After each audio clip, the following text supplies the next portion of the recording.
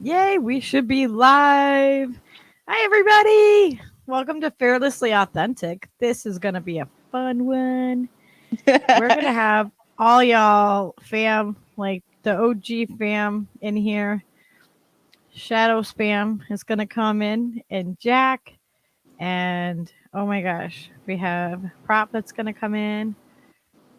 Yeah, that's that Quinn guy, propaganda. And here comes Yona. Here we go. Oh, Yona's coming in now. Okay. Yeah, we're gonna just whenever we got to get Franco in here. He came in. Prop came in. What's up, boys? Come on. Prop came in then left. Yeah, I don't know. Where'd he go? Oh, you mean the chat? Yeah, I put the link in there. Yeah. Prop came in then left. Yeah, I don't know. Where'd he go? Oh, you mean. So how are you guys? How are you doing, Glory? Oh wow. Oh, Steve, you're doing that. You're looping us. Uh-huh. Am I looping? You're looping us. Or how's that? I think that's better. Is that better? All right. When are these fools coming? I guess they're gonna pop in as they pop in. I don't know. You told me the time, and I was like, okay. I know. I'm like, yeah, come on, come hang out. Yeah, just like I was like, I just we need one of those nights, where you just come and chill out. No agenda. Right. Just, Yeah. It's been, Oh, I'm so excited. Oh wait. Sometimes when I get Franco, you can join us in here. It's like an old friend, and Durban Poison is an old friend. I've been down that road before, and I'm so excited. Oh yeah. I love talking about those. Hello, Durban. Those mountains. Glory, did you jump out on purpose? She might. What? She's a very busy young lady. Do you want to go back on? I don't know. Is that a yes? Yeah? Come back? Come on. Yeah? Yeah. I was like, I think that's yeah. Yeah, because I was in the process of editing my name, and I accidentally hit because I'm doing it from my phone, so like it kind of blends together in the gram thumb of things. Oh, and yeah, I accidentally hit remove. Yeah, I accidentally hit remove from stream instead of edit name. But I see it doesn't matter anyway because we're not showing names. Oh my gosh, Peaches! I know. Yeah, sometimes it will. Like when I take the comment off. There we go. There you go. Yeah, I want to know. I'm married. Yeah, Shadowbanned should be coming on, and where's Prop? Because Prop needs to give us an update if he knows about Mr. Wilson. There we go. I fucking know, right? suck. There it is. I suck when it's not I'm like directionally, it's backwards. So it's like I'm like, no. I'm like, okay, yeah, Yona's there and Glory's there. It's like I try to point everybody out. I'm like, see, this is why I have everything mirrored when I go on slow news day. So like when I do stuff like that, when I'm like, yeah, and to my left we have. Oh wait, never mind. I mean, I know, I'll like, be pointing like that, and it's just like wait a minute. So there we go. Wait. There we go. That's what I was trying to say. Yeah, free Mr. Wilson. I know Mr. Wilson was gotta just burn on. some sage for my homie, Mr. Wilson here. You know what I'm saying? It hurts my heart. Yes, please do. He's such a kind soul. I know he really doesn't deserve any of this. Like if y'all know Wilson, especially for those of us that have known him for like a year plus now, all he does is just like shit post and make people laugh and like who so nice. He is outside of like when he's doing his shows. Gosh, I've gotten to know him that way, and he's really a smart, caring guy. Like he really is a sweetheart. Oh, guess what, guys? Hey. Spam. What's up, guys? Oh, there he is. Shadow Bando in the house. Bando! Shadow Bando in the house. Shadow Bandit? Shadowbando, man. Well, I'm talking like ATL Shadowbando. You know what I'm saying? Shadowbanned. He's trapping out the house with the boards in the window. Bingo. Come in for a minute. Nice to see you, Glory. I don't know if I've ever seen you without glasses on. I think you have.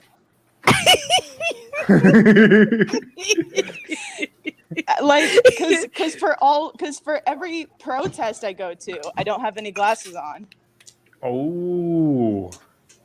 Yeah. I see. So for all the protest, the combo protest streams and like the Slow News Day Assange protests and like Commander X protests, I'm there like without the glasses, so it's just like this. But...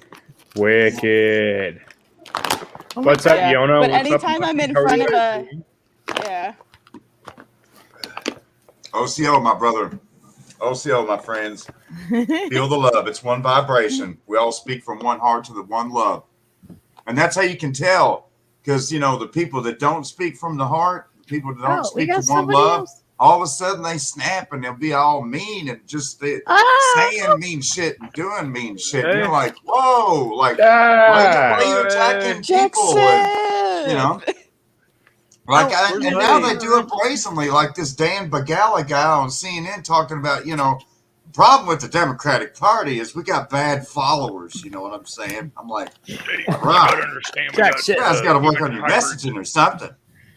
Such is the fucking way of any centralized organization. It's always the fucking people beneath you. There's Buddy. That's my marmot. That's his marmot. Yeah, I think it's really funny that Justin Turdhole is hiding in his little compound there from the truckers. Like the voice of God. And now they've apparently tried to close Provincial Highway 17 to keep them from getting to Ottawa. I mean, that who's expected to see this stuff start to happen? That's pretty amazing shit, though. What a fucking convoy. Yeah, what about Canada stepping it up? I mean, that's a surprising. I normally think of Canadians being like, Canucks are just like the most polite people and, they just kind of let it roll off the chin. And, obviously you have to do a lot to really piss off Canadians to this point. Yeah, I think they've done it this time. I think they actually did. Like 500,000 fucking trailer trucks. See, baby. That's fucking... Yeah. Yeah, have you seen some of those videos, Steve, of the convoy rolling under these overpasses and stuff? It's just like... stretches for miles, man. Yeah, and again, it may be different for a CDL driver, someone with a commercial driver's license, but if I recall, if you go to a border and if you don't meet criteria to cross, you've got to turn around. That's not a simple thing in most places, in most border crossings. You've got to literally go back through a checkpoint.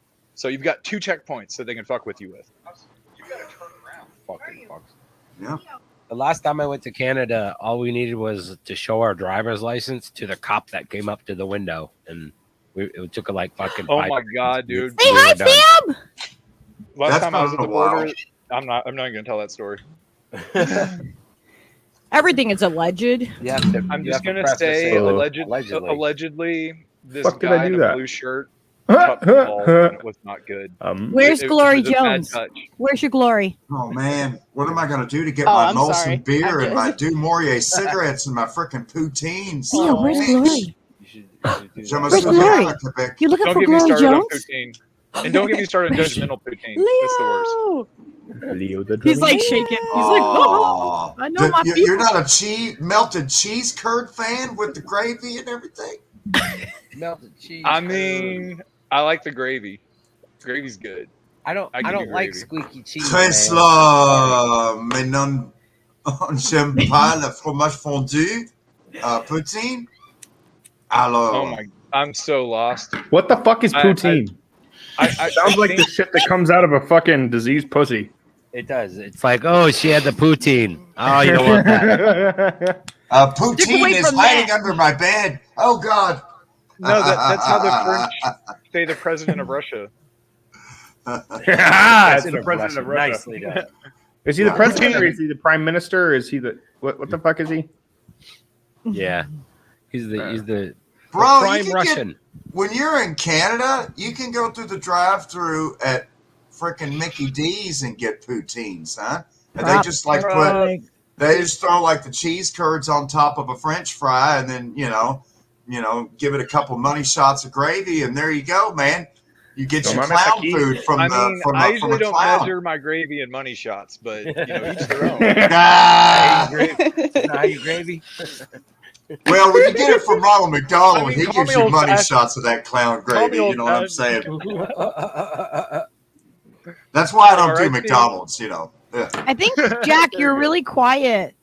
Yona is not loving it.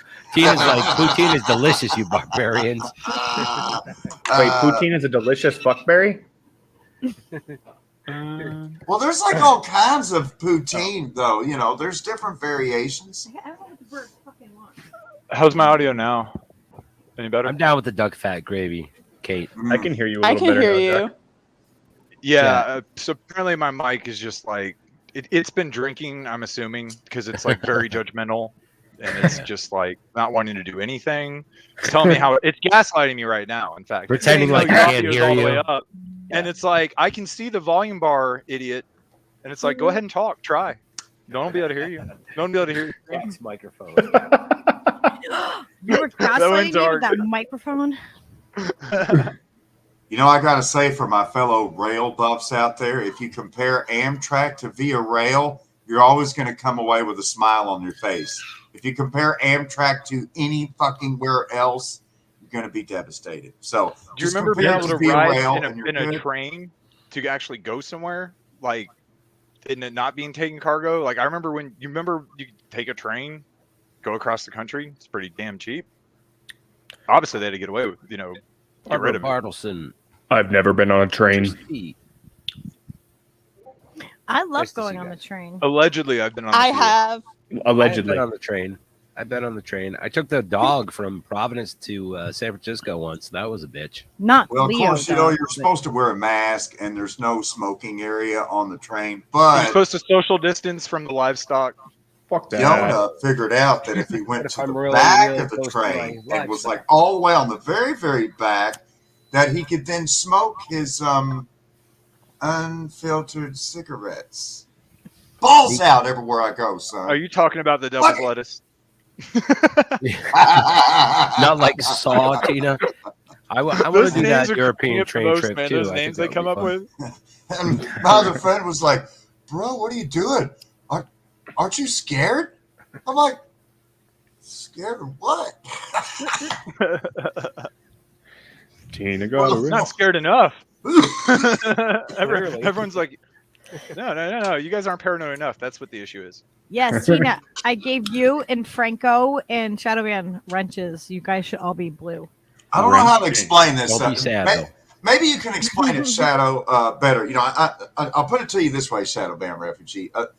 What I'm getting at here is the concept of it's 3:00 in the morning. You're in the downtown urban stretch. You're in your car, and you're just looking at nothing but fucking red lights, right? There's not a car in sight. All right. You stop at the first red light. Finally, it turns green. You drive 300 fucking feet. Son of a bitch, the next light turns red. All right. As far as the eye can see, it just keeps cycling, and they're not synchronized. At what point are you like, fuck it? I'm just going to start looking left and right. And if I don't see nobody, I'm just going to start blowing through these red lights because it's 3:00 in the morning and nobody's awake. As a former methamphetamine user, I can tell you that there's always a fucking Fed behind that fucking corner. Yep. It's that alley that you always see. What I'm trying to get at is there's a point at which either the turtle pops back in the shell, or you go all the way balls deep and you just cross that line, and you're like, "Fuck it." I'm telling you, there's always a Fed behind the corner. Yeah, there are mandates on wrenches here. Sorry. It's like you're playing chicken between autonomy and fear of the state. And eventually, you know what? That's what we've been talking about. My cutter's feeling a little anarchistic right now. Fuck this red light. Well, also, as a former methamphetamine user, I can tell you it's a lot easier to fucking melt the bowl at a stoplight than it is while the car is in motion. You damn tune. You get a way Fun better. fact: the largest city right next to me here, downriver, polysubstance abuser is known as Portsmouth. in that scenario. And interestingly enough, on many porches you can score meth in Portsmouth, Ohio. Now it's spelled Portsmouth. That ain't how they say it. It's Portsmouth. Silly, I need to ask Silly. Souda County, Ohio. After, can The you tell Appalachian us part of Ohio. anything about Mr. Wilson? Does anybody have an update on the Wilson? We are very worried. You should put that overlay on. See it? I mean, what updates can we like? I'm not sure until Silly says in the chat what updates we can say, but like I can say with confidence the legal case against him is incredibly weak. I'm not going to elaborate which charges, but one of the charges against him. That totally went out. Oh, yeah. Now you're breaking up. As soon as you start talking about some serious shit, you start breaking up, Glory. The fuck? It's the Fucking Franco- Throttled Frank Shadowbanned. knows We're getting we're throttled moaning again, and sleepy. man. Around Where is Moni? campus right now. You're on campus. Am I back now? Somebody broke Yeah, the- like college campus because I'm a student. I think they were going to be a little bit later. Raise a black flag on the fucking on the flagpole. So back to Okay. anarchistic assholes. Yeah. Sorry. I was Nice like, segue. we I had don't to- think we had to ask. delved into that and breached through that topic as much as we could have. Well, Yeah, you see, when it comes to okay, my so one of the charges that they put against Wilson is already being dropped, and then he's going to trial for another one of those charges tomorrow. But the lawyer is like confident, and then I think that's all I'm going to give out now because I don't know how much like we can It's say such in a messed up public. situation. But Well, that's yeah, yeah. everyone It's just all alleged. just go through your thoughts. It's all alleged. He looks so sad in the picture. I want to I know, hug dude. my slightly inappropriate Pakistani man that I love so much. That's Or Mr. Wilson. But, I would just remind people that, what has placed Mr. Wilson into this predicament is the depth and profound empathy and love and care he has for complete and total strange women from a totally different country that he didn't know from Adam, that it's the common humanity of realizing that they were in desperate need of some help. And he didn't care to help, because even in this country, there have been situations like there was a rider on the SEPTA, that's the mass transit system in Philadelphia, and there was a female rider on the SEPTA that was being sexually assaulted, and people got out their cell phones and took cell phone video, but it wasn't until 2 stops later, when SEPTA cops actually boarded the train, that they stopped the assault. And it's like, you know, who the fuck pulls their camera out and doesn't stop that shit? What the fuck is wrong? Ugh. I always actually said that I about. could totally picture that happening, and that's the sad part. some weird voyeuristic fucking fantasy. That's fucking gross, dude. See, that's what I always found interesting about the George Floyd thing is I think one of the main fucking problems with the whole George Floyd incident was the people that were fucking taking video because they felt like they couldn't be fucking human beings to stop a man from being fucking murdered, right? In a world of fucking demons, humanity is fucking criminalized, and So I just imagine, Jesus being crucified on the cross today, and all the disciples and followers just kind of standing there with their cell phones, taking selfies of the, of the he cross. was like, I we just can't do said, anything, love each man. other, be kind, and don't be shitty. Don't be and, douche don't be a canoes. dick, Don't and be share right. some You just shit. said, "Don't be a douche canoe." I've read his teachings. They're good. They're great. I'm confused why, and I think I understand it. It's the iconification, so to speak, the needing to iconoclast something to then strip it of its actual power. Yeah. We see that in all movements. Look at putting the monument up of MLK, and then the FBI of all people putting out MLK quotes on MLK Day, when it's like, bro, the FBI was writing letters to Martin Luther King Jr., saying you should just kill yourself, bro. We got these pictures on you and stuff. I mean, it's talking about rewriting history. Who really killed him in Memphis when he was standing on that balcony? They know. They're butthole deep in that. But yet they're going to do these virtue signaling tweets on Twitter. You know, get the fuck out of here with that shit. Yeah, dude. It's more Gonna iconic. take your fucking music off of Spotify because you're misinformed. Iconoclastery or iconoclastism. Uh-huh.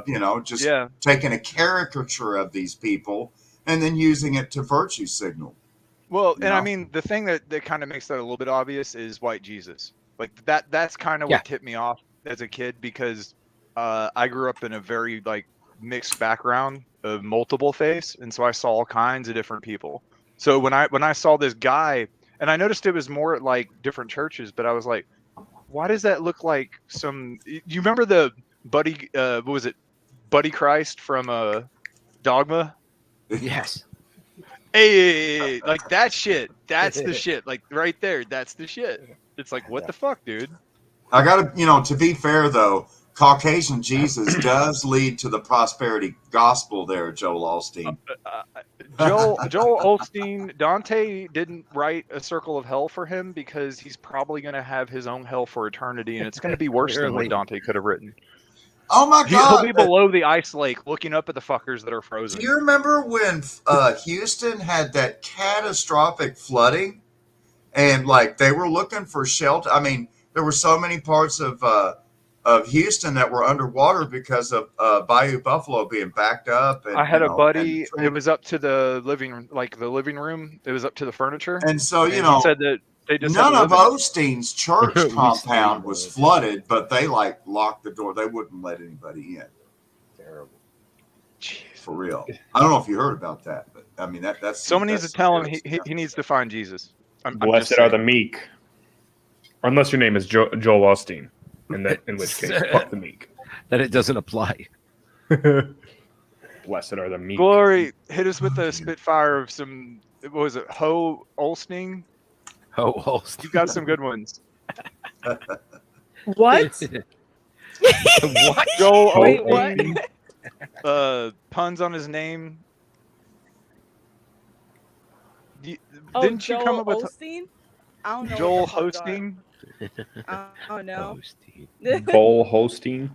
How about Shadowbanned gives us his best Jordan Peterson? Well, it's kind of hard when I don't have my other Jordan Peterson in the room. We gotta make him come in. Where is he? There it is. He won't come in. Where's my other half? I know. I mean, I He can do won't Klaus come in Schwab's with Nazi us. father, but that's it. He's afraid of the dragon, and he bloody well knows it. You bloody well know you're afraid of the damn dragons. They're real. Dragons do exist. Don't call him do Simber, exist. sir. Oh, that'll really get him going. Like, well, Man. yes, they do. Did anyone ever? Was anyone ever part of that other than the people in here? Glory, were you part of that, or was it just Steve? I think it was Steve because he was doing Klaus Was Schwab by the end of it. And That's Oh, right. no. Klaus Schwab, and I was his Nazi father. Calling him Yeah, in that's the right. hotel lobby because he was in hell calling for I Klaus was there Schwab. for the Jordan Peterson stuff, but not Steve Klaus impression. When you take the gene, It went on Yeah, for where's like Pokemon? Where's Pokemon? Yeah, where's the fucking? Where the fuck is Pokemon? God damn it! And where's Franco? Franco's working, but he should still pop on screen.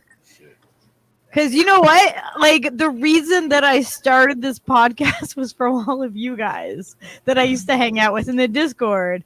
All of you guys and Snork and Prop and, Yelbro and Skylar. Aw. All of you guys, like, hanging out with you guys. Like, I was like, I would be in the chats or whatever and talk, but I would hear you guys talking. I'd be like, no, oh my God. And I would grab the mic from Steve and, like, take it over. And then you guys would be like, hi, Lucky. But I felt Guys like don't have to keep being nice to her, yeah, it's okay. You don't have to be. Steve stopped paying you. He told me. You know what would kind of freak you out? I could tell you the story of when you two were. I don't want to get into personal stuff, but it's a cute story. I'll just say that. Of Go you and for Steve. it. Bring it. What is No, it's it? just it was the one where you guys were. See, I don't like telling other people stories, but it's just funny because I remember like stories like this just because I had a similar one with another person. But you guys met up and then just realized there was just something. You know what I'm saying? Like, you just kind of, when you know, like that moment, you can't really explain it. Yeah, absolutely. Yeah. We knew, like, we found our peeps, you know, like, we found our peeps. And so That's the best too, The man. same way. like, we're kindred spirits, you Yeah. know, like, all of us just kind of were like, yeah, we're a fam, and we're the crazy weird ones, and we would stay up all night. You all ever dated your shadow? Oh yeah, you'll all find us back to holler at Mom and M's with the kin folks. That's how we rolls. That's how we roll, son. Yes, Tina, exactly. We're like the soul fam. Absolutely. Sorry, I just had Jonah, to. where I are had you to, from, dude? translate that for my local yokels here. Guess, Shadow. Shadow, guess where Yona's from. Southern Ohio. No, he's from Bowling Green. I went to school in Bowling Green for a little while. Yeah, I Bowling was Green. gonna say you picked up on a little bit of Yep. Bowling Green, but you're probably Tennessee. Well, I mean, I grew up in New Haven, Kentucky, but then I moved up to Huntington, West Virginia, in Wayne County. And Okay, That's so okay, my because I was pop- gonna say you've got a Kentucky accent. I mean, My- Oh, you yeah. can kind of my pop, he's from Southern Ohio, so he's from Pedro. oh And wow, Oxnard. that's real Most close, mine's man. from Pedro's Indiana. like literally 6 miles from here. Funny thing about County. Pedro There it is, man. is it's Now we actually know where to named stalk the Pedro Yona. after a fucking donkey that would go in and out of the coal mines, right? Mhm. So it's actually Pedro, Ohio, but the fucking hicks out there don't know how to say Pedro, so it's Yeah, Pedro. and, They do and that with so all the Pedro French is towns. Pedro, and Pedro is right next to, or wait for it, Rio Grande. Rio Grande, and then on the other side of the river, over in Putnam County, West Virginia, Go to the Rio it's Grande. Hurricane, like Hurricane Katrina. Tina's got It's it. Look. spelled like hurricane, but Banjo solo. it's Banjo solo. Hurricane because why is Pedro Shadowbanned fucking hick shit, man? You know, you rub his beard for me. You know, it's actually Not kind now, of just cool later.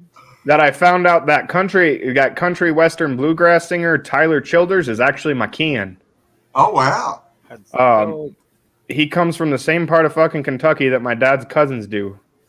And See, where so I grew up is in Nelson County, LaRue County fucking area, kills, man. You fucking between rock. E-Town and Bardstown. You know, Asheville, like that area? North Carolina? No, Asheville's like northern Kentucky. Asheville, It's Northern right Kentucky. near Appalachia. You talking about Ashland?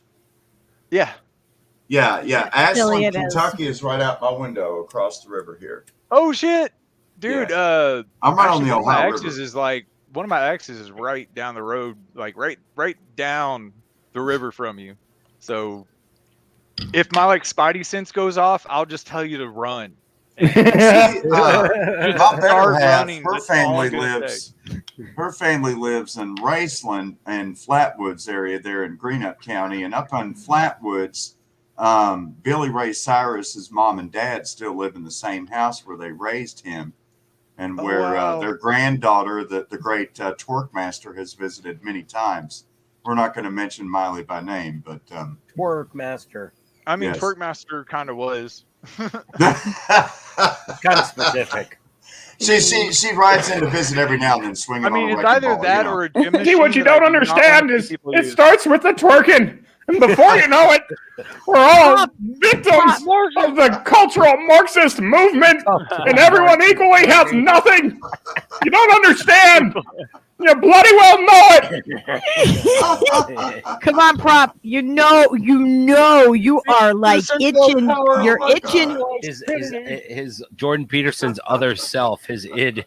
Oh my gosh, the two of Where's you my other guys. half? Where is it? I can hear I've him. I tried. can hear the can't do echoes. it, Jordan. So have you I heard? tried that night. Have you heard this pejorative derogatory that the Canadian media has used to smear the Freedom Convoy? They're calling them the Flu Trucks Clan. Oh my god. And it reminds me of like Horrendous. it reminds What's me that? of the different Didn't the fucking mainstream media just throw a fucking wicked fit about fucking Robert Kennedy talking and saying something about fucking Anne Frank? But no, Yeah. it's okay to trivialize the fucking Ku Klux Klan? Yeah, yeah. It's okay That's right. to trivialize. But don't forget to pull your Godwin card on that Anne Frank mention, you know. Oh my God. We love you, Prop. It's no pressure, man. If you don't Godwin's Law, Bobby Kennedy lost that argument. I got my Godwin card. Damn, man. Like, how the fuck are you gonna fucking say people that are driving trucks for a living and trying to fucking help their community by fucking ending fucking mandates and lockdowns and shit has anything in common with fucking terrorists that would fucking blow up fucking children? Yeah. No. And dressed like ghosts while Nothing. doing that shit. It's so But fucking. it's all about they can't argue on the merits or the logic or the rhetoric of any political stance they've taken. Instead, it's all logical fallacy. It's all straw man attacks, red herring attacks. The straw man. You know, associate Because you gotta you with keep your something cognitive totally distance. fictitious, blow it out of proportion, insert fucking agent provocateur. You know, and it's utterly failing. I mean, look how much of an abysmal failure the attempts in the United States to label some groups of Americans as domestic terrorists and labeling them with derogatories like Al Qaeda and vanilla ISIS and shit. I mean, they're trying like hell on the mainstream media to come up with this cool meme like fucking smear, and it's not really working. They just come off as mean dicks that are really just Vanilla Ice fucking should only wrong. be a cupcake topping. Mean girl That's the only thing that should culture. ever be. Mean girl culture, exactly. Mean girl culture. They don't want you in their club, Shadow. They don't want me in their club either. And until it's time to have the they want to hedges fucking trimmed. act like they're the savior of the working class, but if they ever fucking met one of us, they might get fucking knocked upside the fucking head. Well, you know, I might Allegedly. meet him one day when I'm serving at brunch. Don't Would you you like David some more Dolan, water, bro. sir? How More dare you, water, Dolan. sir. We love you, Glory. We love you, Glory. Love you, Glow. All right. Get it done, Glory. Yeah, I'm doing anime hearts. You She's can't having see a it, but I'm hard doing time it. with her I'm giving you anime streaming hearts. on her phone. I'm Anime narrating heart. the anime heart because whenever you do it, I giggle. The anime giggle every time because it's adorable. And you're amazing. Nice. We love you, Glory. Aw, I love our Yep. fam. Love you, Glory. The one and only better than your co-host. Yeah, I That is call right. her. Part of the magic. I call her Glorious Glory, like especially with that glorious hair. Oh my gosh. Yeah, Glory's the shit. If I was half the fucking human being she was when I was her age, she is when I was her age. Oh my god. I was I like, know, right? I thought I knew some shit, but I didn't know Jesus. I didn't know I was Jesus so neither. asleep. Oh, Jesus I was a was- brown I man. was literally atheist. Can everybody agree that Jesus is a brown man? I've met Oh, yeah. I met plenty I of think that should be Jesus. settled. He is not a white man. All right. You don't fuck with the Jesus. How do you know Mr. Wilson isn't Jesus? What are you talking about? Jesus was most definitely someone that came from Eastern He's the Europe. second coming. You do not fuck with the Jesus. I always pictured Jesus more like looking like Borat or something, you know. He was Scandinavian, right? Yeah, definitely. I was And gonna now do we a will make horribly the offensive blessing Borat, times. and I'm glad I did not, because I did it in my head first, and I was like, no, that's bad. Don't do a Borat Jesus. No one wants to hear that. Yeah. Prop said that Mr. Wilson is Jesus Christ. I think he might be. That's what I'm saying. And Popeye said, That's my theory. Jesus was my server. Or is it Well, what Jesus? did you think of Sacha Baron Cohen's rendition of a racist hillbilly bluegrass musician with his Warren G. Oh my God, Harding I've been band seeing it. when they trolled that Patriot thing or whatever, where he was singing about the Wuhan flu or whatever? What you gonna do? You know what I'm talking about? I haven't Never- seen that yet, but I'm sure it'll be offensive as fuck. I've Yeah. never. Oh, you don't know?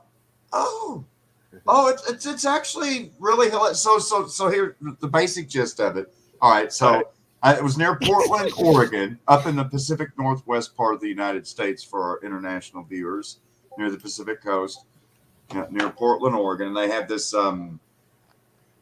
because, recently, I guess it's in, I should point out that like recently in Oregon, there had just been this like occupation of a bird wildlife refuge in Burns, Oregon at the Malheur Wildlife Refuge. And jokes have been made. People had sent them dildos and everything, but then like it ended badly. And I think it was the Eamon Bundy and some other. Did one of them spontaneously activate and go on a rampage, pleasuring people? Yeah, they were like, please send more snacks, and people sent sacks and bags of dicks. But anyhow, so there's because in eastern Oregon and the rural parts on the other side of the Cascade Range, it's like red MAGA hat country. And so, anyways, they're all meeting up and around Portland, and they've got the stages set up, and somehow Sacha Baron Cohen has booked his bogus bluegrass band called the Warren G. Harding Band. And they're up there doing, Dr. Fauci, what you gonna do? Inject him with the Wuhan flu. And he's going through all these verses and everything. And he's got them cheering along. He's got the whole crowd, cheering all these things. And eventually they catch on and boo him. And so he's got an ambulance waiting behind the stage so that he can make his escape, before the mob gets him. Well, this motherfucker comes back 20 minutes later in a totally different outfit as a reporter and goes back to the same people to interview him about what the fuck just happened and trolls them twice. Jesus, that's bad. And I'm like, bruh, like y'all, I mean, to be fair, he was in different but and they net like, I mean, the dude literally his whole life is playing other people. So, like, he's a social engineer on a whole other level. I'll say that. But at the same time, it's like, when someone is, I don't know. But to be fair, that, when you see the people he was trolling, yeah. Turns out there's some kind of derpy folks out there. I'm going to be polite. We'll just call them derpy folks. Bless their hearts.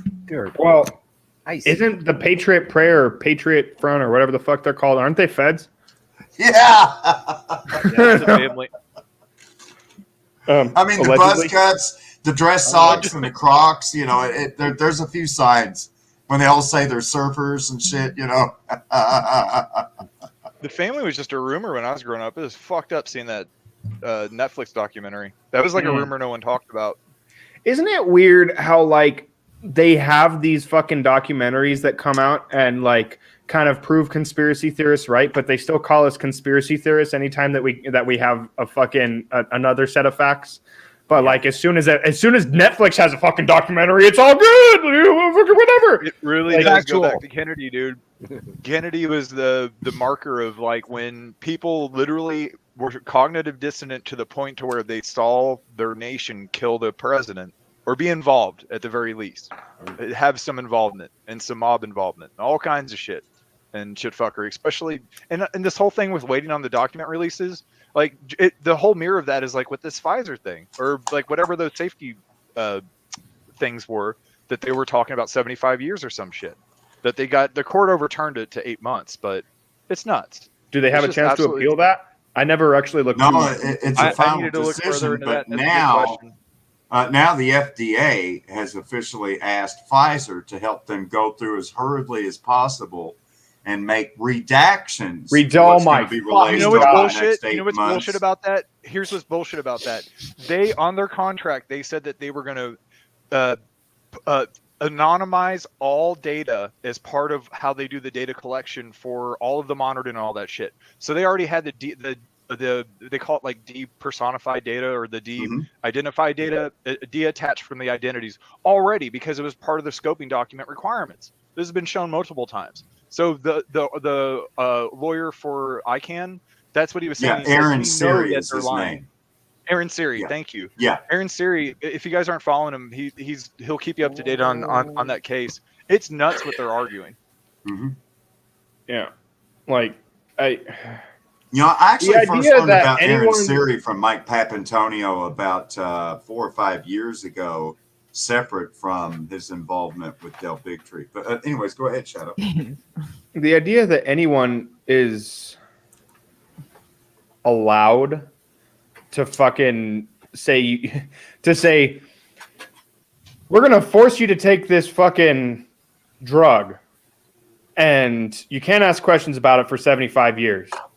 And then when a judge orders that fucking information to be released, they say, okay, but first we need to make redactions. I mean, like, fucking clown show is this shit, dude. Like, what the fuck? Like, it's truly like a circus act. Like, cue the fucking circus music. Like, the clown world. Fucking Ryan clown Christian's world, man. really got that right, man. Someone made a good point to clown me, world. and that's that the corruption's gotten so bad and it's so overt that they actually have to lean into it now as a form of gaslighting. And like, I kind of been thinking that myself too, like expounding on that, is that this is why we're seeing them, like, people are like, oh my God, can you? And I'm like, dude, I wouldn't be surprised if like someone came out with their cock on fire one day on live TV. Like, no one fucking knows what's going on, dude. And it's fucking insane. I gotta say, I thought, Correct, Oz. Right, Joe Biden just came really, really close to the Yona here. No. earlier President today. Brandon. Brandon. President and, Brandon. The whole slogan of "Build It Back Better," and he went to the Fern Hollow viaduct there in Pittsburgh, and literally like 8 hours before he arrived, the bridge collapsed, and he was there to give a speech about infrastructure spending. And so That's not fucking what planned better at all. backdrop than a bridge that literally just collapsed with a city bus with passengers on it when it collapsed, and now you can build it back better because you're tearing it down faster and watching it fall down faster. So progress. Something that I can't remember exactly where it was in the infrastructure bill, but basically they changed the terminology of bridges to bridges out of unsafe bridges or some shit to bridges in need of repair, right? Oh. Like, they fucking changed the terminology of a fucking rating on purpose so that it could say, oh, this isn't a dangerous bridge, it just needs repair. Or It's what they just like do. the latest It's like change where he safe said and this is a effective. bridge in need of a posted weight limit, but go ahead, try it This out. is a bridge that identifies as a creek, so I'm just saying. Oh, Little respect. isn't Empire Collapse fun, Shadowbanned? This is fun ride, man. That's what I keep I'm telling having a people. blast. We got to be able to laugh at the apocalypse at the very least. We got to be able to laugh at the absurdity of this, or we'll go fucking crazy. Because That's facts, if someone is gone, is going through recovery and has been going through recovery for essentially my entire life, you got to do that. If you don't do that, you'll drive yourself crazy. If you like.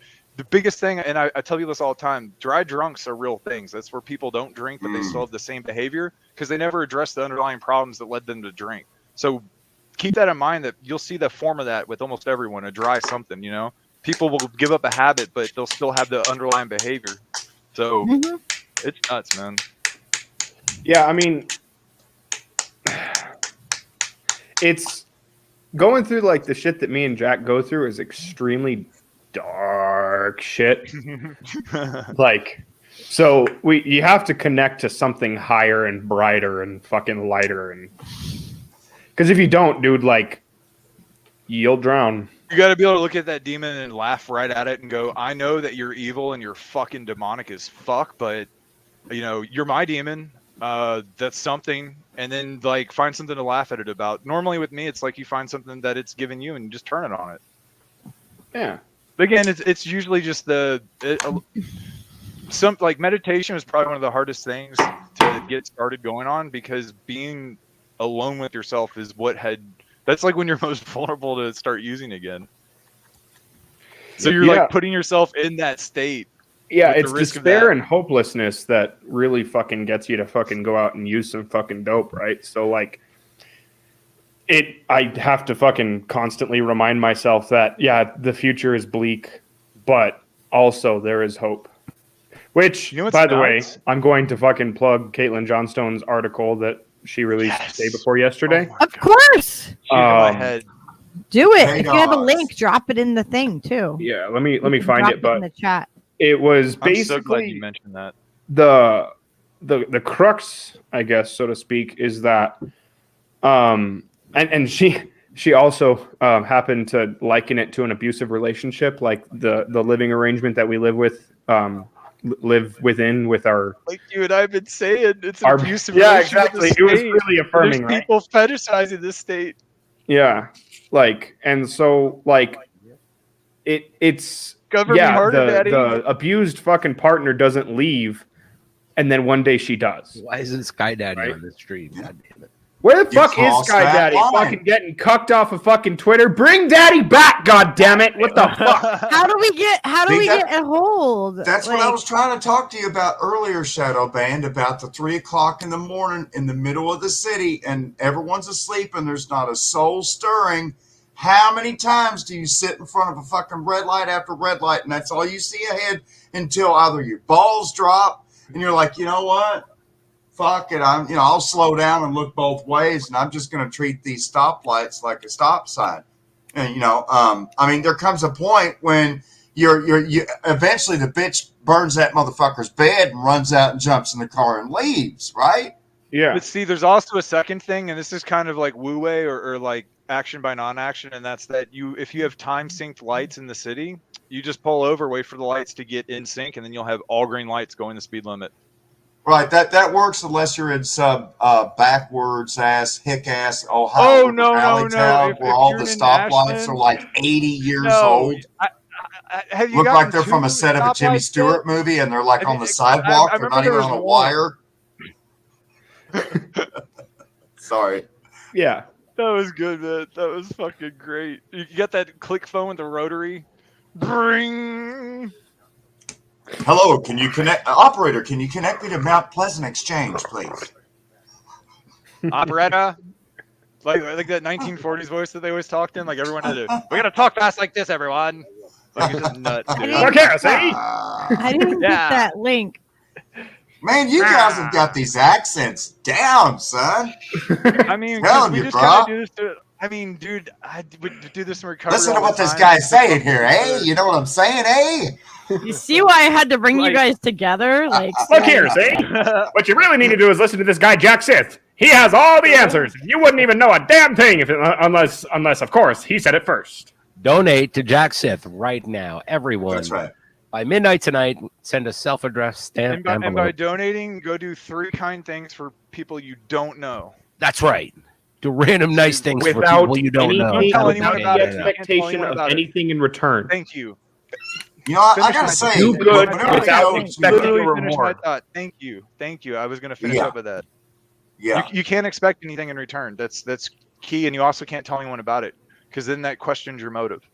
it has to be agape. It has to be unconditional love with no Yeah. ulterior motive, Thank you. expecting nothing in Yes. return.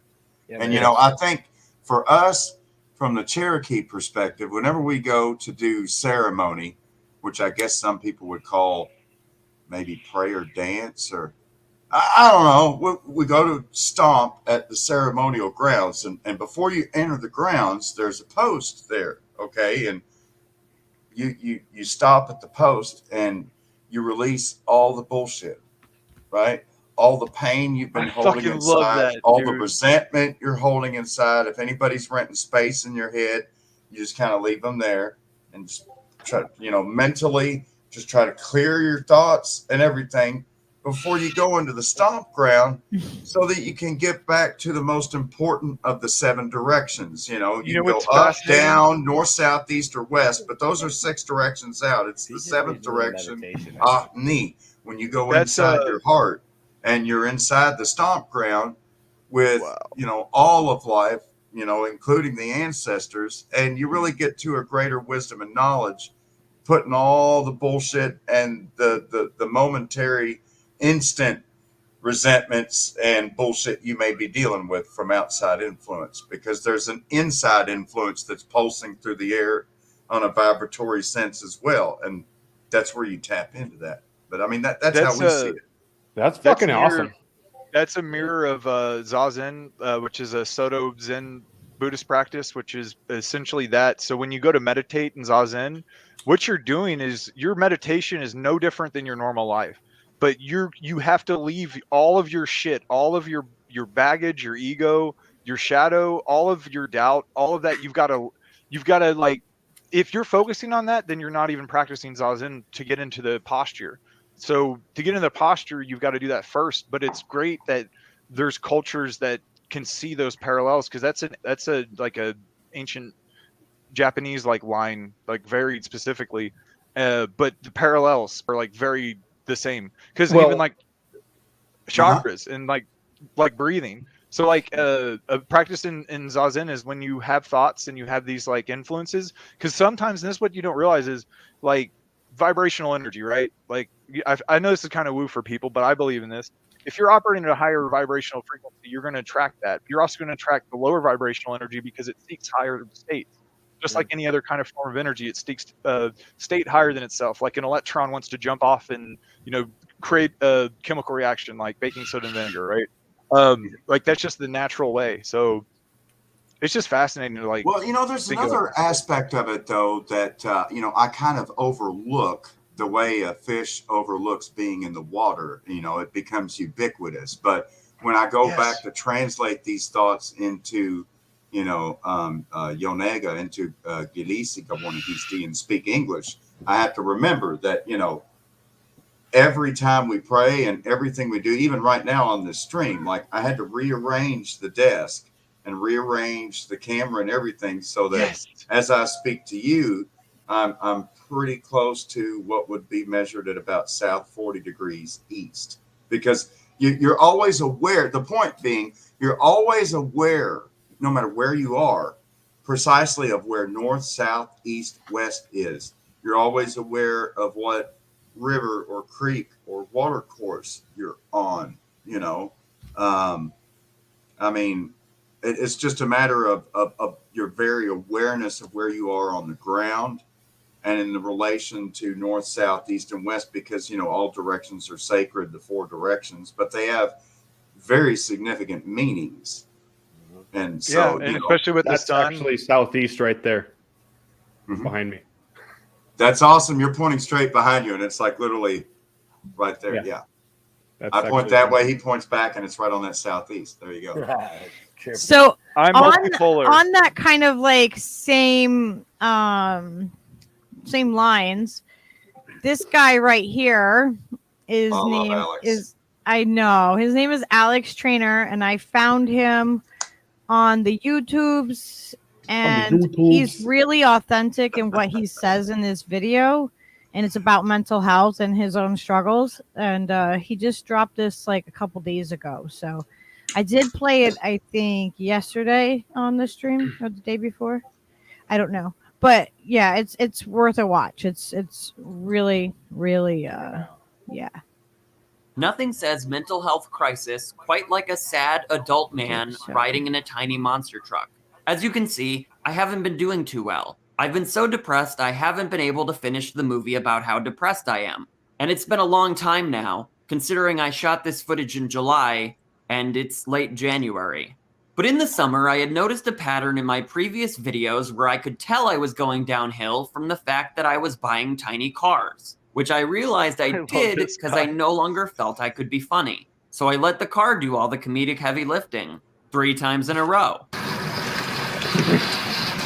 I fucking love this guy.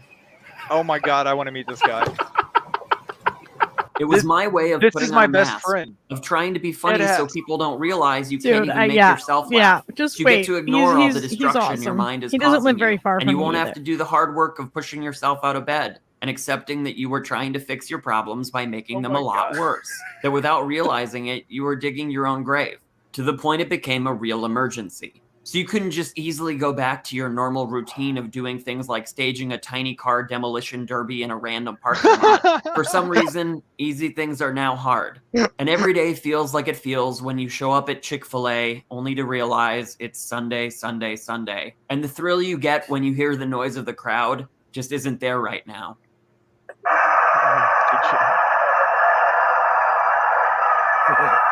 Just wait. It really does get better. It really does. I never stopped this is wanting to make great. videos. I just stopped being able to do it.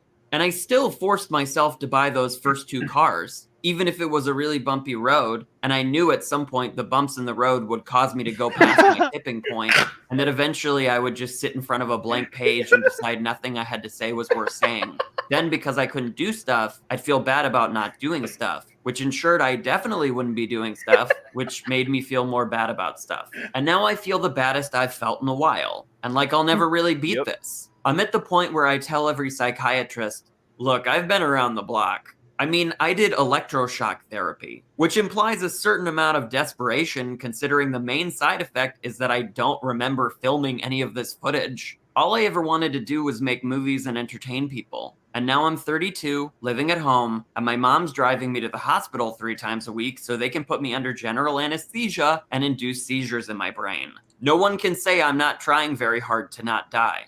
And I'm a real tank for hanging in there, for forcing myself to go to appointments and do a pale imitation of the things I used to do. There's nothing stopping me from doing those things again but me. I just don't feel the splash when I hit the water right now, and that makes it hard to give a shit, which makes it very, very hard to get back on the right track. I'd like to not be stuck in Connecticut, but how am I going to get out when I'm too sad to even move? And if I do manage to get out, how will I stop myself from feeling so alone when I'm surrounded by opportunity? How can I remind myself that there will always be a part of me that wants to take a tiny monster truck to the big city? And that's really cool. And maybe all I need to do is stop thinking about the bad stuff and make the damn video already. It doesn't even need to be good, just make it. Because doing it will make you feel happy and proud, even if you get nothing in return. Even if nobody watches you get a massive bruise. Like the poet Ringo Starr once said, it don't come easy. And to be honest, I don't think I'll ever achieve the traditional definition of success, or even be reimbursed for the cost of all these tiny cars. But if I can continue making what I think is good shit, maybe I can be amusing to some people. Yo, good shit, man. And maybe I can start being amusing to myself again. Because I'm not lazy or ugly or untalented. I've just got a lot of problems. And I know that while I project a shitload of negativity, deep down, I'm an optimist to the core, no matter how frustrating it can get. Like when a pushy Israeli woman disrupts my shoot so her kid can go in it. Or when after 2 days of trying, you still can't get it to float on water skis so you can tow it from the back of a boat. The world hasn't ended yet. And you still like pizza. And while objectively there's no meaning to life, that doesn't mean you can't pretend there is. You just need to savor the brief moments where you don't think all your thoughts are bad and everyone hates you. And then maybe they won't be so brief anymore. It sucks that you have to deal with this, but you're you. And you can't just easily return yourself to the store. And I guess if I had to admit it, I wouldn't rather be anyone else. Clinical depression and all.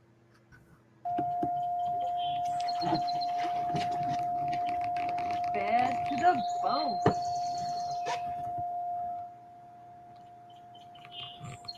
Pretty awesome. Yeah, he's doing it. He's using his core.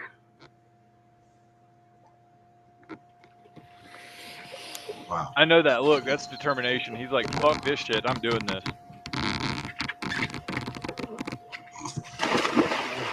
That was smart.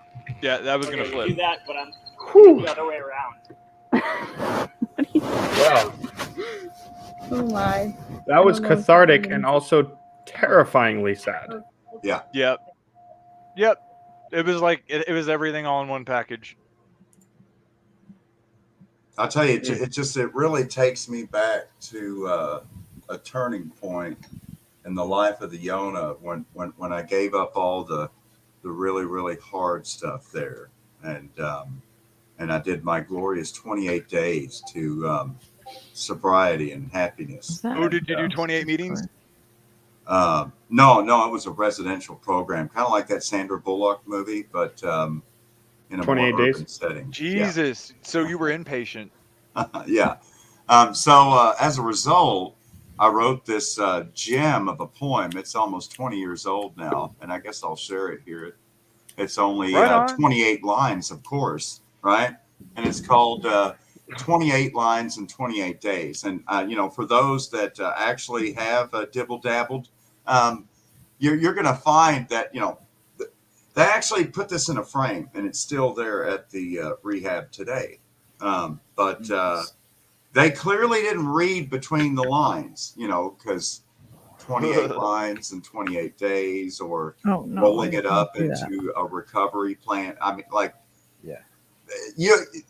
for people that know, you're going to hear all this stuff between the lines and just start laughing. But it clearly sailed over their heads. So, anyways, without further ado. Recovery Discovery, 28 lines in 28 days. Deep inside the spiritual core, prayers to God for heaven's shore. Surviving the years, no fear of recovery. The cruelty of humans, our one true discovery. Of all the past pain, are we to reminisce? Loneliness delayed by chemical-induced bliss. The truths of life and social interaction. Don't care and don't share. Isn't love just a distraction? The crime, the mistake, the friends we tried to make. Trust lost and the heavy cost. Just how much can we take? Driving into the ears, the laughs of peers. What discovery? When at last God lights the way through the cave of recovery. So wet behind the ears, naive at best, oceans of depression, waves at full crest, climbing the slope of time and losing traction, hopeless helplessness, the repetitive reaction. Once beyond this river of the past, now crossed, navigating the forest of present, no longer lost, thriving through the years, spending little recovery, the worthlessness of money, my one true discovery. Champion of self-abuse. Yeah, a champion of self-abuse. Intelligence of no use. Smoking and choking with eyes always toward the noose. Dancing on eggshells to avoid an infraction. So care and share and join this sober faction. Into the future, a heart filled with daydreams. Unpredictable path where nothing's what it seems. Diversions and downfalls, more of life's discovery, all rolled up into one. All rolled into one for a lifelong of recovery. Oh, yeah. Wow. Fuck yeah, Yona. Creation so is fucking catharsis, man. I want to show you one more Alex video. Champion of self-abuse. No one can fuck me up better than myself. I'm telling you. That's it, man. Okay, I want to show you one more Alex video before, because like this is grandma. People can relate to that, Doris Brown, and she's so cute, and everybody needs to love this woman. Doris Brown is turning 104, and you're invited to the biggest rager that's ever ended at 9 p.m. Dude, located just an 18-hour drive off campus from Florida State University, bring your own solo cup and mix some tequila with Ensure, cause this woman's about to get wasted and talk about how handsome I am. Some people are saying the Pope might even be there. So set your baseball cap to sideways, cause you're gonna get so turned you need to use a cane.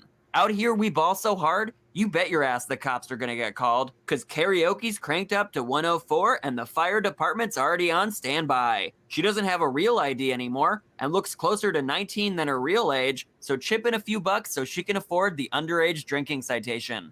Just make sure somebody hides the drugs. Get there early for an exclusive set from DJ Doris as she proudly plays my uncle's CD from this sound system, and a surprise set from the corded phone ringing loud enough for her to hear. And our headliner, the guy who always whips out an acoustic guitar at the party, Doris. How do you like my voice, Alex? Music all day, Hollywood, or maybe Broadway, or maybe the dump. Be a part of the biggest disaster to happen in this town by standing with more than 3 other people on this rickety deck. But we all know the real party's underground. Just don't forget to bring 8 jackets, and don't turn your back on this creep. Afterwards, go back upstairs and watch her take 1 sip of Four Loko, which is more than enough for her. Just don't let her talk you into joining a fraternal order of the Catholic Church. There's no lock on the bathroom door, so that situation's gonna be a nightmare. And don't even bother with beer pong, because Doris will run the table. And you're gonna be waiting all day for her to pass this bong. She's been smoking weed every day since 1933. Look it up. Molly used to be called Doris. Oh great, she's trying to text Pope Francis. Put the cordless phone down and get down on the dance floor. Just not too down, because this carpet's gonna be 25% beer. Oh no, the shrooms kicked in. Want to crash? Just obnoxiously pull out this couch and take up 50% of the free space in the entire house. Doris, for the last time, we're not going to Taco Bell. Wait, did we just go to Taco Bell? Okay. Well, make sure you're not behind her in the bathroom line. But I guess while you're waiting, you can ask this party animal some questions. Like, how are your hangovers? How are they? They're not too good. Or what were parties like in the Great Depression? Oh, well, we used to have some pretty good ones. I don't know where we got all the wine. We must have stolen it from somebody's cellar. Or do you think your grandson is the life of the party? He could be if he wanted to. So come to Doris's 104th birthday rager and puke into one of the tiny hats she displays in the bathroom. How many other fake 104th birthday parties are you fake invited to? Look, it's gonna be crazy as hell. Is she Snooki? What do you mean, Snooky? Oh, no, I'm better looking than her. Well, you can't argue with that. I think the reason she's lived so long is because she doesn't take a single day for granted, and she's never forgotten how to have a good time. She might be old as hell, but she's still the life of the goddamn party. How old are you now?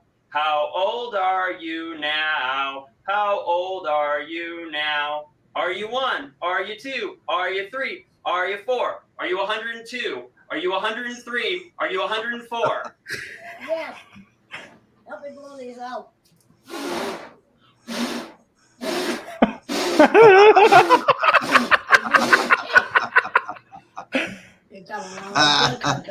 I'll wipe it off. That was a bonfire on top of that thing. This one. Dude, that was fucking awesome. I love this guy's provocative message. Dude, he's like my kindred spirit. Okay, we came across him one night, and Steve and I were like spun out and everything, and we're like, oh yeah, like we were looking for something in Connecticut, and we came across his Connecticut video, and it is the best fucking video ever. It like made us fall in love with him, and we just like binge watch like a bunch of his stuff. He's really awesome. I reached out to him like months back, and he came on one of Steve's streams, and we just like improv talked for like 2.5 hours. It was hilarious. Kind of like this. Yeah, yeah, like this. Yeah, and yeah, he's freaking hilarious. Like, so yeah, I had tracked him down on like the Twitter or whatever, and the same day he like came on because we were like, oh yeah, we said we were gonna put his face, his face on the freaking thumbnail and see if he was gonna show up. And he's like, you guys are like, really, that's kind of like crazy. And he's like, that's weird, but I like it. Now I'm gonna have to come. Jedi mind trick. So he's been really super depressed. I've been, I've kept in contact with him, and I want to try to get him to come back on. Like, I'm really happy that I saw that he made a video. He made 2 actually. So that's a good sign. Yeah, and he needs to be making content. He's fucking good at that shit. Like, I fucking harass funny. him. I'm like, listen, I'm not going to fucking leave you alone because I care about you until you tell me to fuck off. And he doesn't. He just, So you guys should give him some love over on the Twitter and tell him that he'll know if you say that Lucky on sent the Twitter.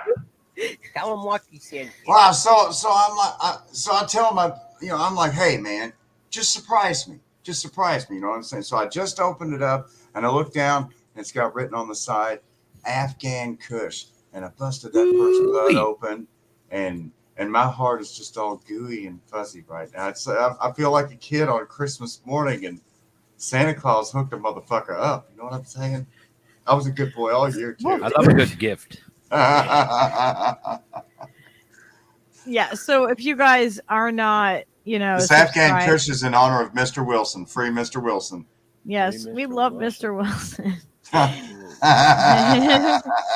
So yeah, so Alex deals with a lot of mental health stuff. He's very open, obviously, about it, and I think that it's like right up it's right up where we are with things. We find the humor in things. And I feel bad sometimes because I get so much laughter out of his poor depression, and he's such a sad man.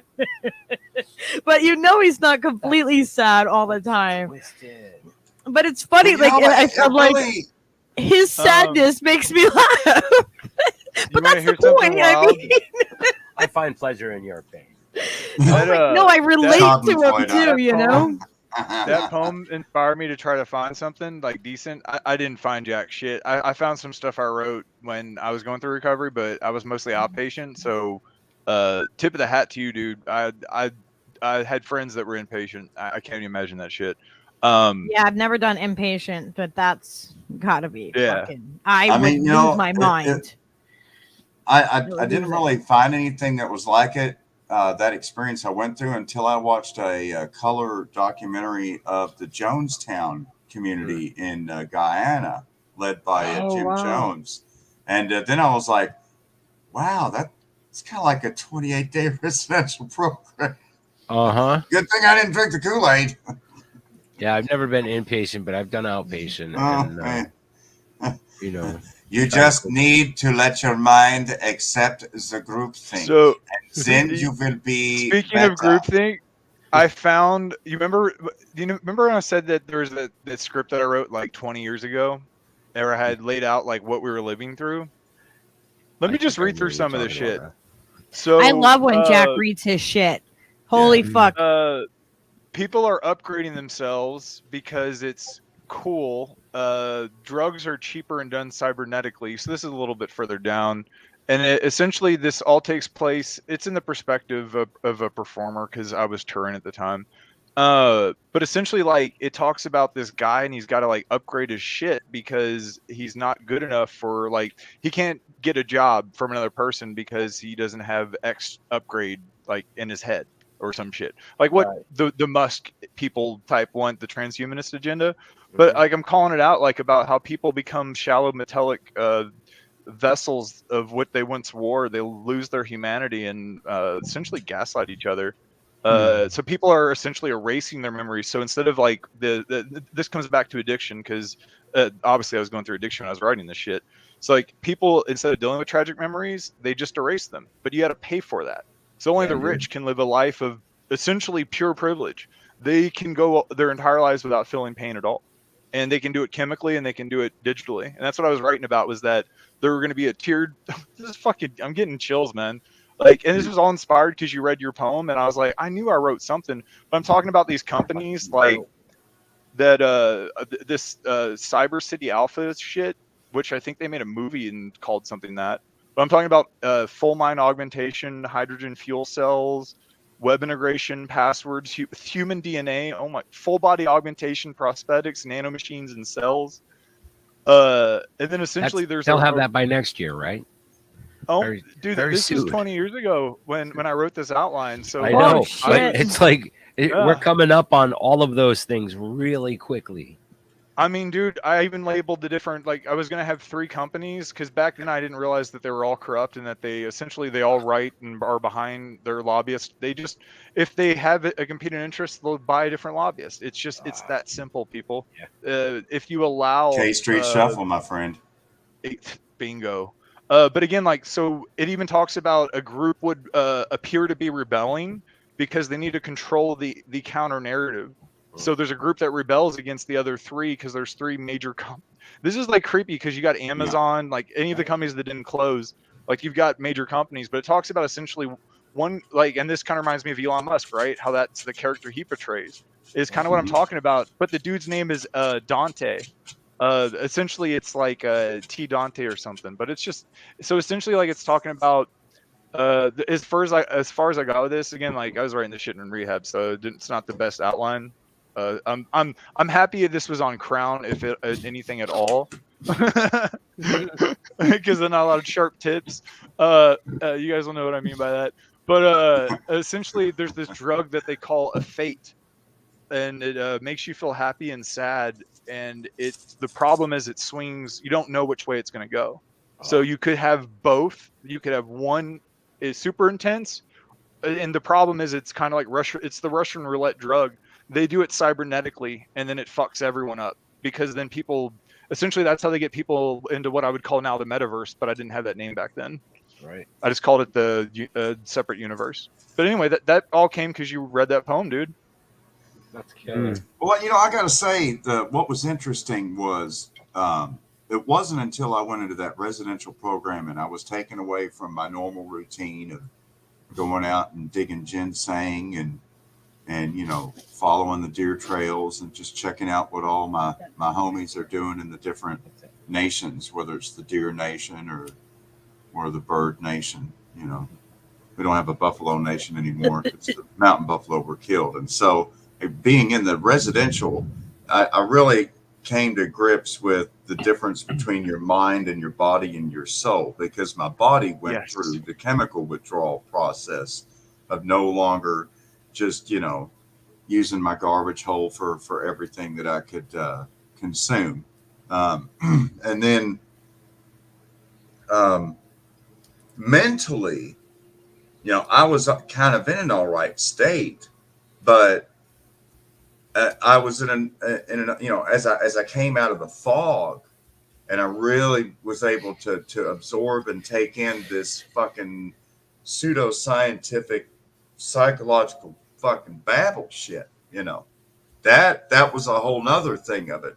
But then deeper than that was inside my soul itself, because I had now this time to reflect in silence without outside influence for long periods of time, to really be able to meditate and ruminate within myself.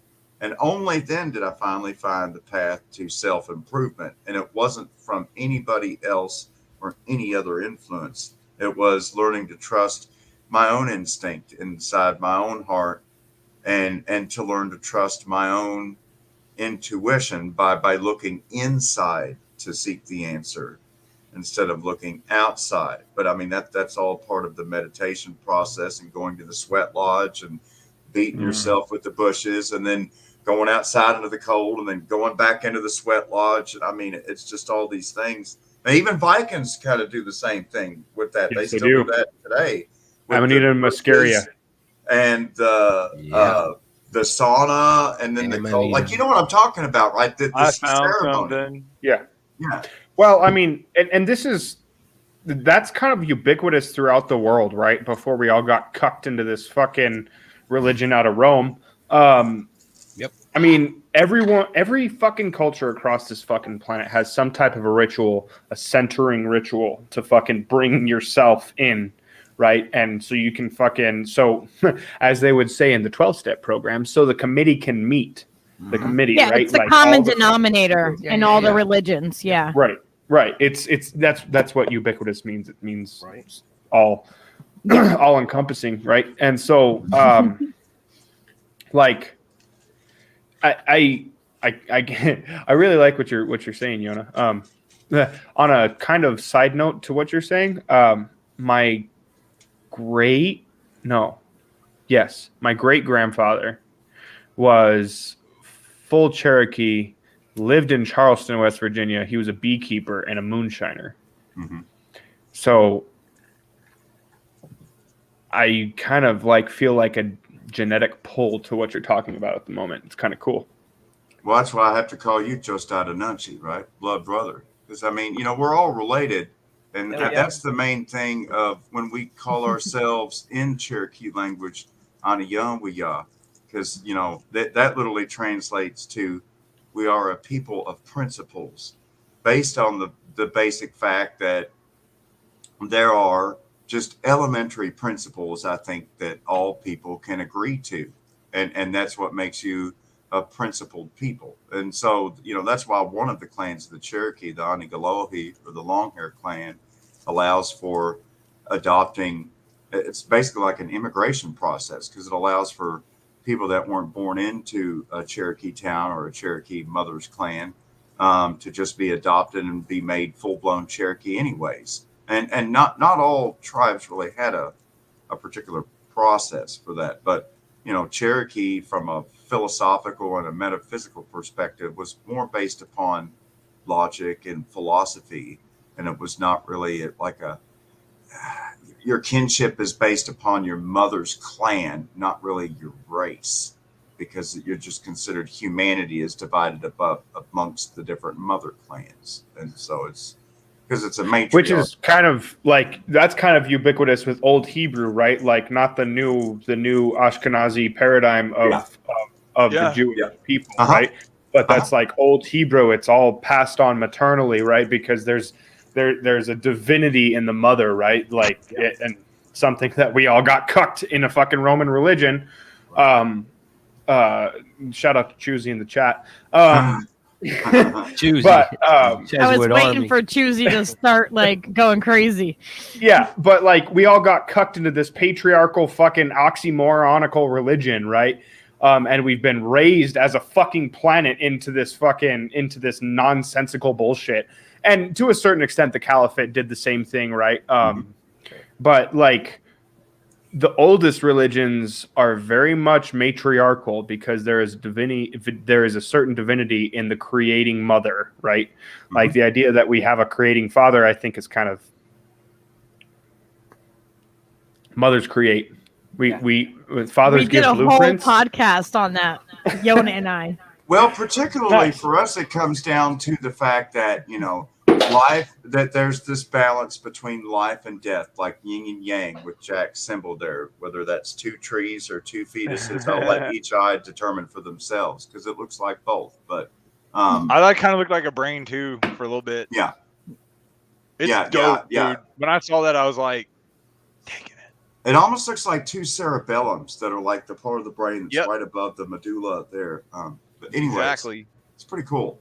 Jack does some awesome art, but we can definitely do a thing with art. But when you think of this balance between growth and decay and life and death, for us, it's not a linear thing, but a cyclical thing.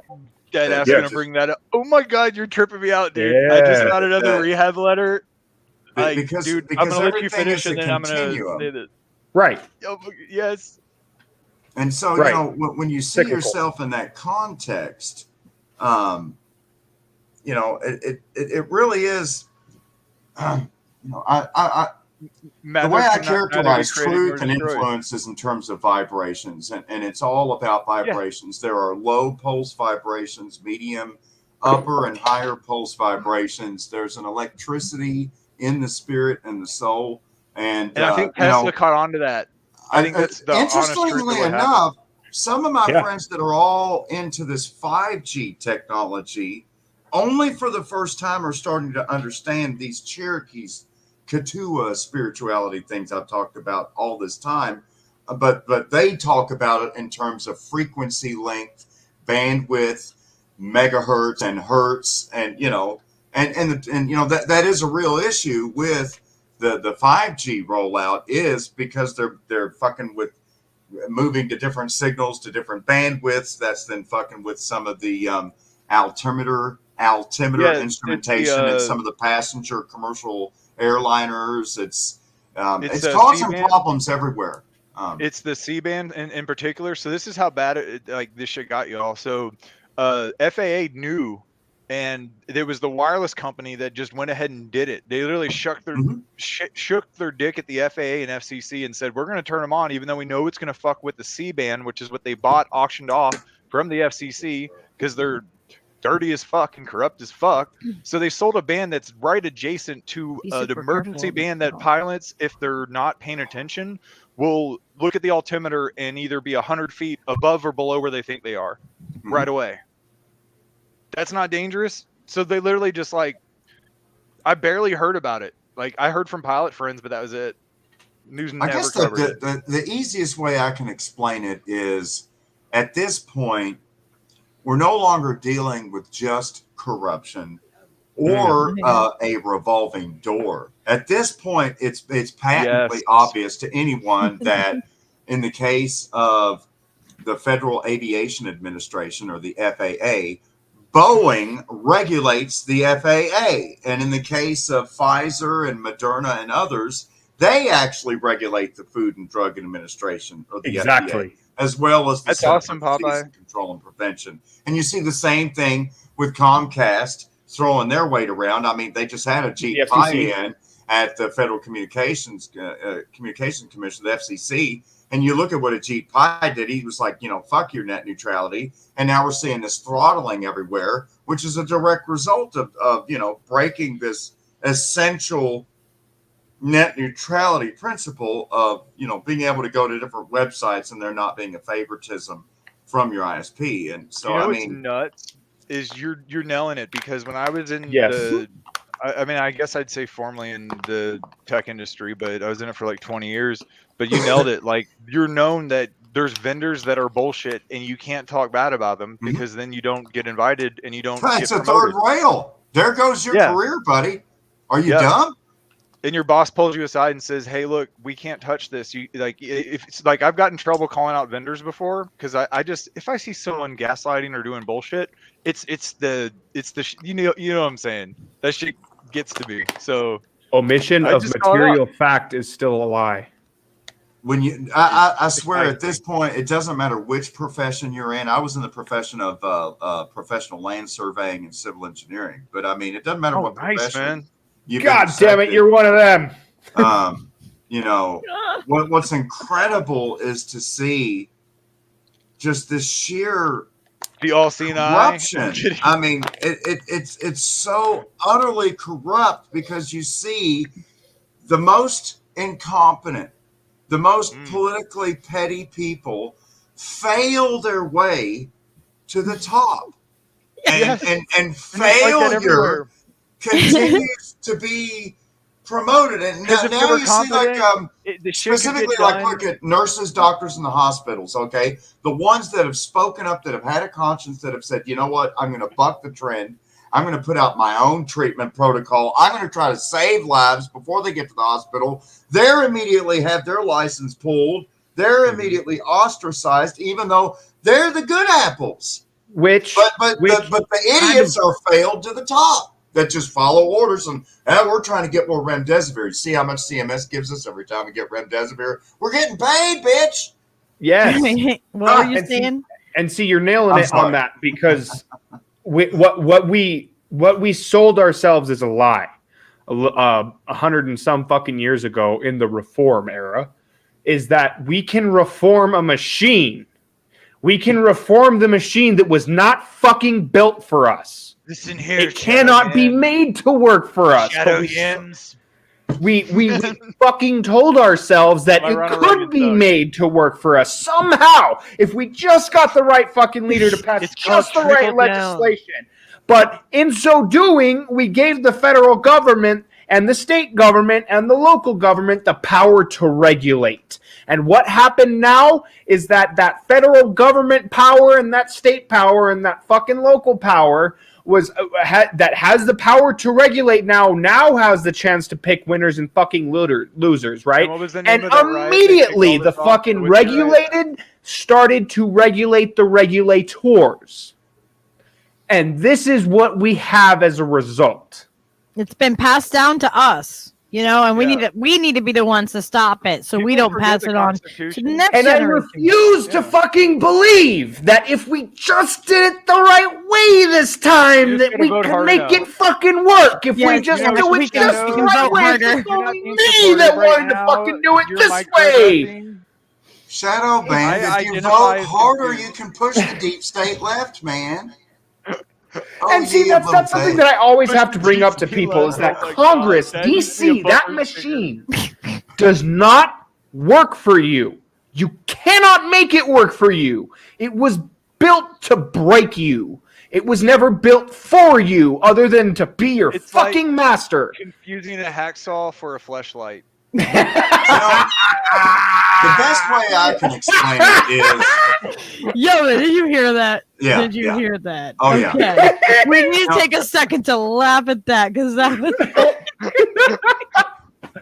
But The honestly, best man, way I explain it to people is that the corporation even if you vote in the right guy, even if you get the fucking right guy to vote in there, you still have to contend with committee positions. You still have to contend with fucking parliamentary rules. You still have to contend with Robert's rules of fucking order, and say that you get all of those things working in your favor.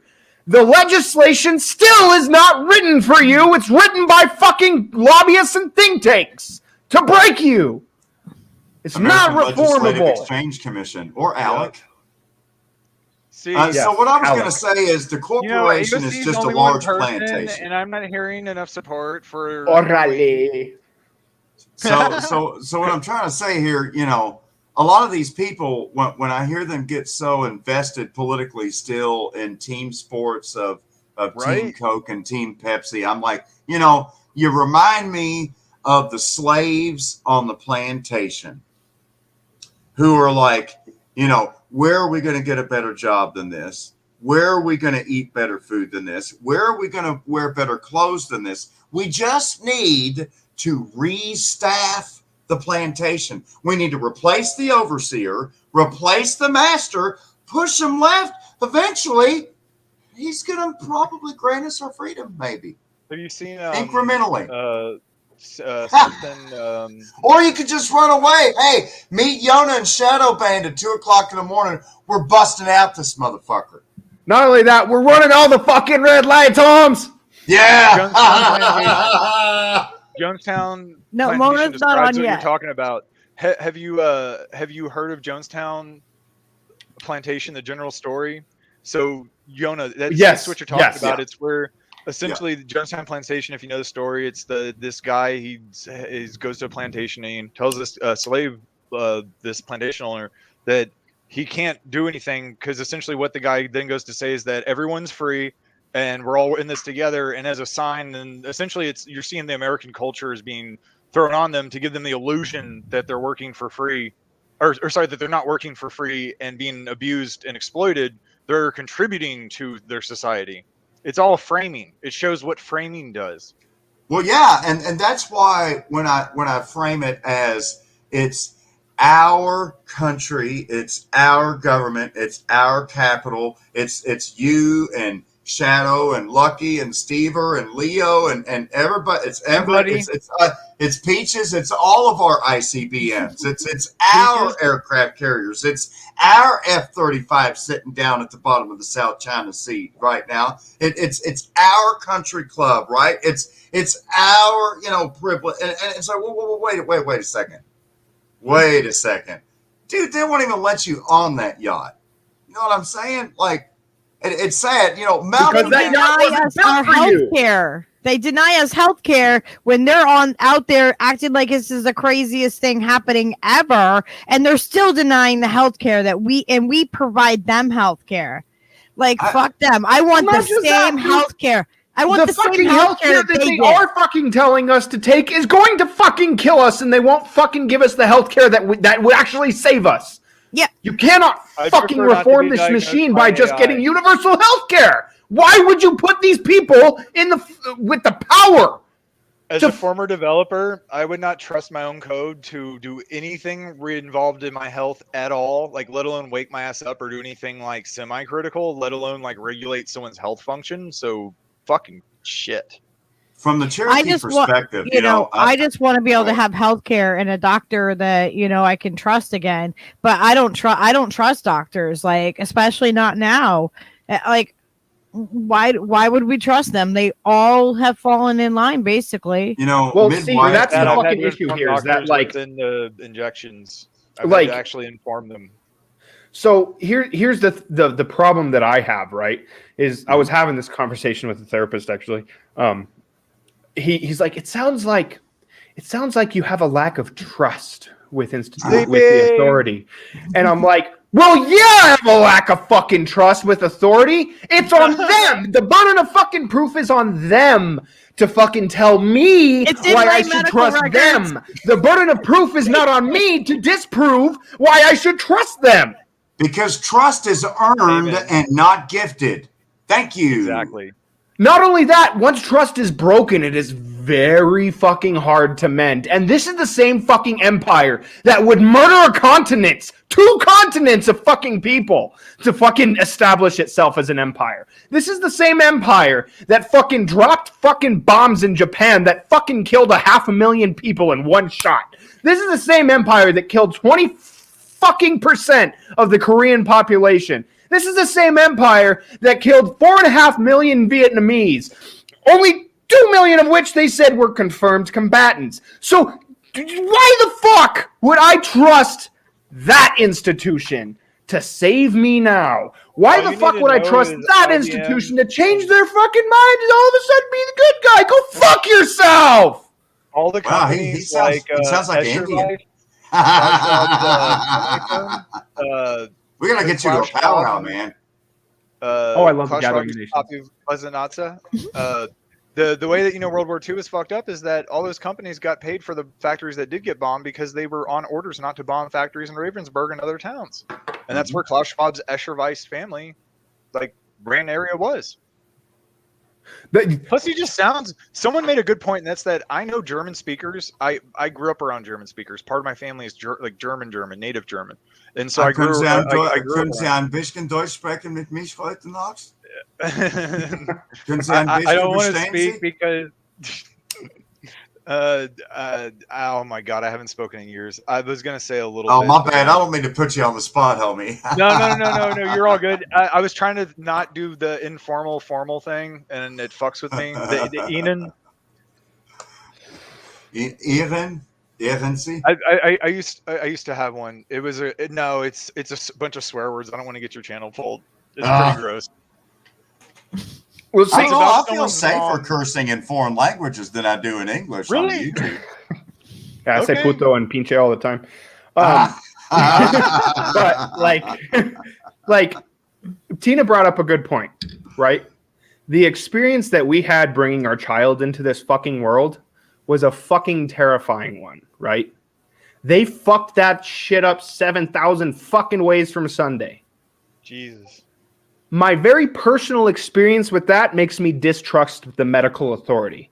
Furthermore, the medical institution poisoned my fucking father, knew they were poisoning him, and continued to fucking poison him. And when he found out that he was being poisoned, he was 2 weeks late for the class action lawsuit. Guess what? Fuck yourself! I don't trust you people. I have to share a story with Shadowbanned. There's no reason to trust these people. Ask the fucking cries of 1 million dead fucking children in Iraq. I have to share a story with Shadowbanned and Jack here. I've shared it before, but very briefly, when the London financiers sent off the Virginia Company with John Smith and John Rolfe and others, and the Godspeed and the other 2 ships, to the Chesapeake Bay to found the Jamestown colony. Included on board was the Jamestown physician.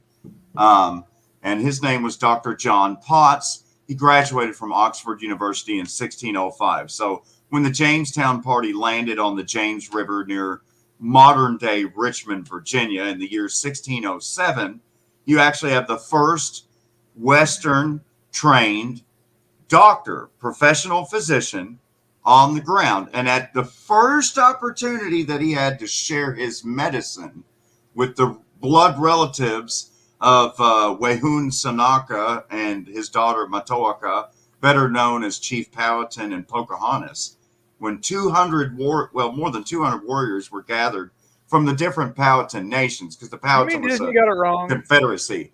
And it was in June of 1623, and John Pott prepared a special peace punch that they could all drink from and toast to their health.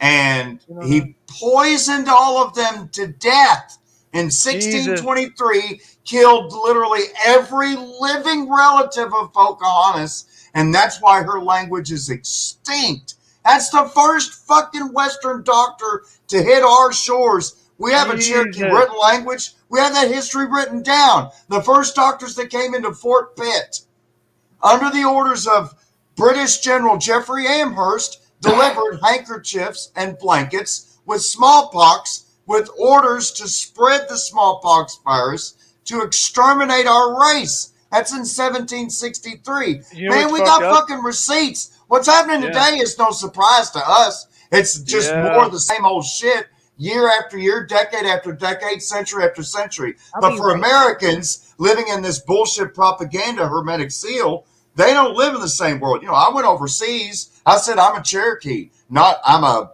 this or that. I'm a fucking Cherokee first. It says I'm an American passport, but I mean, you know, Kanadagi is still Kentucky and Tennessee is still Tennessee. They still use the same fucking names. A Chattanooga is still Chattanooga. I mean, fuck, man. It's still there. It's still the same place. For centuries, this empire has murdered people. Murdered millions, hundreds of fucking millions people dead at the hands of this fucking empire. Imagine. And I'm supposed to just trust them now because they're going to kick your heart. They think that Shadow, this is how they made their introduction to us. The first time we ever saw a lab coat in Genicomaka, which they renamed Virginia in the year 1623, that's the first time we got to see a white lab coat do his medicine. And what did he do? He used it to make a poison to kill people. The next time we saw him in 1763 on the Ohio River, what are they doing? Using blankets and handkerchiefs, again, in a sign of goodwill gesture that we don't want you to freeze to death, but in reality, deliberately spreading virus and disease to kill us. Every time we have intersected with medicine, you know, when they took Cherokee and African Americans to the Tuskegee Institute with, you know, different experiments, including syphilis from the doctors at Johns Hopkins. I mean, how are we supposed to ever have even trusted them? Our entire history is nothing but from the very first meeting of these motherfuckers. They've always used their intelligence to poison us and kill us. It's never been about medicine. Nothing to do with vaccines. Nothing to do with needles and injections has ever had anything to do with saving lives. I will die on that hill. They still say our Cherokee medicine is illegal in Schedule 1. Fuck them. That's Rockefeller's bullshit. He just wanted to make medicine to where you can't get it. Get them. It makes me mad because if you know the herbs to take, if you know the bark and the leaves to use, you don't need a prescription. You don't need a pharmacy. Go ahead, Jack. Pine bark alone, vitamin C. If you're ever trapped in the woods, you need vitamin C. You can boil it in some water and you get vitamin C right out of it. Pine needles. He knows. You can live off of cattails and heal yourself just off of cattails. I knew what berries to eat, what things to fuck with. Mm-hmm. See, and this is why, like, the fucking weaponization of the yuppie is so fucked up. Because the yuppie fucking...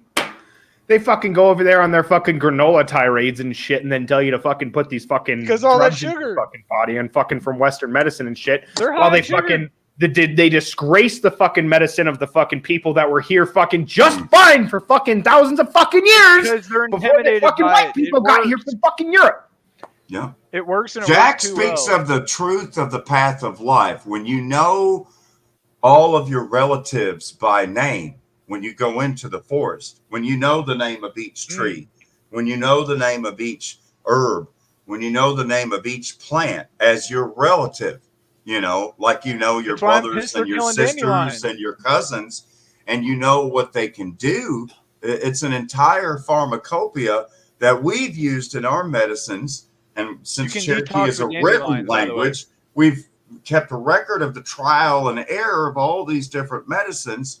And over time and generations of trial and error, we have proven efficacy of what to use for what. And unlike other tribes, our actual knowledge set has survived in Shalagamonahiste because it is a written language, whereas most other tribes, they didn't have any form of writing. So, you know, once the elders died off and the children were all sent to boarding schools, the language died with them. We have fortunately been able to build schools at the Eastern Cherokee Res in North Carolina, at the Gadua Academy, and the Western Res in Tahlequah, Oklahoma, Cherokee Academies K-12, where Cherokee students can now take all courses in Cherokee language, including English every day. But I mean, you know, at long last, we're back to raising our own. in our own language. I'm glad to hear it's that. It's taken a long time to get there. So sad. That sad to me is progress. Languages die off because I didn't want to end on a bad note. I want to end on a hopeful note, Jack. And we're going to get better. We're going to win. We're the winning side right here, guys. It really is that simple. Like what really caught me on to like a lot of the shit with Big Ag and like all the lies and bullshit there was the fact that when you look at Roundup, what is on the picture? It's a dandelion. How the fuck would you kill a dandelion? You can detox. That is a potent herb that you can make tea with. You can grind it up. You can detox with it. I've used it through multiple detoxes and it saved my ass. And that's all outside. Most of the shit you need is outside right now. You gotta know what to look for. See, that gets into like the very fucking dark nature of fucking magic, right? Like sigils and the darkest magic symbols, is those right? When they use that in a particular fucking fashion, that's real magic. People don't seem to understand this. That fucking like me and Marcus brought it up one time on I think it was Franco's stream. I don't remember, but the Starbucks.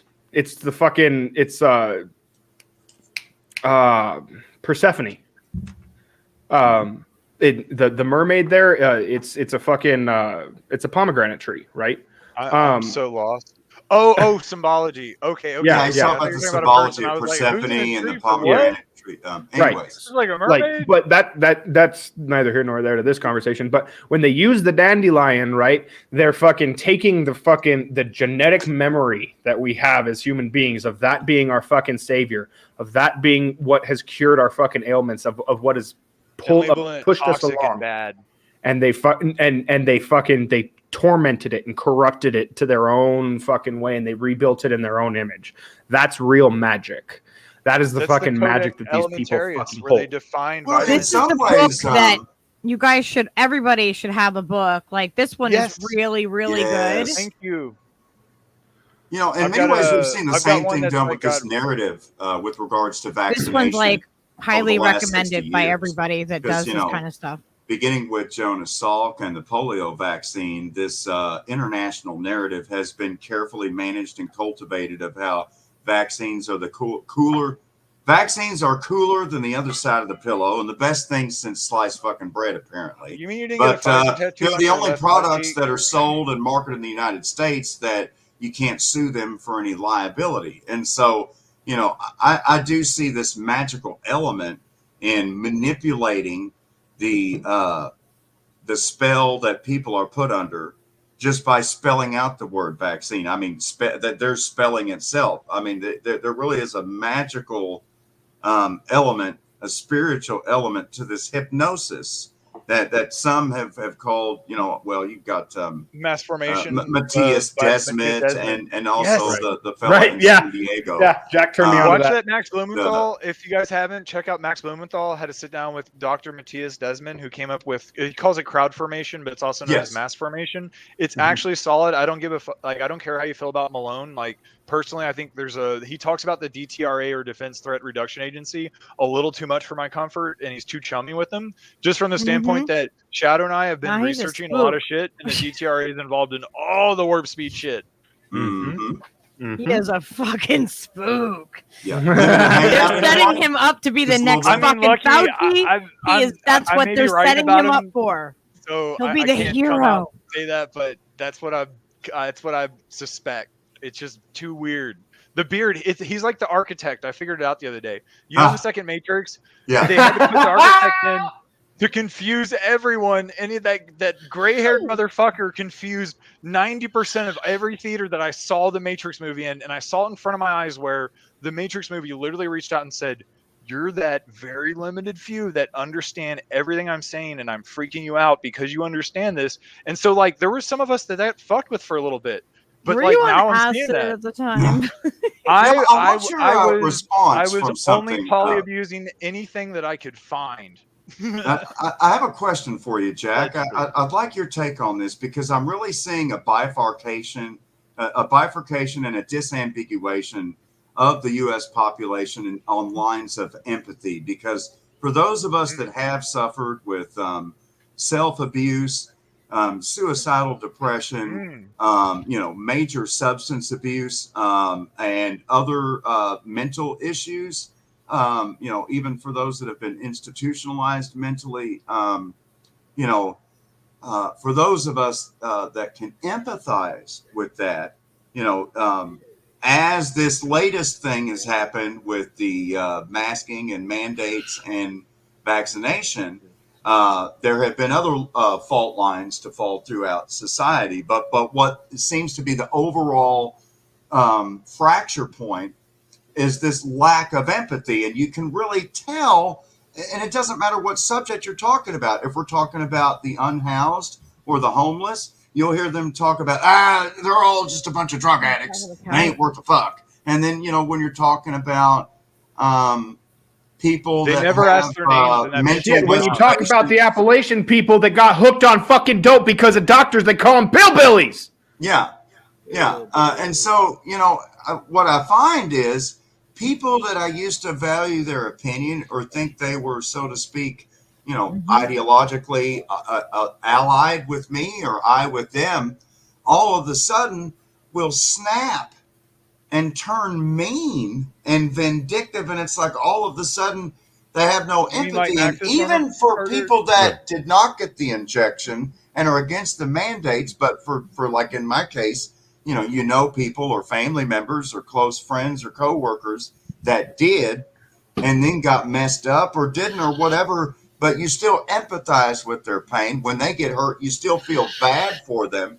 But on the other side, they're at the LA Times saying that you should celebrate when an anti-vaxxer dies. And but you got to remember, they're in a fucking cult. Empathy. Do you see empathy defining the two? You're right. It's like a cult, though. We have to be there to to grab them when they finally do come out of it, but not coddle them while they're in it. You know what I mean? It's almost like an addiction, a drug addiction, the same type of thing. They're just in that, they're so addicted to what they're, what they're. It has to satiate the anxiety. Like, that's why the free floating anxiety clause of mass formation, crowd formation, whatever you want to call it, makes so much sense, because you get everyone on edge, just like I've seen it all around.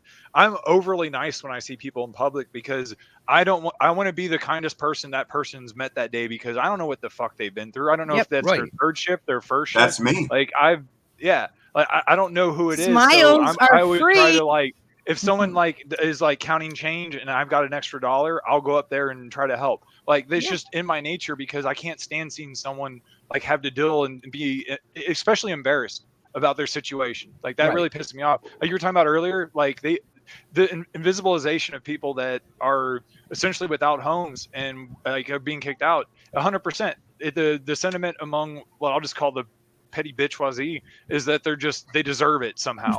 That it's their fault. And it's like, you motherfuckers. Oh, it's all your fault. You didn't pull yourself up by your bootstraps. Right? Which is impossible. Work harder. Earlier today. But libertarians are bad, you guys, because freedom's bad too, also.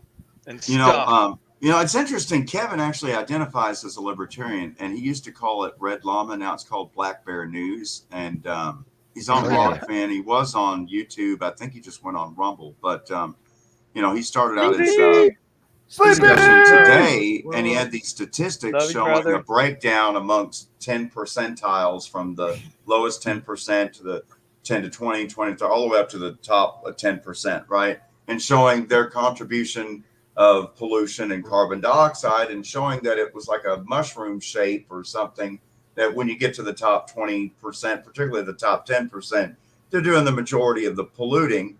And then he was pointing to this stat that the average income in the United States was $94,000. And I'm like, but now wait a second. Private jets don't pollute the skies themselves. I'm just saying. And I was like, now wait a second. I would venture to say that there's not that many people in that particular socioeconomic bracket anymore that are in the great middle, what used to be called the middle class. I would say that that's just a statistical result of averaging in all these people that have not a fucking thing with all these, just obscenely wealthy billionaires. And then somehow that ends up to a statistical number of 93,000. But actually in the United States, I would say there's not really a large amount of population that's making around $80,000 to $95,000 a year. I'd say most people are making a whole lot less, or a little bit more, or a fuckload more than that. And but he keeps talking about this. He's like saying that basically that most Americans, even the bottom 2/3, that they're not really that poor and they still have electricity and all this stuff, and they're really responsible for all this pollution. And so I mean, they're in pointed hell, but we're serving lukewarm ice water. But I pointed out that, there's all kinds of places across Appalachia where you have cabins and trailers with no electricity and no water. There's Amish communities. There's just abject poverty on most of the reservations. There's all kinds of people working jobs every day that sleep in their fucking cars at night. And then there's all the people that are literally sleeping on the sidewalks or in cardboard boxes or whatever. And I'm like, you're just, they're completely invisible from all these green environmental arguments you're making against. And I'm like, to me, it just sounds like you're punching down. And like Americans aren't suffering enough. I mean, most Americans are living paycheck to paycheck if they have a job, living day to day. And that was before on all the this brink shit, of a too. total financial abyss. And that was before COVID. Yeah, and so I mean, seriously, Can we if you say don't hi have to a yacht Sleepy or a real private jet, Hi, Sleepy. Let's I, say hi. I want to say Yeah. hi to Sleepy. again in the pollution game, and then there's the whole issue of carbon dioxide and cow farts and everything. You don't have to wear a mask, Sleepy. I don't know. I really think it's a human-centric talking type cow of egotism academically to think that the Homo sapiens species on planet Earth is responsible and capable of completely manipulating every single climate and weather phenomenon on planet Earth. I think it's just a little bit egotistical of any human to think that they have that much godlike power with pollution and changing chemicals. I'm not saying that we're not seeing melting and acidification. I'm not saying that we don't have scientific data. What I'm saying is to constantly go to the anthropogenic cause as, it's all humans. There's no cyclical thing. There's nothing to do with our relationship in the solar system. It's very strange. Again, it seems like the whole point is to vilify humanity rather than look at scientific data. Because it's Malthusianism. Okay? It's I'm not saying the Earth's flat. I'm not saying that there's not climate change things going on. I'm calling out, can we really say that it's Shadowbanned and Jack and Lucky and Yona's fault? I'm like, what the fuck are you talking about, dude? Not my fault. I mean, Shadow's beard alone is like half of the issue. This emits 9 trillion carbon dioxide tons a second. I was thinking it was more of a carbon sink myself. Between me and Shadowbanned, we are the cause of climate collapse. And then add my beard, and it's just like it's a whole other level. I mean, have you guys... here, and then add my hair that goes all the way down my back, and oh shit! Add Sleepy's mask. Add Sleepy's mask, and we're all fucked. Yeah, we're fucked. Don't judge us. Is that Sleepy and Mona? Are you guys in the same? No. She should be here in a minute. How are you? How you doing? I'm all right. I'm high. Are we getting throttled right now? No. Damn it, Kevin! What? How dare you follow Sleepy? I know. All right, guys. I'm getting throttled right now, but I've moved the little wheel on my lawnmower from turtle all the way up to rabbit with this fucking Afghan Kush, dude. Smoking this one from Mr. Wilson, praying for his freedom in Pakistan. Everybody fill up your computers with the gasoline, the kerosene. So everyone ignore that last thing. And like, what even happened with Mr. Wilson? I heard he got arrested or some shit. He did. Yeah. So everything is alleged from this point. Everything is allegedly from this point forward. All alleged. There is no. This is not a law firm. Okay, we don't practice law. Or teach law. So I'm going to tell you guys a story. Okay, so it's a fictional story. So this guy was at his house, and this, 2 girls and their mom allegedly fled there because they were, in a bad situation at home, and he helped them get an Uber to the embassy. Allegedly. And the guy lost his mind, and they were saying now, I forget what the term is in Pakistan, but basically he was inappropriate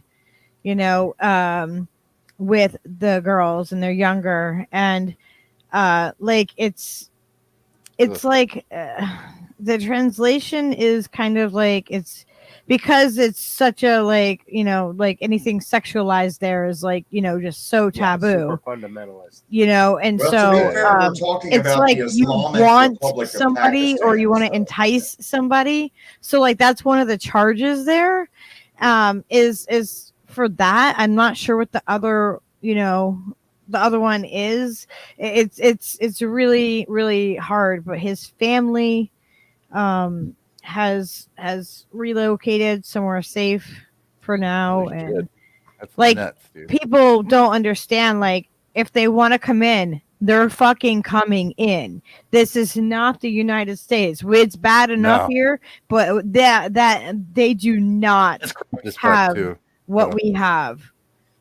you can pay. You can pay I know cops that to do Mr. anything you Wilson's want going to there. be free. Yes. Mm-hmm.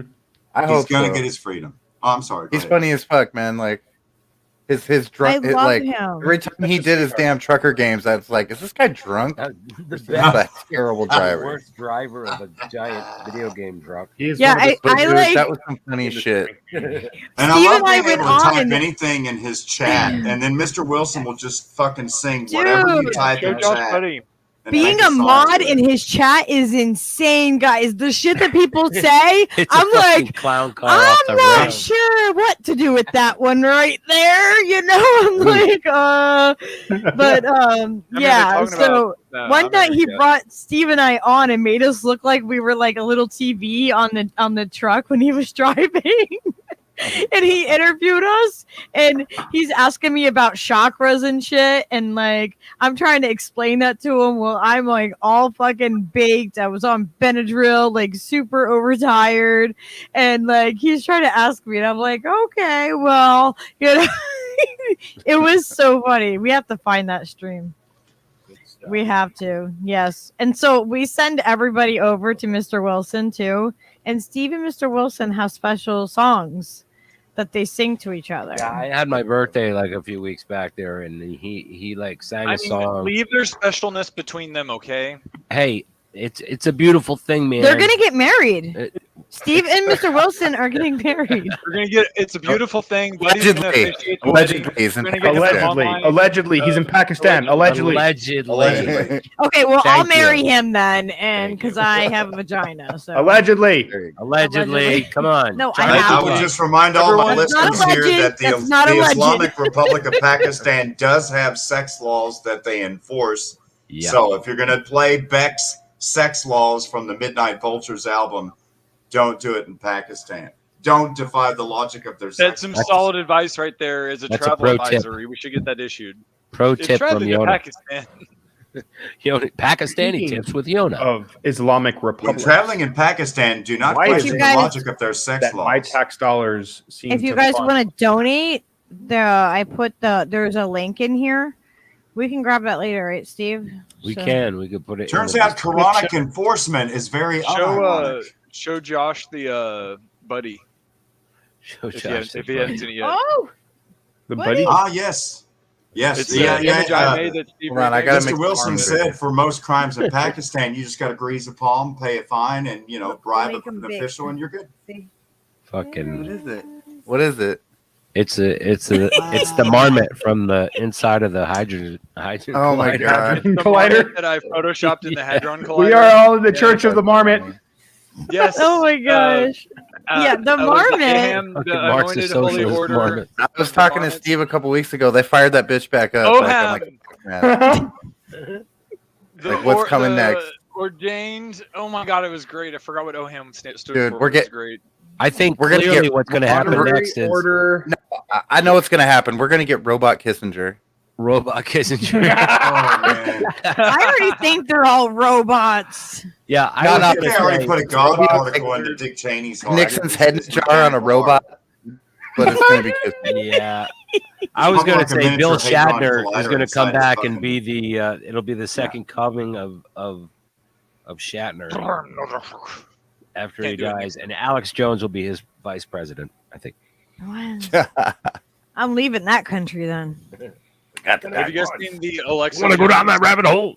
Do you really want to learn about the Bilderbergs? Ladies and gentlemen, I have the documents. I have the documents.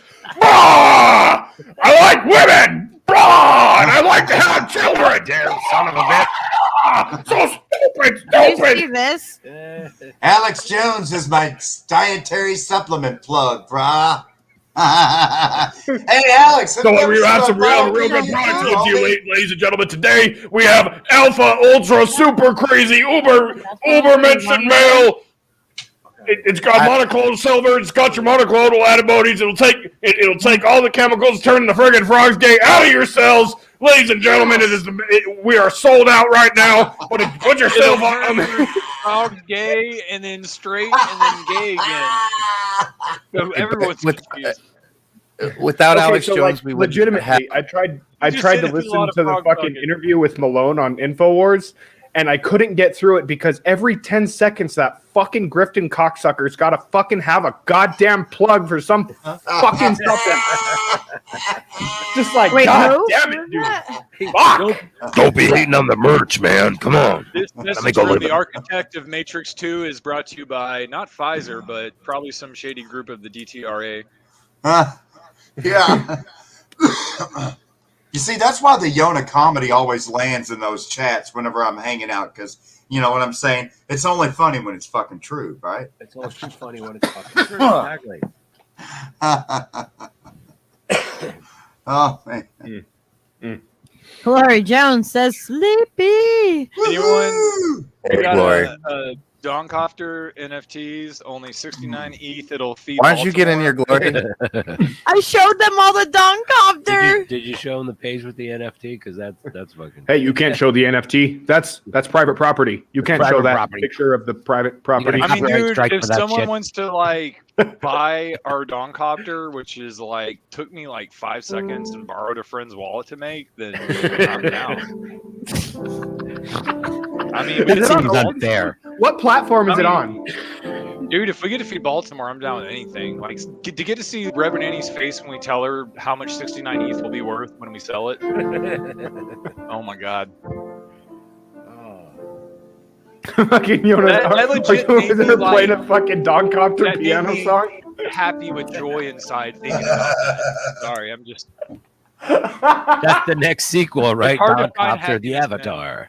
So I started to write a new song today called Rainbow Dildo Butt Monkey Man, because there was this thing that happened in England a couple months ago where they were going to have Rainbow Dildo Butt Monkey Man read stories at the children's library to the kids. And why he had the rainbow dildo along with the assless and the rainbow. Anyways, Rainbow Dildo Butt Monkey Man, you know, you can get to run that clip there if you can find it of him twerking on the side of the road in England. So anyways, the song I is know about, what you're talking about. I'm So the like song is spaced about off the and outbreak high over monkeys here. that- Like what? there was an accident in Pennsylvania, and some of these outbreak monkeys got loose here the other day. No, and, what? What are you talking about? Anyways, they Dongs? caught the monkeys, and the CDC actually had to take them and Now we're take them talking to about a monkeys. I cannot keep up. The outbreak monkeys, ladies and gentlemen, they released the monkeys on the population of the United States. They're coming to put you in the FEMA camps with the black helicopters.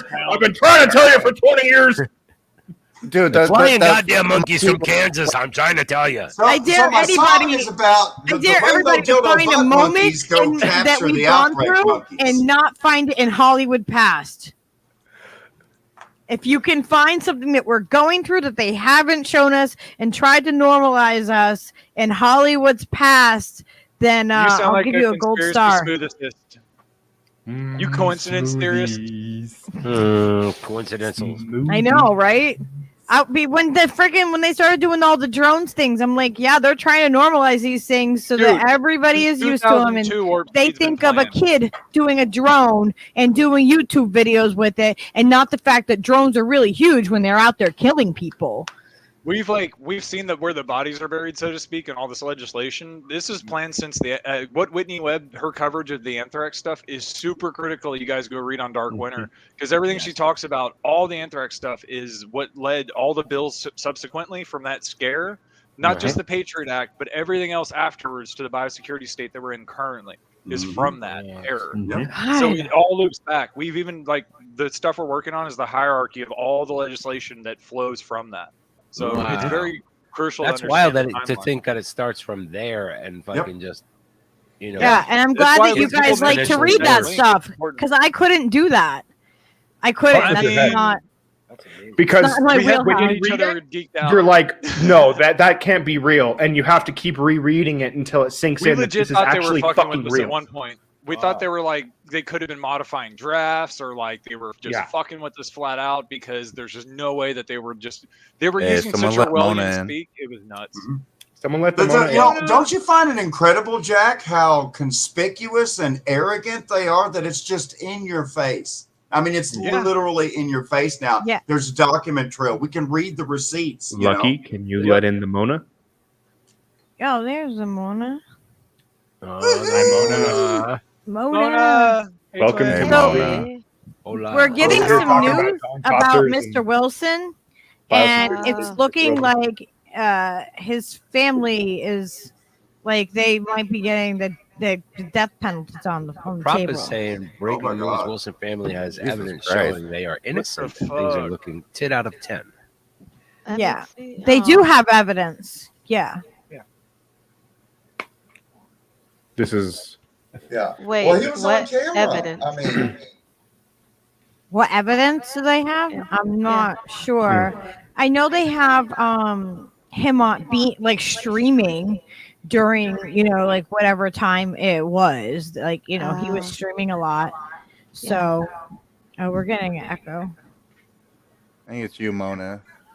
What do I have to do? Let me mute myself. Hang on. I'm not going to call you out like that. I was going to say something. That was like the cutest little whoops. No, I don't know what to do, and I don't know how do I mute myself? I don't even want to answer that because I want to hear you speak. All right, drop out Mona, and I'm gonna. And he does. I should be helping you mute yourself, but I don't want to. Thanks, Jack. I'm like, why isn't this like Zoom? How come I can't? I almost don't want to say this, but it's the mute button on the bottom near the start cam. Oh wait, no. Oh. Hi, bastard. I should have typed that. That is great. Oh, wait. Let me see if this. Wait, is there still? It's hard to see though. Is there an echo? Check your element. Check your damn element. Wait, do you? I don't hear an echo. I don't hear an echo. Elevator. We hear it now. All right, hang on, Yona. Yona, hang on a sec. Is there an echo? Echo. Echo? No, I don't think I'm hearing echo. I think we got it, whatever it was. Echo my echo. You got echo? Why is the toolbar on the bottom the same color as everything else? That's what I was saying. It's like a chameleon and shit. Because I was looking for it. And I was like, wait a minute, where is the mute? And I was like, oh. And I was like, what the fuck?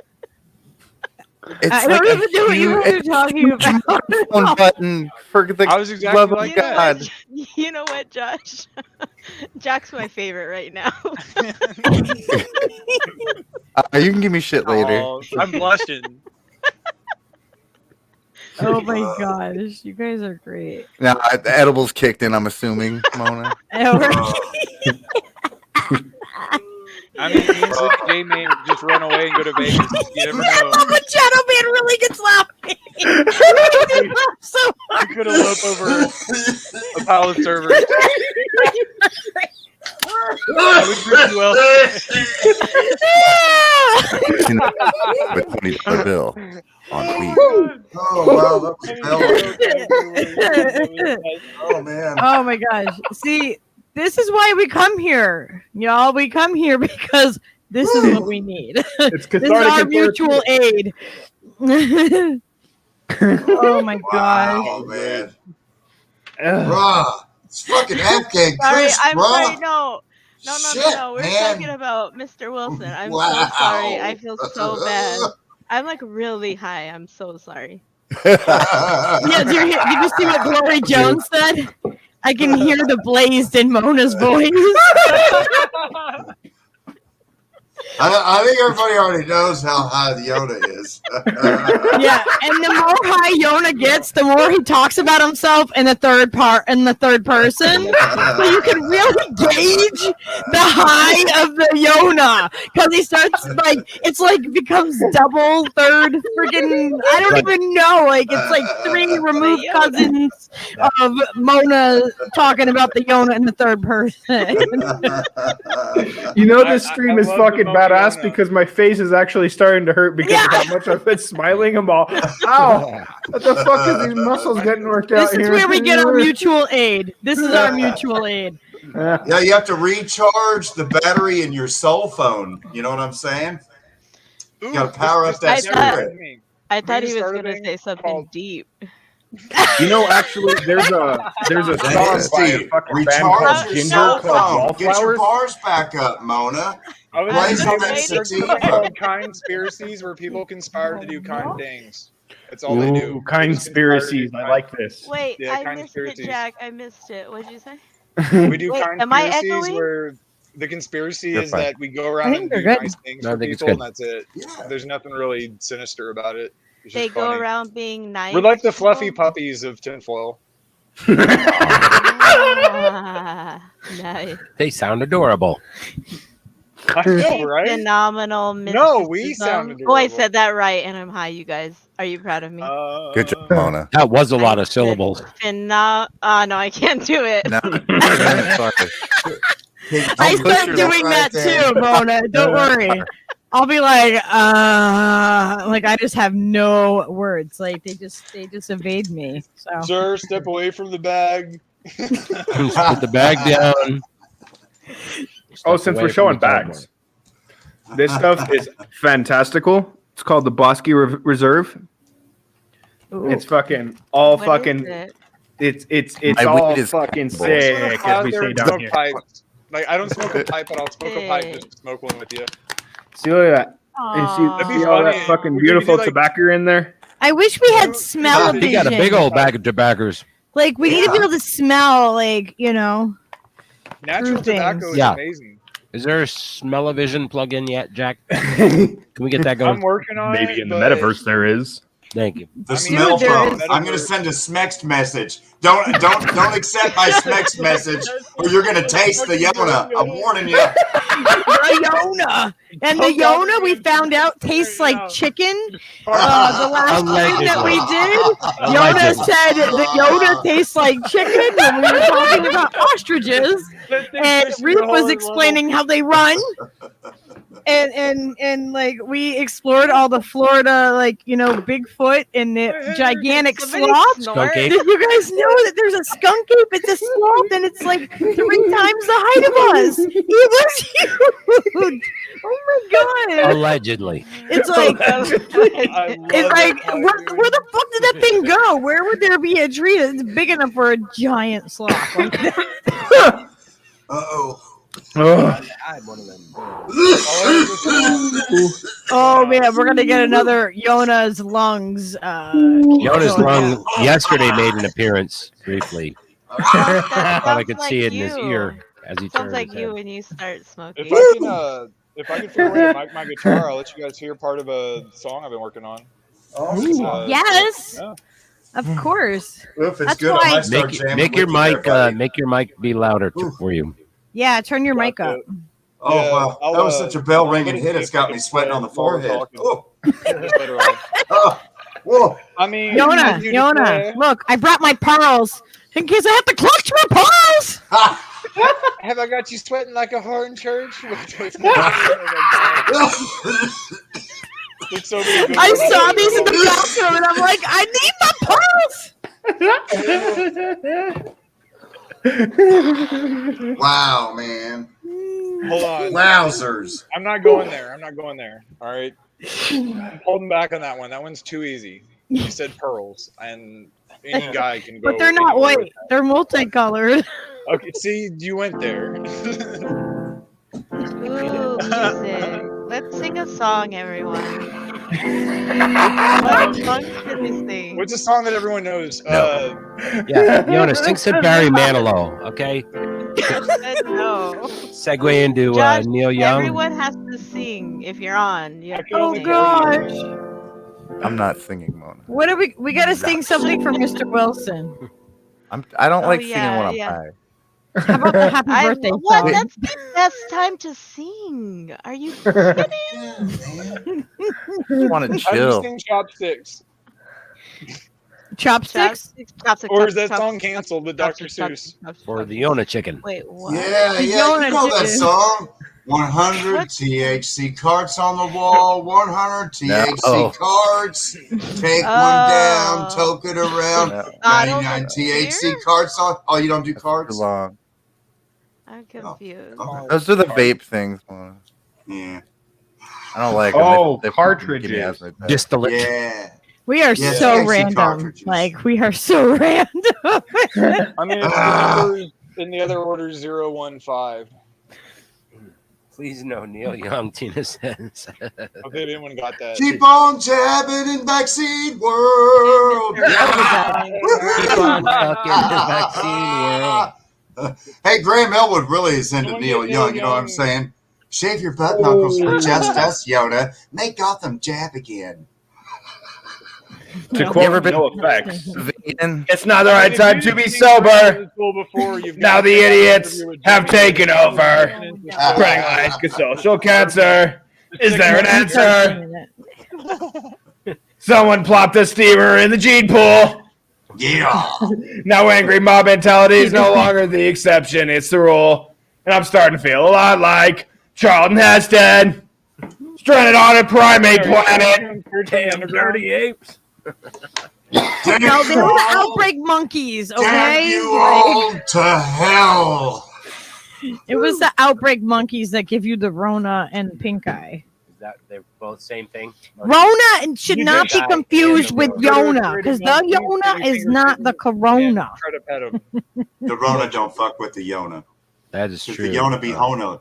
Not like the Mona. Just fried and Oh my fully gosh. bona fide. Certified. Mona and Sleepy did not hear Alex Trainer. Oh, God, don't make Who? Huh? Who? What's the Oh, Mona. Alex, Yeah. Alex Trainer? Yeah, he's an Hi. awesome guy. Oh. Okay. He lives in our kitchen. No, he doesn't. No, he doesn't. Here, should we do his birthday review one? I think that one's a cute one, and it's right here. Okay. Let me add it to the stream.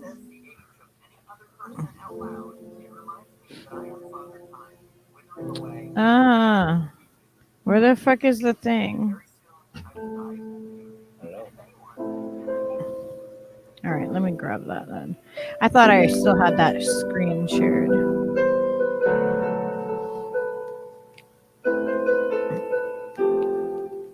If anyone says any other person out loud, it reminds me that I am Father Time, withering away at the age of 32.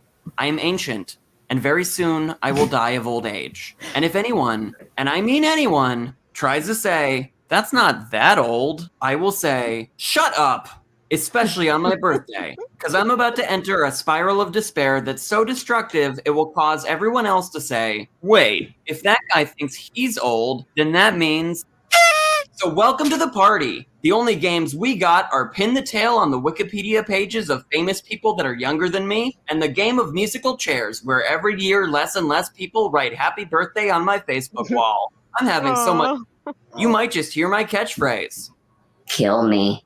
It's my Hakuna Matata, and today, nothing's gonna stop me from having conflicted feelings about my own mortality, and having flashbacks to the days of my youth that looked exactly like this because I also wasted them lying on the couch, fantasizing about the places I could have went, friends I could have made, and weird shit I could have done if I didn't spend that time doing nothing. And it makes me so upset that I go out to the ledge and think about what it would be like to jump, to explode when I hit the ground. At least then I'll have finally done something. You might think I'm being dramatic and say, but Alex, you've done a lot of weird shit. But I'll say, it's never enough.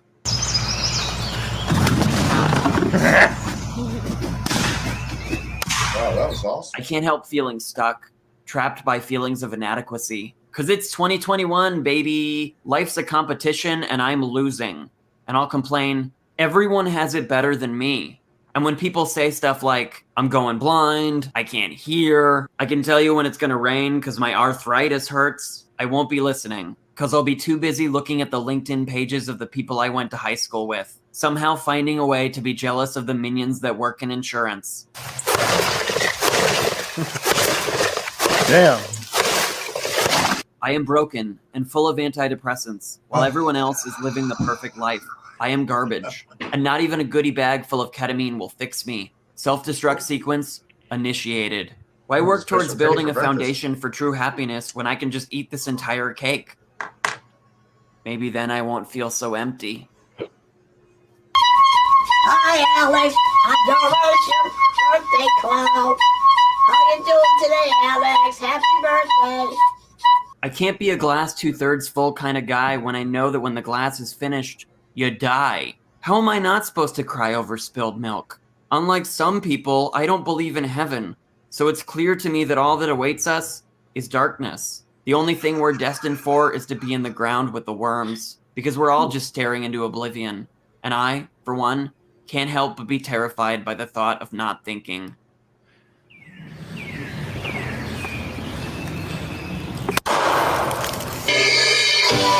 I don't know about you, but I'm feeling 32, full of existential dread. I'm that much closer to dead. I hate myself. My life is meaningless. I am severely depressed, and I can't believe I made it to 32.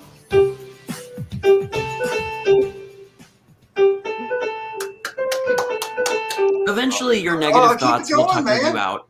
When you're less cranky after your nap, you'll remember that you're glad at least one person showed up to your birthday party. Because life is all about making memories with the people you care about, and you shouldn't be so worried about dying that you forget to live. So you're ready to die? That's a hell of a question. What? I'm not ready, but if it comes, it comes. So let the present remind you that you're never too old to be young, and it's never too late to leave everyone surprised. Sometimes the world can make you feel small, and people will make you feel bad for not fitting in, but maybe they're the ones that are frozen, and it doesn't mean you need to be frozen too.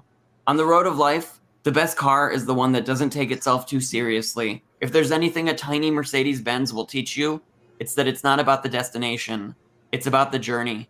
It might not have been the smoothest ride, but when my battery shorts out, I'll have a pretty big laugh, because there's no driver I'd rather have had than this fucking idiot.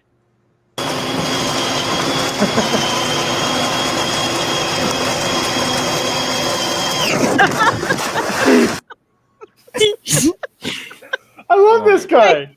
I don't know what that video was about. Dude, his puns are just so fucking amazing. Dude, he's just hilarious. Do you guys want another Alex? His You know, Oh, hey, actually, Yona, check it out. Alex. 106. How about Hillary Clinton? Do you guys want Hillary I got Clinton? this off of Lakota when I was working in North Dakota, and he gave me a dream catcher that he made from a fucking deer that he fucking Can't see it. killed How do I himself. make you bigger? It's fucking way cool. I just saw yours in the background, and I was like, "Oh shit, look at mine!" What I thought it is was it? pretty cool. It's deer antlers that made a dream catcher. Oh, okay. I kind of see. You're tiny on the screen, so I had to look really close. Oh wait, what do I have to? What do I need to do? Oh, that's cool. Yeah. I mean, I don't like the killing of the animal, but it's a When you cool think of dream someone catcher. from Well, are you killing it or are you just cycling it? This is like doing But he's autoplay, mostly and I didn't mean for it to do that. Okay, let me take us off of this. Show and tell. It is. Yours doesn't have antlers. No, his has feathers. Sacred feathers. Okay, well, I'm going to show them right now. Oh, that's cool. Yeah, that's awesome. What are you Oh, that's awesome. And then you have some too, Yona. I have I made dream catchers and stuff. See, this is one of the feathers you hold when you're trying to speak the truth. This is a feather of the Oogie Dolly and a turkey feather. I have a couple turkey feathers I found. Oh, that's beautiful. And then this here is This is feathers from the owl. Right, Neil. Right? I don't think I have owl feathers. Owl. I have crow wings, though. Oh. Oh, yeah. Oh, Crows are so smart.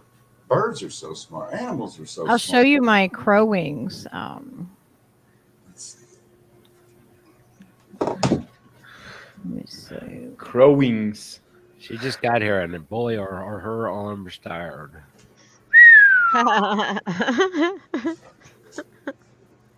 Is this how you fly? This is how you fly. Is that from a So- real bird? These are real feathers. Yeah, That's real bird. I processed these myself. I found a crow on the way back from a festival, and it was newly like dead, and so I brought it home, and I processed its feathers, and I have its head and its feet in my freezer. Oh no! She's like a psycho. But it was already I'm honoring the crow The by birds you need to know be no. scared of Lucky Burrito. I have a parrot too, and he's okay. He's not scared of me because of the crow wings. Okay, can always trust a parrot. That's why it's Parrots are mean as fuck. that's why it's called Lucky Burrito, I've They can never be met a assholes. parrot. because of the Don't get me crow. started on paranoid paraquats. Oh yeah, do you guys let me see? Let It's me the name of my next album. Paranoid paraquats. It's called Free Marmots. That's better than Electric Apricot. Okay. Sorry, Lesko. I want to John show you Carter guys. Army was okay, but we only had a couple hits. When you think of someone Ah. from Why does it keep doing that? When you think of someone Oh my from gosh. Connecticut, you get the image in your head of a guy named Brad that looks like this. There we go. But he's Is mostly that showing? contained to one small part of Connecticut. Here's an explanation. Geographically, Connecticut is a rectangle with a rectangle penis, and all the money flows to the tip. So when you think of Brad, you're thinking of Connecticut's penis. But I don't think a whole state should be defined by the things it does when it's horny. We need a new identity. But what can you do when your home state has an erection that's lasted for almost 400 years? How can we rub this one out and wipe off our desire to fuck America? Is there a way to finally come together? I love this I guy. think there is. I think all we need is a central figure to rally behind, an icon who can speak up and inspire the whole state, an idol for us to worship. I think Connecticut needs a Bruce Springsteen.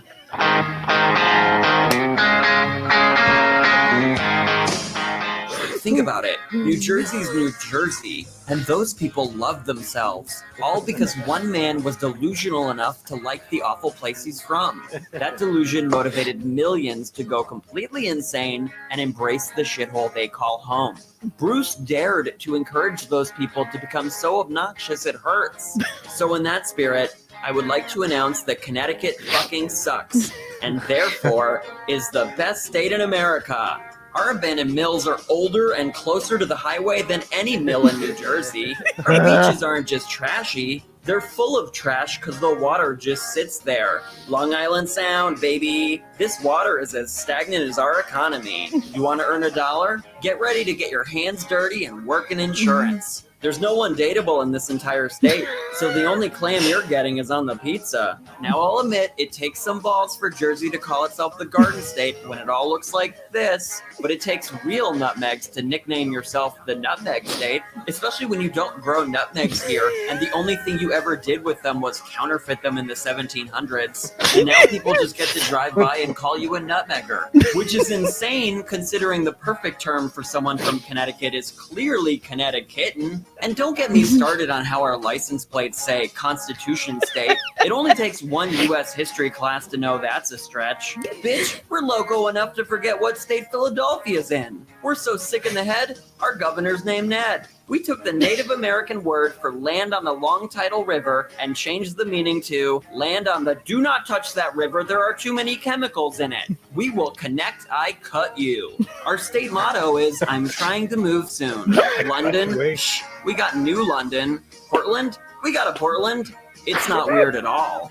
And Brooklyn, Connecticut? Well, it's not that hard to forget about it. Come to our capital city, because Hartford has it. And by it, we mean the security guard who yelled at me because I stood on the grass near the Etna sign. Hartford not lame enough for you? Come to New Hartford. In Connecticut, new means worse, and water means a chemical imbalance. Uh-oh, looks like Waterbury stopped taking its antidepressants decades ago. How's Danbury doing? No idea. Wouldn't even go there for this video. Yikes. Yukon's drunk and in a town called Stores, so get ready for a lot of who's on first-esque confusion there. Haven't had enough? Go to the winner of Connecticut's What's the Worst Name You Can Come Up With contest. Barkhamsted. We're the Midwest of the Northeast and the deep south of New England. We've got the racial divisions of Alabama with the personality of Iowa. Just come to Bridgeport, get shot, then cross the street and go bowling at a fishing store. We're a land of true nuance, a unique blend of past and present. Go check out Mark Twain's old house, then cross the street and buy heroin. We don't do eat, play, love here. Just live, work, invest. We're the crime scene of states. There's nothing to see here, except this bridge with frogs on it and the beautiful March foliage. The abandoned cars are in full bloom. Our public art would be pretty cool if this wasn't the logo for Travelers Insurance. Somehow still a fan of the 1988 Julia Roberts movie Mystic Pizza? Come see where they shot the exteriors. Want to get Lyme disease? Come to where it all started. Want some thrills? Get trashed and jump off this cliff. Hit your rock bottom by eating our local delicacy, the steamed cheeseburger. Want to steam your own beef? Buy some at a supermarket that has animatronics. And then go do the only good thing in the entire state. Attend a taping of Maury.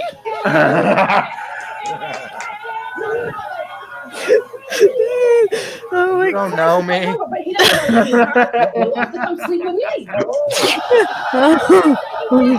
The population of Connecticut fluctuates wildly, considering at any given point up to 50% of the people in the state are just driving through without even stopping. I'll let you in on a secret. Our cities aren't big enough to actually have traffic. That's just us trying to trap you. We purposely designed our roads in the hopes you would just give up driving and buy a house. We used to be much better at it, considering we once trapped a whole NHL team. They played in this arena, and in 1978, the real Bruce Springsteen was gonna play here. But then the roof collapsed. We tried to trap Bruce, but that's not how you get a Bruce, Connecticut. You gotta grow it yourself.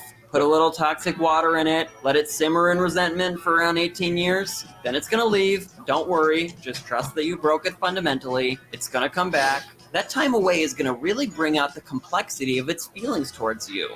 Keep in mind, this is a Bruce and not a Bon Jovi. It's not gonna be light and airy, gonna be a little bitter. That's what you want. When it seems defeated enough, to test if it's ready, you can ask it, do you like it here? And when it responds with, it's okay, that's when you know it's the voice of Connecticut. Sometimes the Bruce Springsteen you want isn't the one you get. Sometimes your Bruce Springsteen is me. I wish I was better too. But the fact that I'm disappointing is what makes me the perfect Connecticut mascot. We're the void between Boston and New York. And who better embodies that spirit than some guy you've never heard of? I represent all of the people who have ever said, I don't want to be here, I'm unhappy, and I'm trying to move soon. Which is all of the people. Look, I don't even really like this place, but I love it anyway, because I'm from here. I'm a Connecticutan through and through, and this rectangle will always be home to me. It might be a dump, but it's my dump. And if anyone gets to take a dump on it, it's me, because I'm the boss now, and I'm as Connecticut as it fucking gets, baby.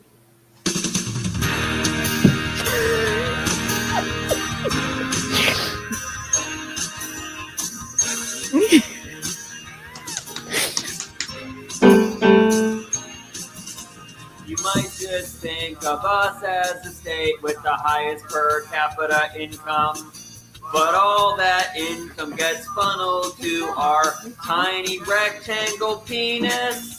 The rest of the state is like any other place, because all places are the same now because of rampant capitalism. Okay, maybe we need to start liking this state. It's not that bad. We're not all named Brad, and we can't change where we're from. So let's just accept that we're from Connecticut.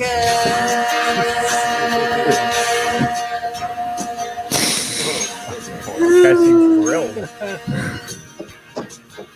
That was fucking awesome. Yeah, he's fucking funny shit. So yeah, he doesn't live like super far from us. Probably like, I don't know, 45 minutes or something.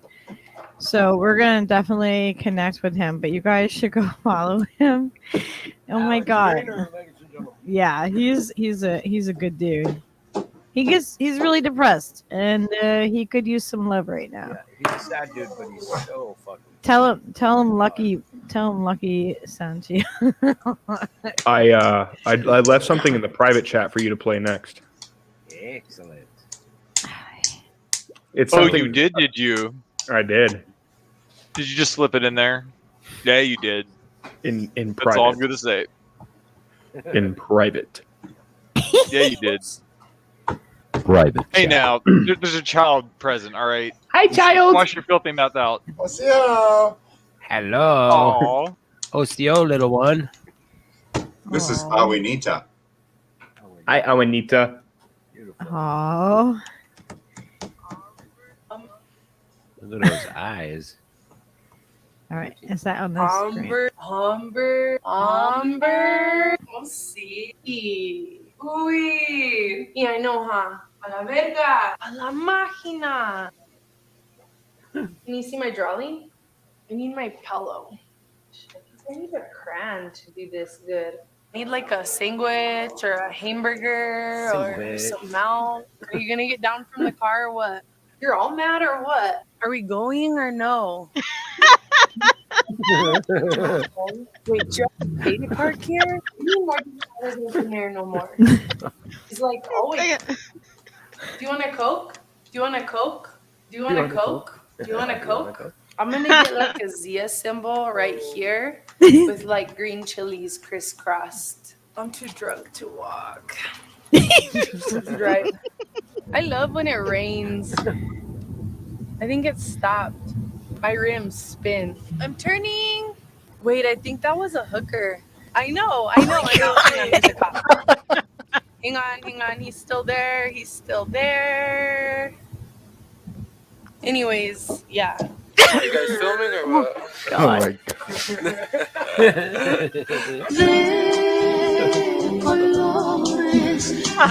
Oh my god. Do you like my That drawing? is the real shit. You want to see my drawing or what? Yeah. Like all sick Do or you like not? my drawing? She actually missed some things because that's just shit Burqueños say, right? They didn't get into España. And people say,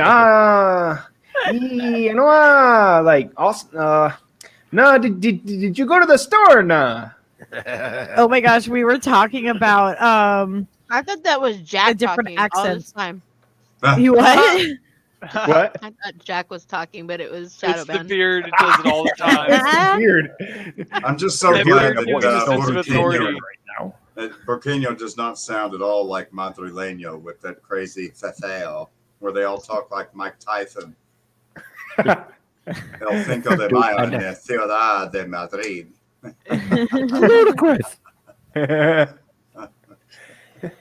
we have a nor'easter coming. How is everybody else doing out there? Are you getting any of that? We've gotten about 3 inches. Oh, we're supposed to get like 12 to 18 or something. Quit bragging. Yeah, 12 to 18. We like never get that much snow anymore. Oh my gosh, whenever I'm in a chat and I'm like measuring like snow or like how long the van is, freaking ICU always goes, Lucky, you and your measurements, you're not. I'm like, it's 15 or something or like whatever, I and know she you measured just that, always Marmon. gets me. Admit it. You measured the marmot. How many centimeters? The marmot has been measured. Centimeters can you put? How many centimeters of a marmot can you put in a hadron collider before it propels us into a worse cartoon The world? answer is 1. One. No. Well, it's either 1 or 0. God damn it. Do we have Have y'all heard Choosy play the whistle and seen his whistles that No. he makes? Oz whistles, you mean? Oz whistles, yeah. Choosy, silly. Oh, I meant Oz whistles. I know you did. Have you guys seen his whistles? Oh my god. Does it whistle Dixie? Oh, wait, he's not from the States, so he doesn't even understand what the fuck I'm saying. Yeah, no, he has some amazing. All he heard was whistles. American saying American things. He's gonna get all like, don't do that, Lucky. But I love your stuff. Yeah, and dude that was playing and comparing them to another like really nice brand of whistle was like, God damn, this fucking thing sings, and it was like you could hear the difference. It was like really like pitch perfect fucking sound. Is it a whistle Steve, from you know what beyond? freaked me out the other day? I was playing guitar and I was like, oh my god, I really like this finger in position. I was like, this note in particular was like this whole note changed the entire chord.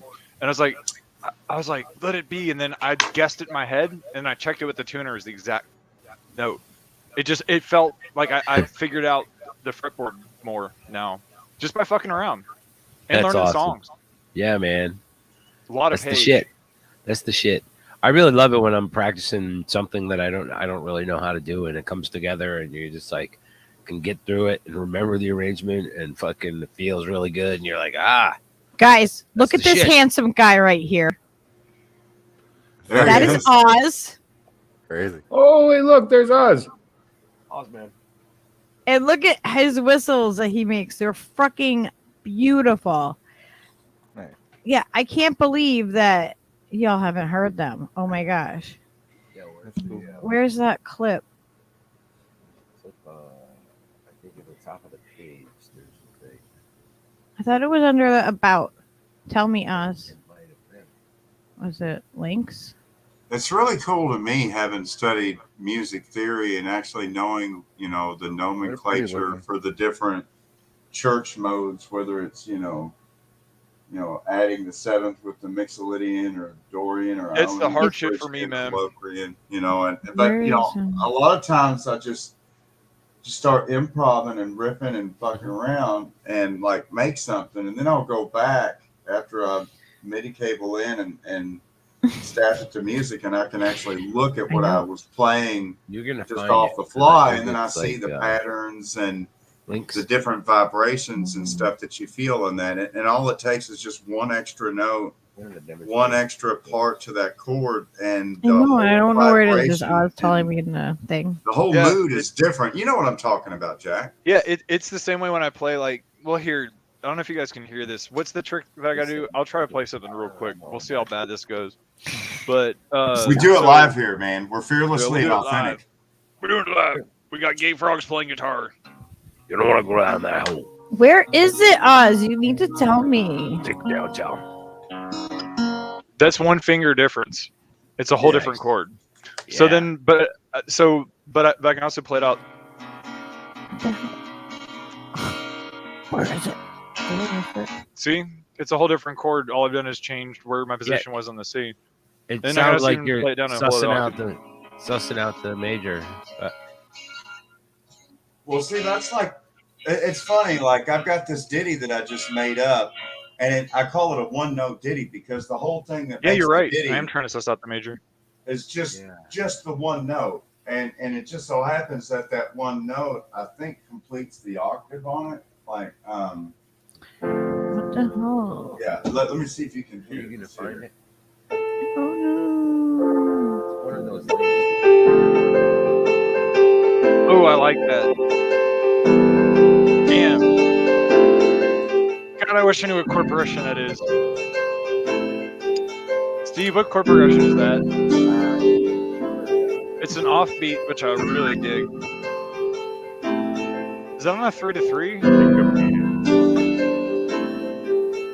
That feels like a swing beat.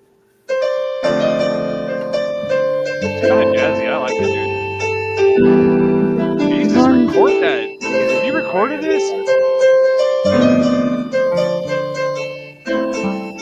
Jesus. Fucking A, dude.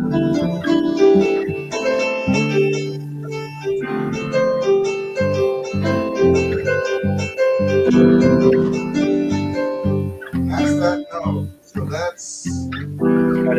that's adding the seventh. So it takes it from Locrian back to Mixolydian in terms of the suspended seventh on that chord. But music theory it's just a nomenclature for what's actually happening in terms of the vibration and the intervals. You know, whether you're in the third or the fourth. I don't know. You know, that's what music theory is. They've just gone through and given a name.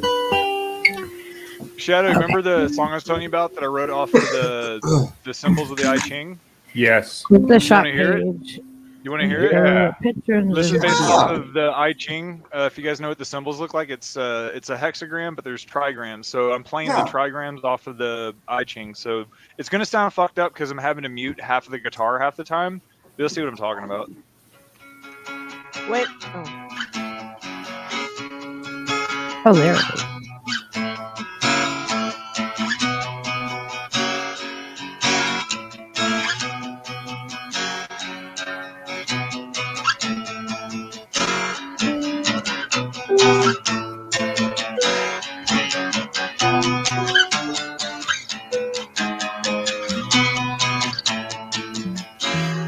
So that's just one version, and then just play it straight like that.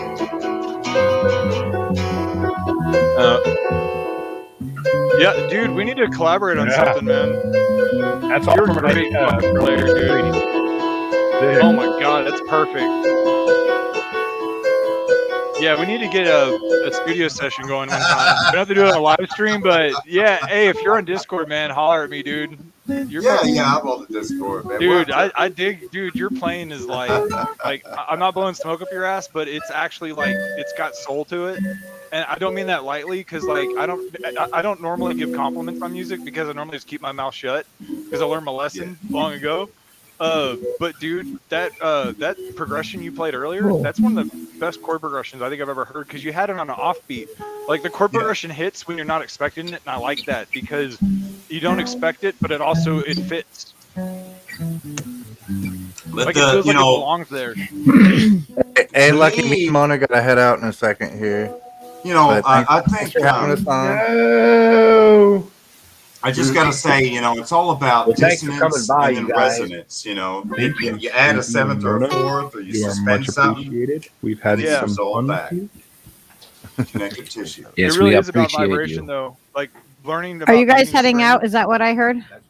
Yeah, we're gonna go watch something before she like passes out.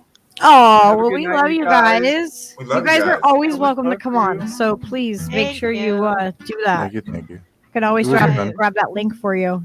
And while you guys are exiting, I'm gonna play the Oz whistles. Wajado so you Lagi. can- Many blessings to you, my friends. so you Wajado can Lagi. hear it. Thank you. Isn't that insane that the I Ching sounds like that when you played? All those were trigrams, and then they're just playing them. They all have a harmonic resonance. It can't. I'll share a diagram with you. It shows the I forget what the numbers, but the Fibonacci sequences along with these different were they Euclidean number sequences? I forgot what they were. Shadow. Do you remember that trippy yin yang symbol I sent you with the number sequence? Yeah. Rondon Fibonacci mass. sequence. Yeah, Fibonacci and rondon mass paired Yeah. with C notes and harmonic scales and also energy, like positivity and negativity, darkness and lightness. Like they show the whole thing. All these numbers like have meaning, dude. Yes. It's like Tesla said. Well, it invokes a certain frequency, and it's a sacred fucking thing that our genetic code it remembers, right? Like, yeah, things grow in a Fibonacci pattern because that's how nature expresses itself. It's in it's a state of chaos, like a fractal, which is basically chaos theory, but it manages to get by. Now, what's crazy is the same Fibonacci sequence I noticed is woven into my transitions on this one song, and you know it's a very. It sounds more of like a classical I got a trippy Fibonacci influence. Like if we're talking guitar, it sounds more like a Randy Rhoads type of riff because it's got that. I don't know. It just sounds like some Mozart type shit or something. Just the way it goes there, or maybe even like a Slash guitar solo. You know, where he gets into some of those arpeggio type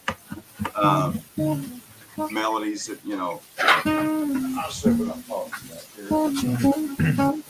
I want to show you guys this clip. Okay, of want to do that Oz's- first? of Yeah. Urs, the great and powerful. Dude, it's intense. It is an Oz Whistles high D, and I tried it a bit earlier on, so let's give it another go. Seems like it's really quiet today. Jesus. The demons are gone. That definitely helped. You hear that, demons? You're fucked. We got flutes. We got woodwinds and keyboards and guitars and shit. We're not afraid to use acoustic. Steve and I will do it.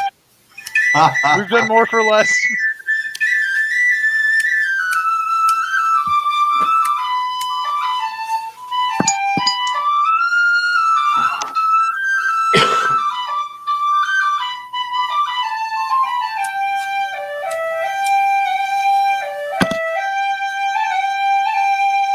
Kind of Gaelic.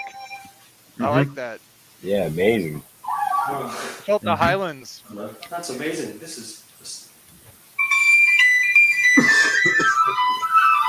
Jesus, you hear the octaves he's able to hit? Yeah, dude, and clean. Range. That So he range that reviews he's it. hit there. Incredibly clear. It's so easy to blow.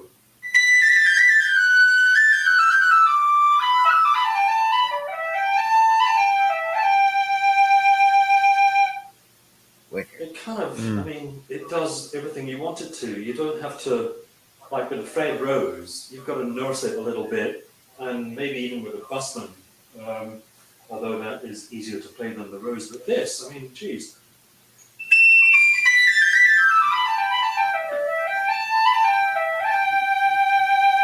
Let me just go back and compare it with Rich my as fuck sounding.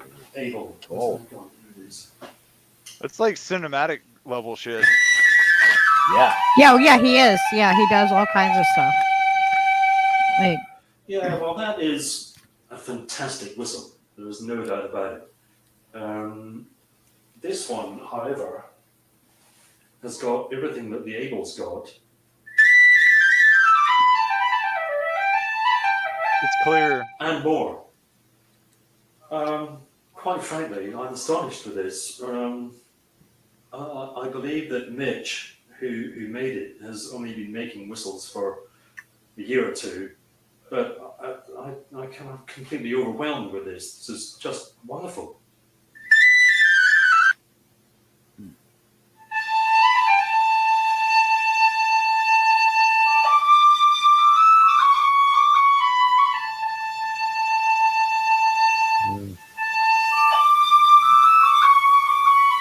I just want this guy to follow me around. Right. I just want this guy to follow me around. We'll go spread the truth to all the kind brothers and sisters on the planet with this plane behind us.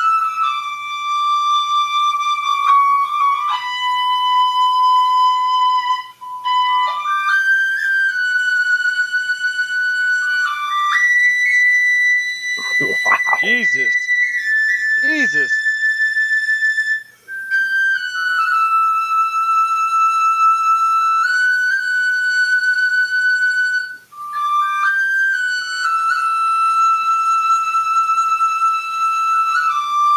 Okay, you can play the flute like a badass.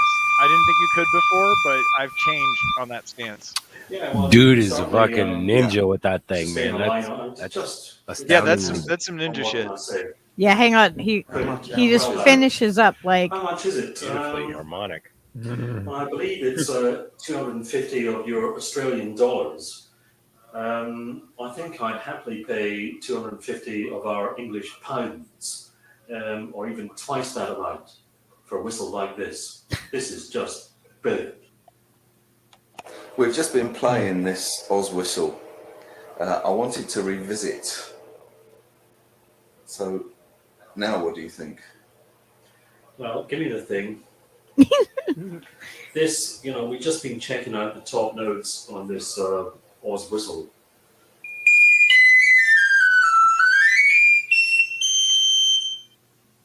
Not only are they all there, they are all there in a very big way. And, they're not piercing. They're kind of musical, which is what you want from a musical instrument.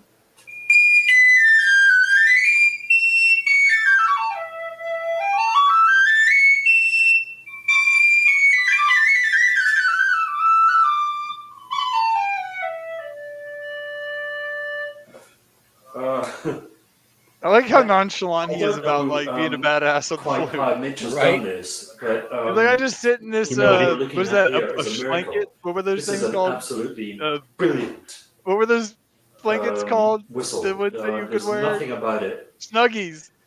That's bad. Snuggies. It's kind of all good. I'm lost Yeah, for he words. rocked that flute like a snuggie, bro.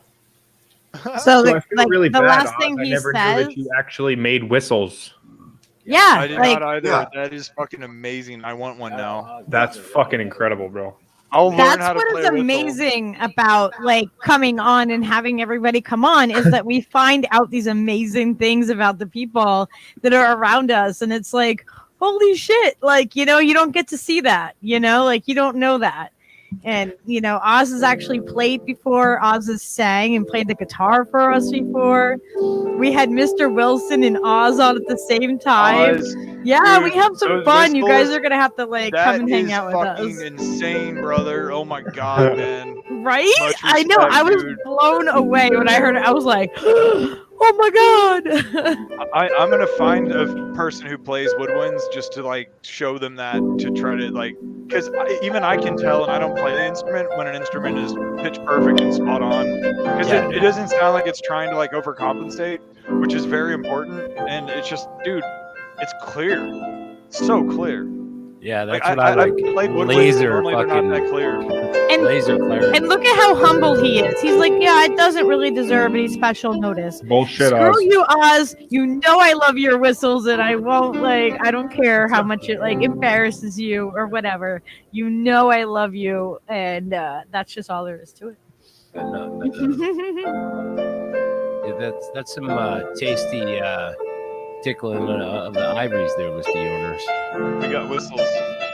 Whistles, pianos, whatever you need. This is better working for you guys. Marmots. Marmots. Weasel-like mammals. Culturally Marxist marmots. Cultural Marxist marmots coming to take over your fucking dragons. It's real. No, you don't get it. Bloody well, no, you don't get it. Don't jump right in the middle of that thing while it's running. I can't do Jordan Peterson. Okay, I feel like I would be like a fairy going through the woods and like hearing that music. You know what I mean? It's like little bunny poo poo. See, and like where my brain goes when you say that you're like running through the woods and you hear that fucking music, I'm thinking, there's a fucking siren. It's gonna fucking. I think I figured it out. Whenever I hear whistles, I'm gonna think of marmot that Oz. got Like stuck. that's just. The marmot that got stuck in the large hadron collider, you guys know what happened? It saw into space fabric and time. It saw the other dimension. It became then a multi-dimensional marmot. That's the only solution that's reasonable. I mean, we can't say it didn't happen, right? Multi-dimensional. Aham. Culturally Marxist marmots. Aham. Yeah, Oham. The order of the holy anointed marmots.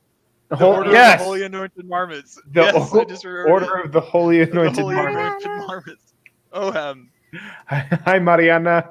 You know, it turns out that neither Bobby Fischer nor even Kasparov were any match in their chess game for the interdimensional, multi-dimensional marmot, because you want to talk about some multi-dimensional chess. That motherfucker was playing some like 15D chess. Look who came to visit. He's like a marmot without a TARDIS, Hey, look at just that pussy. spinning around, baby.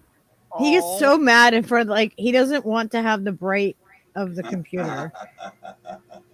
Like, don't put that in my eyes. Your radiation. Get out of that here. song? What was the Leo song? Oh, you're all Pussy. worried about Sweetie? There's a pussy on screen. Earmuffs. Directions we are can just- weird. I'll record some of my guitar stuff, and you record some of your piano work, and we'll just try to do, because I can sample and remix. So if you start hitting notes that I can sample, I can literally make a whole ass song around that perfect note you were talking about. And I'll Yeah, hear it Steve in should my do that ear. too. Yeah, man.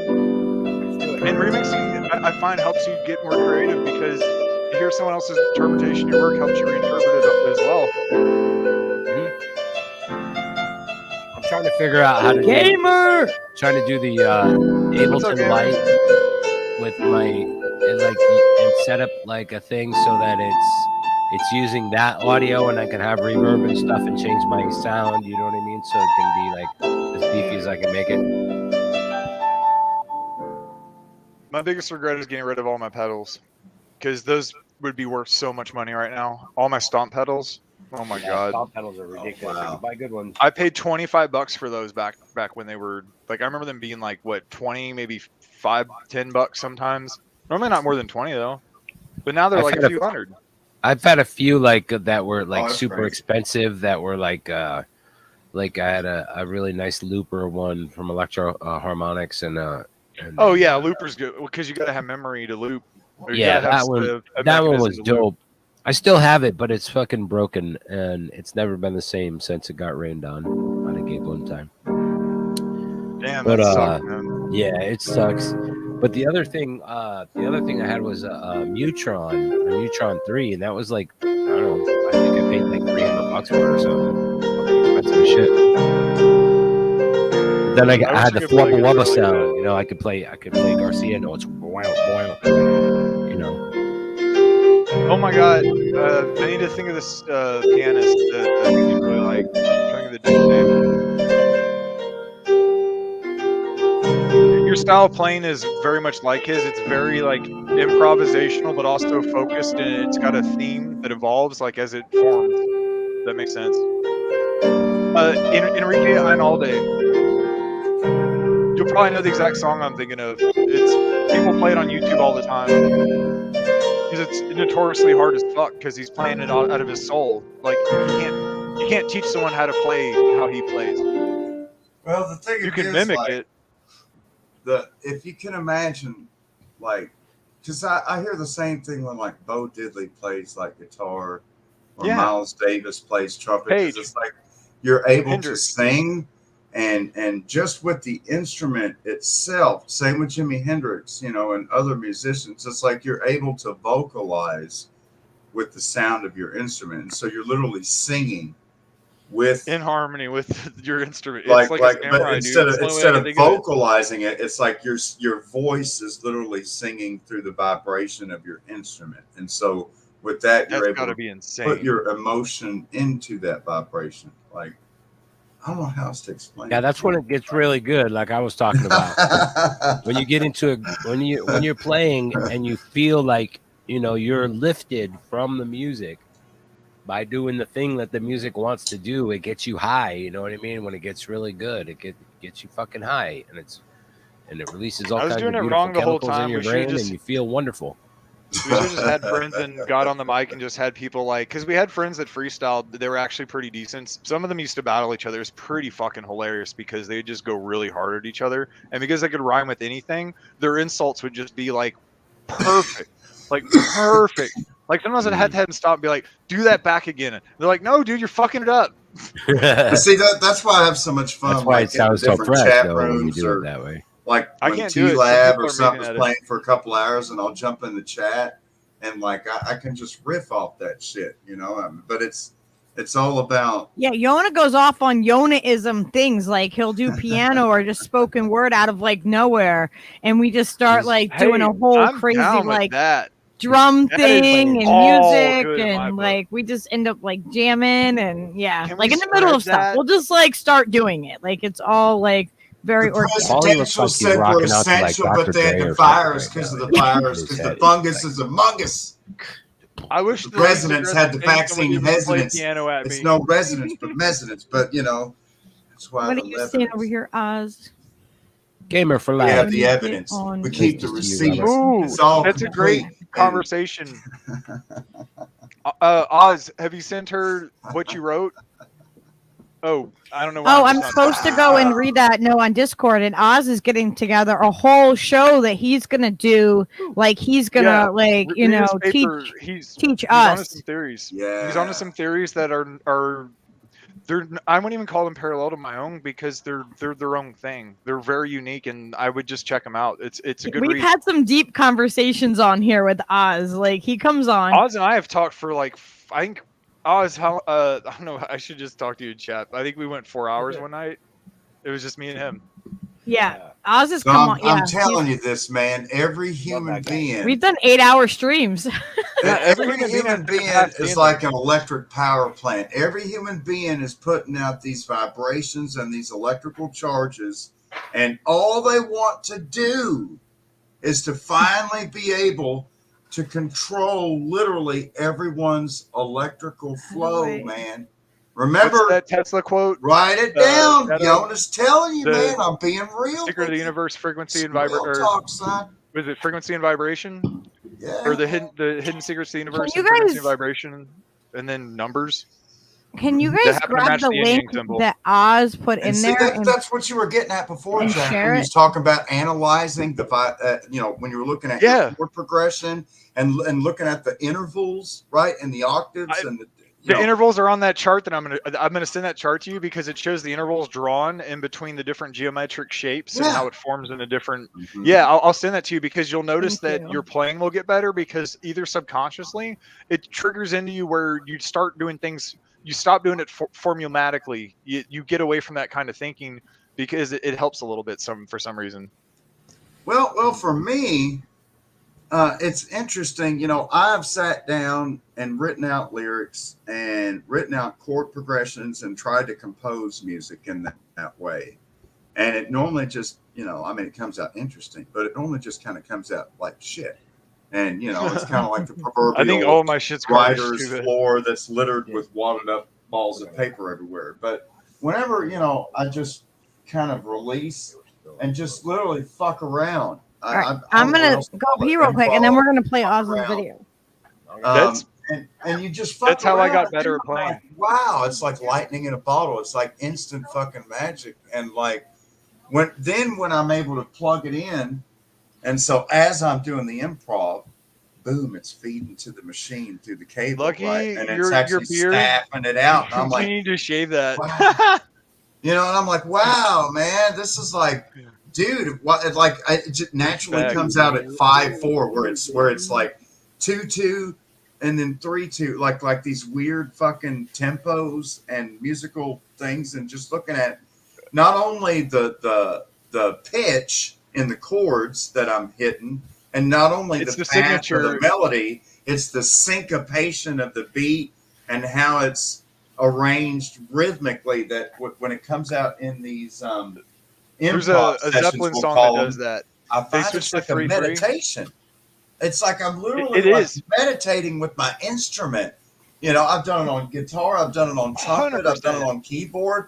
It's like you reach a point on your instrument where you just totally balls out improv, and you start meditating into these different planes and vibrations of existence. Like that's what all clicked to me is when I stopped tuning. Like I still use my tuner, but I don't rely on it as much because I noticed that I'm not even looking at it. I'm just turning it on, and then I'm like playing it, and then I can hear it vibrate when it gets in resonance. It's like a crutch, you don't really it goes need like it. ding, like you hear it come right in, and then once I get the strings in, like I'm realizing I'm doing it automatically, and so I just end up finding out that I'm just going out of tuner batteries because I could just do it by ear.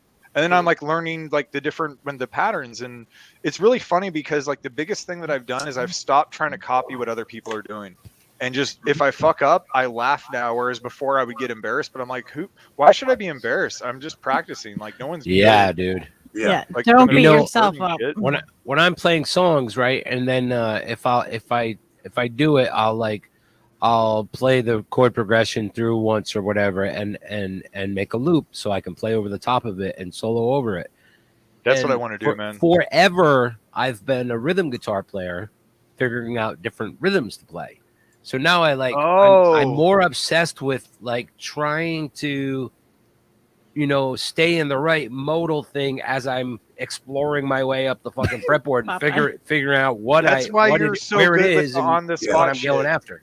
Yeah, I'm not good with the on the spot shit. Like I can't just like hear something. Sometimes I can start playing along if I have something already like in my head I've been fucking with that's like close, then I can adapt it.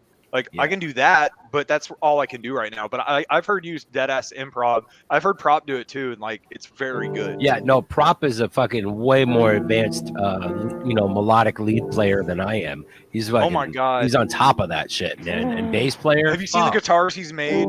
They're beautiful, dude. Like super talented. Oh my god, so talented, dude. Like, and especially like have him show you the ones that he's made. They're amazing, dude. Yeah, They're I've seen it. absolutely gorgeous. He showed me a few pics. You'll never see a guitar like that anywhere else in the entire Stunning. world. I That one- promise you. That one bass that's his brother-in-law's or whatever. The fucking that Yeah, thing the is one with the fucking offset pit. sick. The one with. Oh my god, dude, that one's amazing. Yes. Oz wants me to play this like clip real quick. Okay. Okay.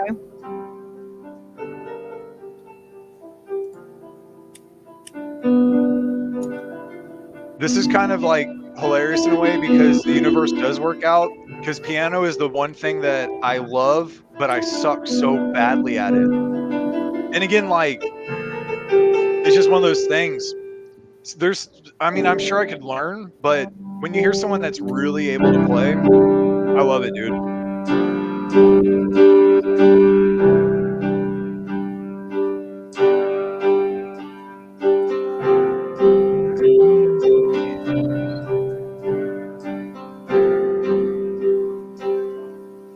That was actually like, I think Steve and I were playing that last night. That's the 9 Inch Nails remix. Yeah, 9 Inch Nails. Okay, I'm That gonna was play my this shit. clip real quick. I had all the Play the halos. clip before we begin some more. I know. I'm I like, had all all the right. halos. I was that guy. I had all I'm the playing. halos. That's all I'll say. All right.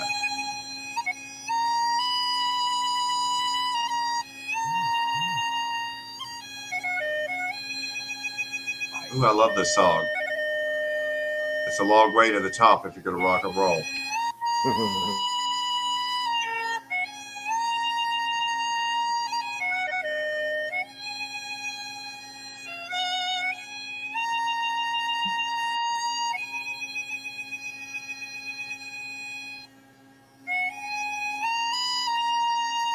Anyone go for some haggis? I'm just asking. I'm not even sure what that is. Hang on, go ahead. It's like I think it's a meat dish of some sort. the same a kind of stuffed clarity. sheep's- It is a it stuffed like a blood sheep's sausage? stomach. It's a stuffed sheep's stomach with sheep cuts and barley and oats, and then boiled haggis. Yona, did you see that?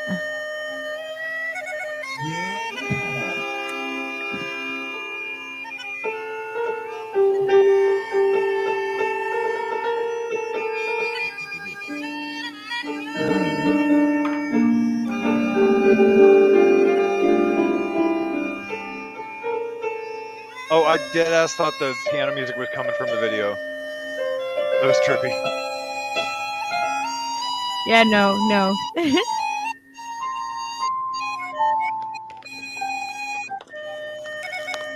The intonation's off by about half a pitch. I noticed. All right, the ceremony to summon the marmot has begun. The ceremony will begin shortly.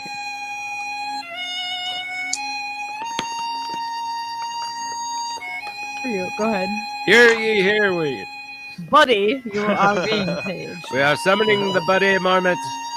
Someone get Buddy a cute and Summon the adorable. bloody marmot! Let it happen! Listen here, Jordan Peterson. All right. They're We'll bad play like. Marxist music for culturing Marxist marmots. You know they're not Irish. You bloody well know it. Culturally Marxist marmot. That is an amazing. Canadian. Canadian Scots.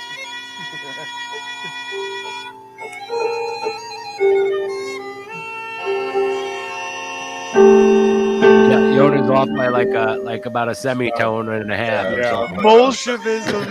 About half. Unfortunately, I can't change the intonation. Oh my god, it's funny. Beautiful.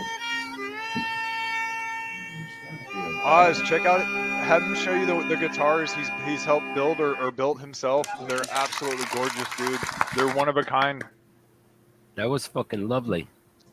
You know, that's one thing I always liked about Wynton Marsalis. He's one of my favorite inspirations whenever I'm playing trumpet. And Wynton Marsalis would always, I'm gonna find a customize song. his trumpets with all types I'm gonna of get things. your take on it.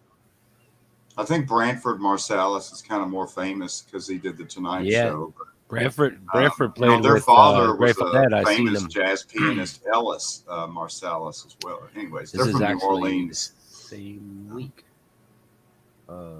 I actually, Dude, cut Yona, my you had me chops like doing fucking dancing like a goddamn cobra when you were playing earlier. I was just like fucking moving with it. He was. And fucking. He looked like he had a loose neck. He had Yeah. loose neck muscles. Yeah. That's why I like progressive metal so much, because it breaks all the fucking rules. Mm-hmm. Right? Like, dude, I even endorse listened to prop fucking too. one band, The Faceless, and they incorporated a fucking saxophone into like some fucking death metal. That's dope. It I works. love the juxtaposition of instruments, man. There's no, I mean, there's no dude, fucking I rules. mean, Shadowbanned. How do you have Jethro Tull without the fucking flute? Exactly, bro. Right? Bro. Like, Oh my and, gosh.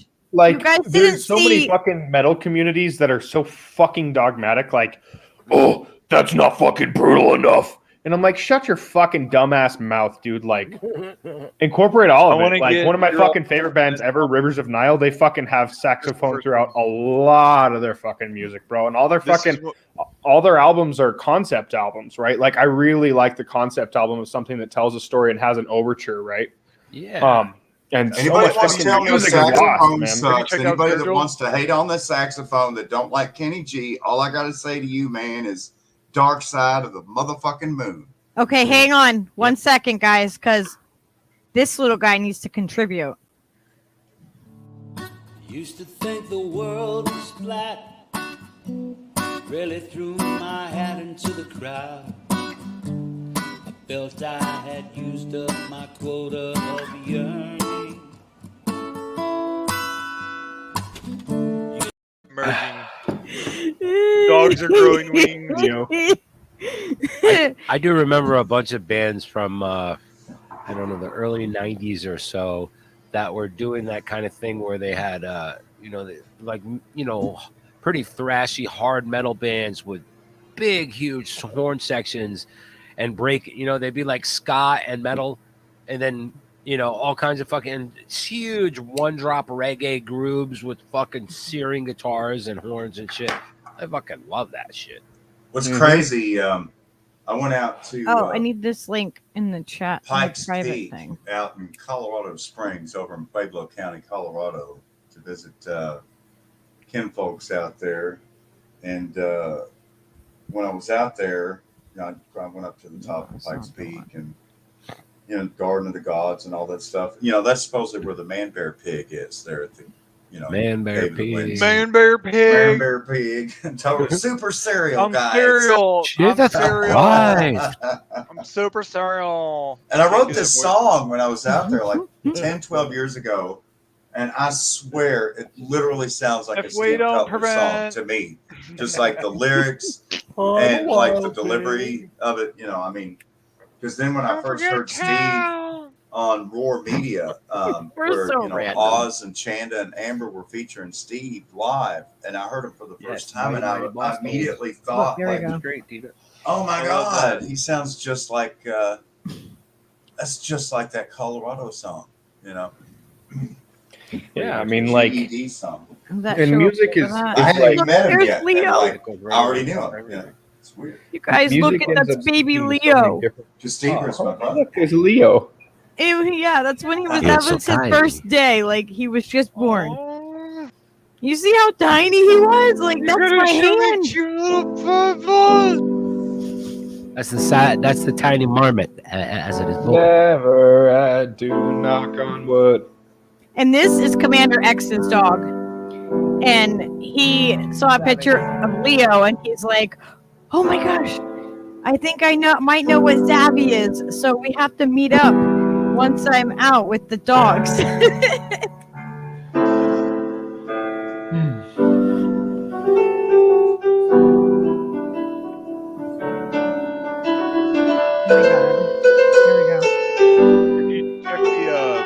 Well, actually, I don't know if you can play it. Actually, don't play that video I posted. I need to check if it's got a copyright.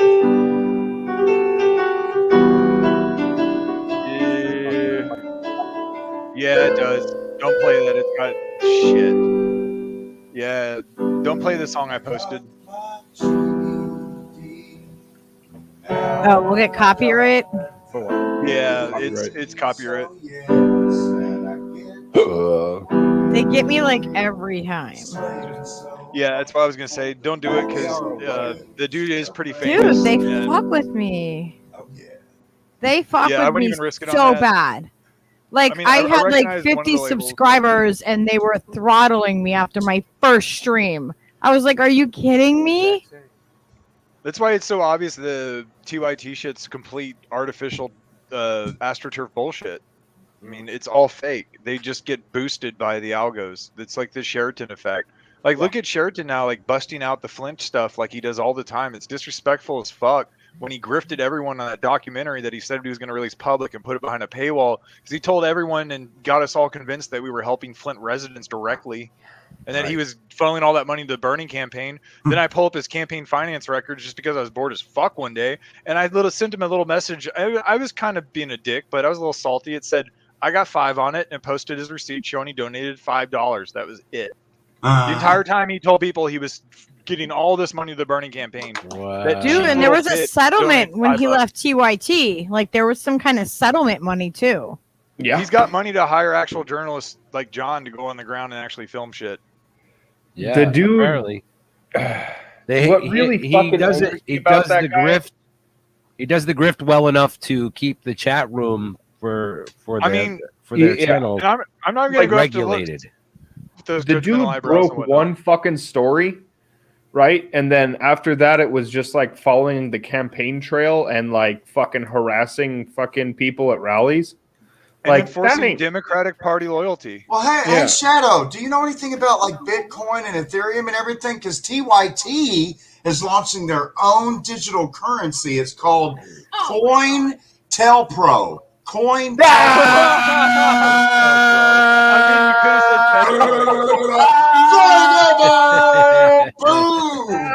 And boom! Thank you very much. Good. Had to go there, didn't I? Dog, you had me going, bro. Fucking guy. I'm just saying. Show your TYTs. Let's see some camel toe.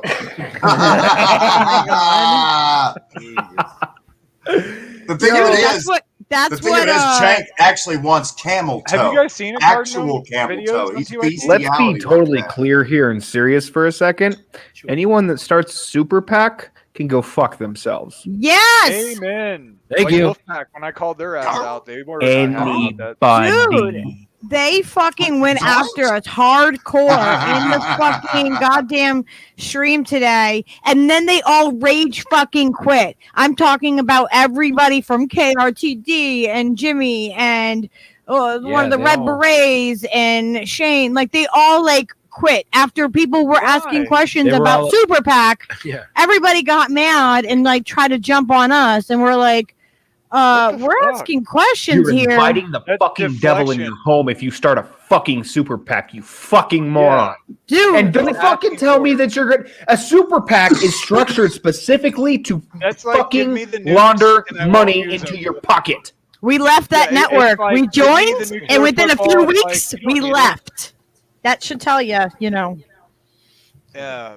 And that's what I'm saying, Yeah, dude. That's the way that shit always works out. Is they always like, and dude, it's like you taught me this, Shadow. It's the cult behavior. It's the enforcement. Like the discipline is very important. See that right there?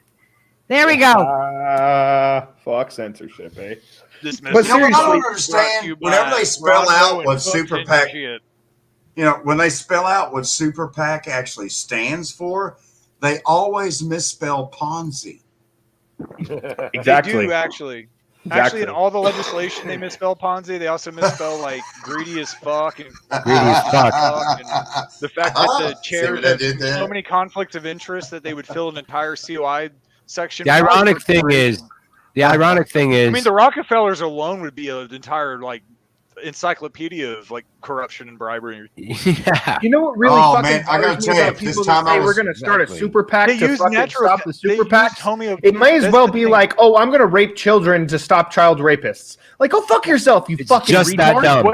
Yeah, so I'm going to gross be about part what of the Rockefeller capitalist did. society and funnel capitalism into this to stop capitalism, guys. So I remember when I was studying Hollywood has economics doctors. at the University of Kentucky in Lexington, and I was having a wild time one night, and next thing you know, I look down, I read the tramp stamp, and the poor fucking tramp stamp. How has that become like a thing? Like, really? I'm a tattoo artist. I Don't need tell to me know. there was like some horrendous shit there or something. Was it bad? no, Was it I something just you had a would rather brain not fart, be? and I forgot what I was going to say. He That joke brain just died on farted the it. vine. Oh It'll my come god, no back. one got that. He But fatted. yeah, everybody decided that they were gonna like they didn't want to hurt people's reputation. Is that what they said today in the chat? No, rather talk about Privately. about the super PAC privately. I'm like, is that a smoke-filled room? So they didn't Hold on, how smear super is the fact anyone's that it needs to be discussed in reputation. private? Yeah, That they didn't want to doesn't sound smear like a anyone's super PAC. reputation. I'm like, wait, why are you talking about smearing people's reputation? Why can't you answer public questions? And then I get told that I'm starting fights with people because we were in there like all this time talking about trying to understand what this super PAC is, and saying like we don't agree with it. What it was. And that was Uncle Warren, that was both of us, that was Indy, that was freaking Misty. It was a bunch of us in there like, no, this is a bad idea. And Fee was in the same chat earlier like, fuck, there's too many shit lips in this fucking Write the chat. shit down now. I won't forget it, motherfucker. I back out it. Like, I don't know, so- dude. Fucking like. So I've been told like after fucking Wolfpack and after fucking Crystal Right? Ball Super PAC, like you can I thought track exposing where that hers would fucking was be money Reid was Hoffman. funneled into fucking administrators' fucking pockets. So don't You know what fucking people tell me that about? your shit's gonna be any fucking different. Yep. This is what's dirtier though, Shadow, is that I didn't connect it like Franco did, but Reid Hoffman had a connection with her husband. So the fact that he then gave her technically a bribe through her PAC only makes sense because her salary was pulled from there. This is what people don't understand. Salary is what you defined as net non-expenditures. So it's literally unicorn farts. That's what you define it as. Yes. Like I'm trying to expose to people. I'm like, how are you going to say you want money out of politics, but you open a PAC that's bringing money into politics, Exactly. namely from a venture capitalist who's fucking a Bilderberg member, Reid Hoffman. And then I was told that I was picking a fight with people, and that I needed to stop it with my censorship. Like, what? Do All right, not I got this fucking joke tell ready me now. to censor myself, and like you're censoring my beat by saying to fucking I need to watch my censor, like all that censorship talk. Fuck you. Apparently, I I've don't gotta need to open a laundromat fucking with censor Popeye. myself. We're gonna call it Ponzi cleaners. It's Yes. gonna be a legit business. We promise. Wink, wink. Money laundry. There you go. We're not laundering anything. That is a alleged like that's a story. Allegedly. Does your wife know then? We'll Is she be a half Bella? of a spinning rack and then like nothing. How right, so I was in crazy is it we economics even have to say class. allegedly? Yes, you I were was leaving in- economics class. I was in economics class. I was trying to pay attention. I was taking notes. Next thing you know, I looked down. I saw the lower back tattoo. And it read, Rothschilds. Ha! Talk about Baronet S. I've never been banked so hard in my life with interest. You know what I'm saying? They still run the world. Okay, anyways. Who would do that anyway, though? That's just gross. Yeah. That doesn't even make Like- sense, like from any standpoint. That's just like, what are you, property? I don't understand this. Like what? Like so I looked down. Are you It was getting a real lost? estate Are joke. You people wouldn't losing understand. you? I looked down. I don't think that they're going to be over there very long. I don't know. I looked down and I saw the tramp stamp and it read, now you got it. Not with censorship Oh, happening. shit, I done fucked up now. I'm going to have to wash with a wire brush. Anyways. Oh, dear. I don't know. So yeah, they about- want to tell me to shut up. The more people want to tell me to shut up and censor myself, the louder I'm going to be. Hey, No, you know, I got to say my favorite one of all of those, Shadowbanned, because I've been doing these jokes till they're like really wore out. I'm writing an entire joke book called Tattoo Humor, right? Tattoo Humor, right? And so my favorite one of all time has got to be, I looked down and saw the tramp stamp Fuck meat.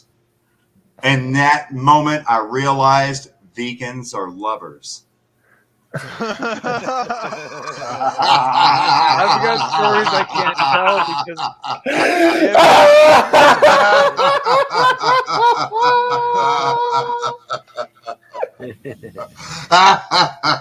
Woo!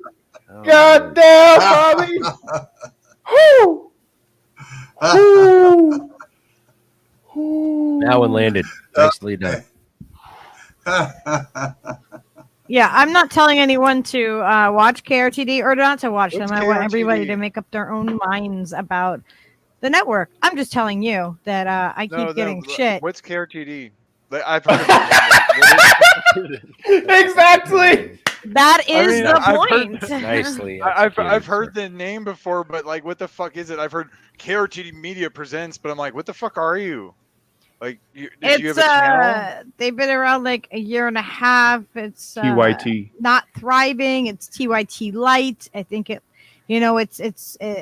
It sounds lovely for me to It's been never rebranded watch. to be women-run media, which is like really odd to me because it's kind of like what they're doing over at Roar already. Exactly. And like you're talking But about Roar's bringing the women-run truth, media, and they but you're have not on mentioning any of the women in the media that is all running the women. You're just talking about how there's a new executive producer that is now the head of it. I get and what I'm you're not saying. sure Like, they would have praised how the chick a that vagina got the reward. qualifies you for something more or less or whatever. So, I mean, Lucky, just admit it, Lucky. They're not going to catch up with us. They're You mean human you hold centric. people to the same Here at standard? Fearlessly What kind of Authentic, monster we're are you? an animal led show where Leo and Everett and Peaches are actually running the I show. bet you So pet they're people still too, stuck don't you? on male and female humans. We've already moved on to animals. They're going to have We've to catch moved up. on to animals. We're ahead of the game. That doesn't sound right.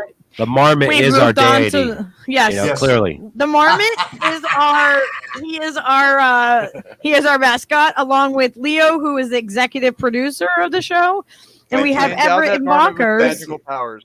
As And soon Peaches. as people start with this fucking titles of, oh, I'm the executive producer for the go fuck yourself entirely.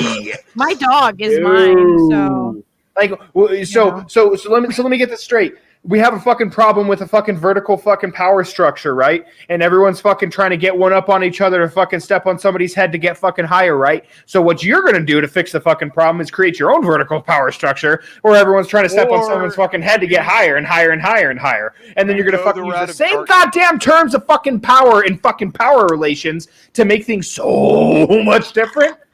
Yes. Come on, dude. And then you know what? You know what's crazy? King in my castle. King in my castle. People like Big Daddy Government, like Big Daddy Government, save me. Be like, there's this fetishization. We were hate watched. We were hate watched yesterday. Was it yesterday? We did it. Yeah, we were hate watched, and they called themselves out about hate watching. I'm like, hey, thanks for the view and the watch time. Look at my desk. Do you see that title? Respect my authority. I am who I am, and I'm not freaking. If a troll comes in, I invite them on the stream to talk to me. Yeah. I'm not going to censor somebody. I put the link in there and say, come and fucking talk to me. I don't get trolls. Like, I don't get them. They don't come in here anymore. It's sad Well, that you there's a guys whole had to deal with network that. of them coming for you now, darling. Yeah, whatever. It's fucking weird that anyone It's a thought that that was, grandmaster like, conspiracy. why. Like, I'm Hey, like, we're I'm better starting just by doing my Halloween. own thing right now. I'm good. I will send someone on a plane to come there and hug you like 4 times. That was worth 4 hugs at least. I know. I'm always like, the trolls just need love and give them love, guys, and don't let them, bother you. I'm One not of the bothered by biggest ways anybody. you can Like, piss off a bully. You're right, Lucky. The biggest way you can piss off a bully is if they know it doesn't bother you, that pisses them off more than anything because they have to get their rise out of you for them to be like satiated. yeah, I wish them the best, and I truly mean that. Like, I wish you guys the best. And it's going to be on you guys how things happen. But coming I've had after someone me, in the wrong, and I've been overly nice just to counteract their wrong, and it's counterbalanced to where I became friends with that person because they were having a bad day, and it was just one of those moments where they needed a break, and they just needed someone to hear them out, and I just gave them that time. And they're like, I just yelled at you, and I was like, you need to get it out. I was like, it would have been anyone else. Is like, people. Come on, need how that. many times did I come and yell at you guys on the freaking streams and shit? I would be like, no! Tell us how you really feel. Stupid. I'll be your sounding bothered board, even. and then we'll be homies. I'll tell you the truth always. Like, no matter what. Like, I'm gonna tell you the truth. If I think you're being an asshole, I'm gonna say you're being a fucking asshole. I've met people, and within 5 minutes of meeting them, I'm like, you're a fucking asshole. And I will tell them that if they need to hear it. Like, that's just too bad. If anyone here's worked in the service industry, you know exactly what I'm saying. But if you see how someone treats wait staff or like waiters or I hostesses was a waitress third shift at IHOP. I was a busboy. That was my first job. Dude, I deliver The way food. that That's my they job. Every day I go out when I work and I deliver food. So, you know, I definitely know how it is because I have feathers in my hair and long hair and everyone all this that mocked weird me shit from school. And, you know, some people, you know, I mean, it's the same thing when we're down on the reservation or at powwows. You know, there's tourists who will come up and take pictures of you, but they don't want to take pictures with you. What the fuck? That's creepy. Like That's there's creepy some as kind fuck. of like animal that's like caged and that they're like observing Some that's exotic fucking disgusting. animal, so they can That's take some it and co- that's fucking, some so they can colonial post it on their fucking on their steroids, dude. timeline, so that everyone knows. They can "Look how grocery signal sensitive with I it, am too." to these people. Oh, look at that's me! I'm disgusting. over here conversing with the fucking You know, poors. I've learned to accept it, Jack. I've come to realize that they're Homo sapiens and I'm Yona sapiens. It's all good. And I'm just who I am. Oh, let's go take a picture of the Yona sapien. Well, when we join our You know, if you autonomous grind that collective- organ, I dance like macaques. Monkeys, that is. Hey, don't get me started on macaques over here. No, Speaking of macaques, Tina I got showed a me cockatoo. video Another day of macaques. Who said a cock? They worship waterfalls. I mean, the Caca One models were all right. No, the funniest thing working at a pizza joint is the kids that call in with the names. Like my favorite one is Barry McCoxon. Yeah, you're like, Mike Hunt? This is going to Mike Hunt, really? Like, no, and then the other kid was like, okay, and I seen the name pop up from the phone of Barry McCoxon. I was like, no. Just hang up, dude. That's a bogus address. Speaking of those who get censored, I was hidden on a particular channel's chat. Me, a member of organized labor, who understands fully what the struggle You of wrote an organized article labor is. about the history of the struggles of organized labor that I recommend everyone go read right now Yeah. on Medium. But it's not fucking popular. It's not fucking.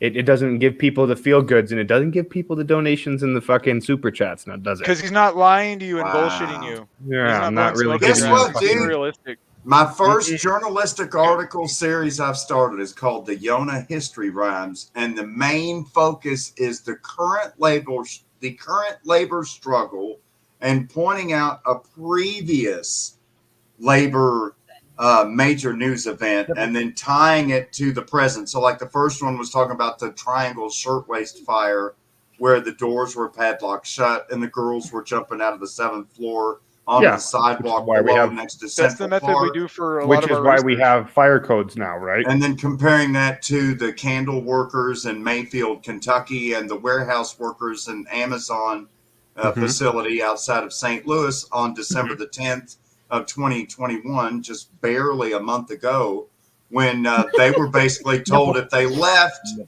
even though there's a tornado siren going off, even though they face certain death if they stay, and many, in fact, were killed that did stay, the manager said if they left, they'd be fired.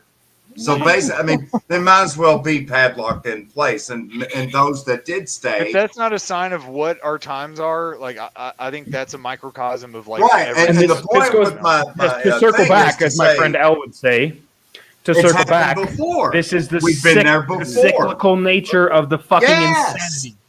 We keep going around and around and around in circles, and this is what fucking KRTD Media did. They fucking became TYT with their super PAC, right?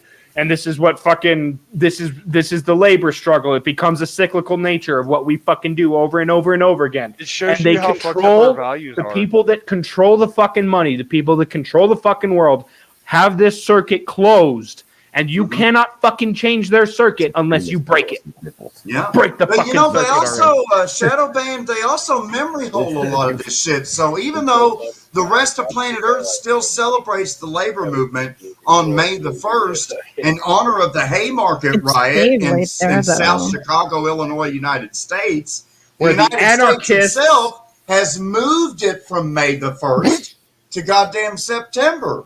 Right? Same thing with Blood Glow. Susie The said, same thing Saggy with the balls Battle are of Blair like- Mountain here in West Virginia with the Redneck I Army. was The gonna bring same up with the Pinkerton. Cabin Creek and the Paint Creek.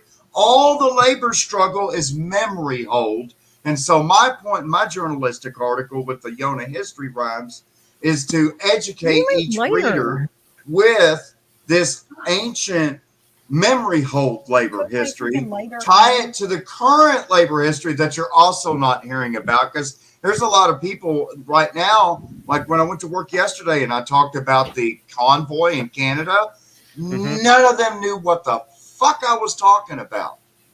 You know? Nothing. Not heard a fucking word about Nothing. it. Nothing. And see, It's like and it here's didn't happen. and I like how you're tying the historical context, because that's what I tried to do in my organized labor article, is that I tried to tie it into the fucking guilds, right?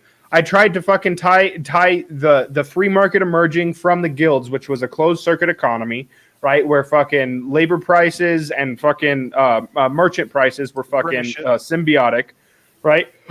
And so the guilds had the lock on and the monopoly on all production, right? So the free market economy emerged out of that. The free market economy was not meant to fucking be what it is, right? But people were trying to get out of a closed circuit economy. And so the free market economy came out of that, and we saw what the free market does. And so we created a fucking labor thing, right? And now we exist in such a fucking way that organized labor is symbiotically and eternally fucking tied to monopoly corporations. So we have recreated the same material conditions that created the free market by having a closed circuit economy. that you can't fucking change a closed circuit because it was not created for you. It cannot work for you. It doesn't matter how many fucking reforms you throw at this shit. Tell me how you really feel. That's no one talks why about the model quantitative easing. If you look at the removal of the 10%. If you look at the workers' cooperative model, like the workers' co-op of Mondragon in Spain, or the other that was the case study I was looking at. You know, where the worker owned the facility.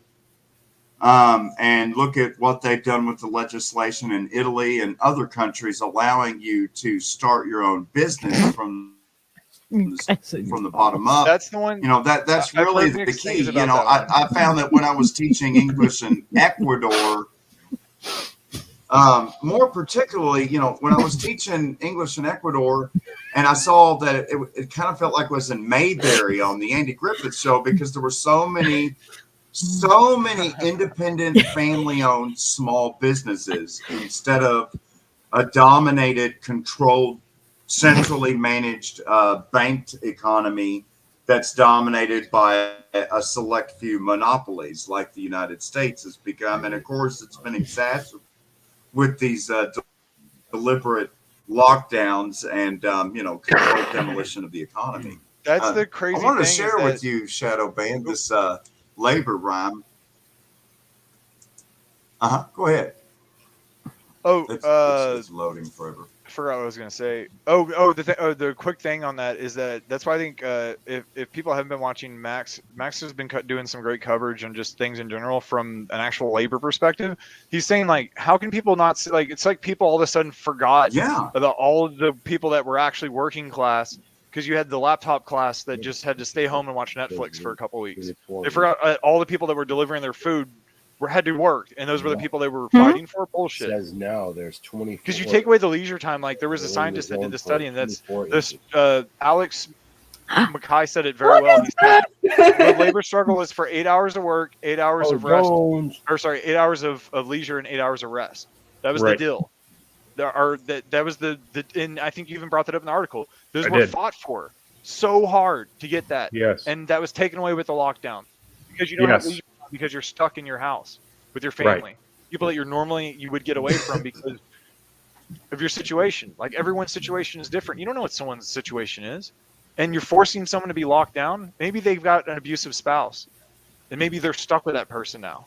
I said that to Steve. I'm like, it's a good thing that we really like each other and we spend every minute together anyway, because man, can you imagine not liking somebody and being stuck with them all the time? And I mean, just the psychosis that it fucking takes to say, and this is kind of where I've come to realize lately, people that get to work from home or don't need to fucking work because they're a trust fund baby never fully grasp what the fuck a lockdown is for those of us that have to go to work. It's a prison term. Right? Mm-hmm.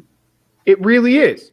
Right? Like I was considered twice, actually. I was deemed an essential worker, right? Because I'm a construction worker and I'm also an electrician. So our governor said that we were essential working personnel twice. So I didn't get to fucking stay home. I had to go out there and work, right? I still kept my job. I didn't see fucking any time off unless I was on quarantine. People that get to work from home on their fucking laptops and still get to fucking make money screaming about fucking how lockdowns are great because flatten the curve and whatever the fuck else. You're speaking from such a snide fucking position of fucking privilege. Go fuck yourself. And it's so condescending. You fucking it's like punk bitch. Go out and get a fucking real job. Work with your fucking hands. Know what it's like to fucking struggle. And then you can come and talk to me about what you think about fucking lockdowns. Be an wonder athlete. Like if you can't work like a labor job, be an athlete. Because like I was working through the pandemic as well. Because I was like working close to athletes and had to test like 2 to 3 fucking times a week. I mean, granted, obviously, I say this knowing it's nothing close to being a tradesman or being an essential worker, but like, you know, like, yeah. But you guys were always essential. That's the thing, is that you just got recognition for the fact that you were always essential. And then they used you guys as like this big ploy, well, you know, and it guys, was like I'm gonna. This brings up something great. I want everyone to try to do this. Something that so me and a local group, kind of what we've been doing is we've been going around to all the restaurants that essentially have been like either having stabbing issues, but they've got really great people working there, and they just need support. Either they're having people walk out and not tip them, or things like that.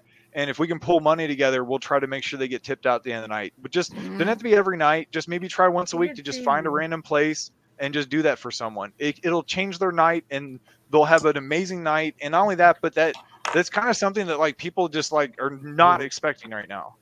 It doesn't have to be a lot, just a few dollars, whatever you can get together. Maybe you know what? If someone can craft something, just whatever you can do, man.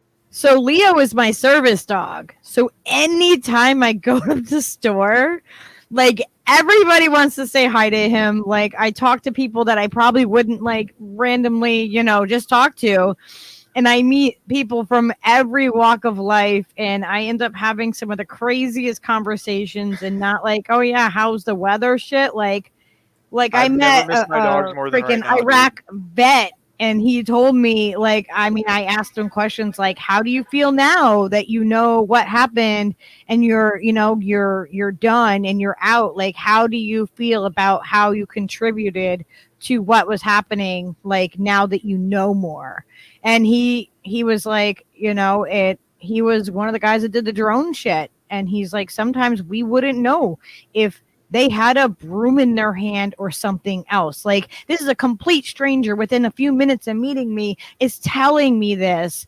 And there's a low-key song that got a short clip of one of the drone program personnel talking about how when they got onto training the first day, they got into a stadium where it was every stereotype of Americanism, patriot flags and like rock and roll and like literal drone footage of people being killed, being glorified. And that's what this person saw.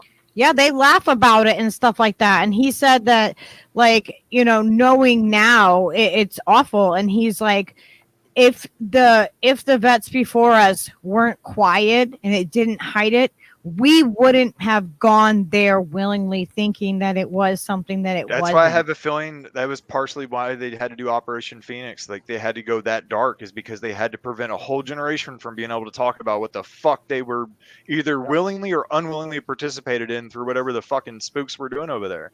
Yeah, they were and playing so, both sides against each other the whole war. When I was in the United States Army, we called it death porn. He told me that, you know, like he will not be silent on it. He won't be quiet because they have in the past. And that's what we need as people to know, because they're not being told when they're recruited. They're not being told what they're going in to do. They're not seeing images. They don't know what, they do not realize what they are going into a lot of times. No, the recruiters are feeding them fairy tales of like, oh, you won't actually see. That's actually something me and Jack went on.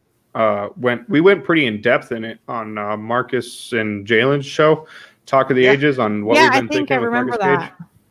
Yeah. Oh my god, I got a text from a fucking Marine recruiter today. Like, I get this random message that says, Lori, my name is Second Lieutenant McLean, and I'm with the Marine Corps Officer Selection Office in Los Angeles. I'm reaching out to see if you are interested in some of the opportunities the Marine Corps can provide for undergraduates, graduates, and graduate school students. To be clear, we are not trying to pull you away from school, but encourage you to stay and graduate with your degree. We offer a diverse selection of occupations ranging from air, law, logistics, combat engineer, intelligence, and many more.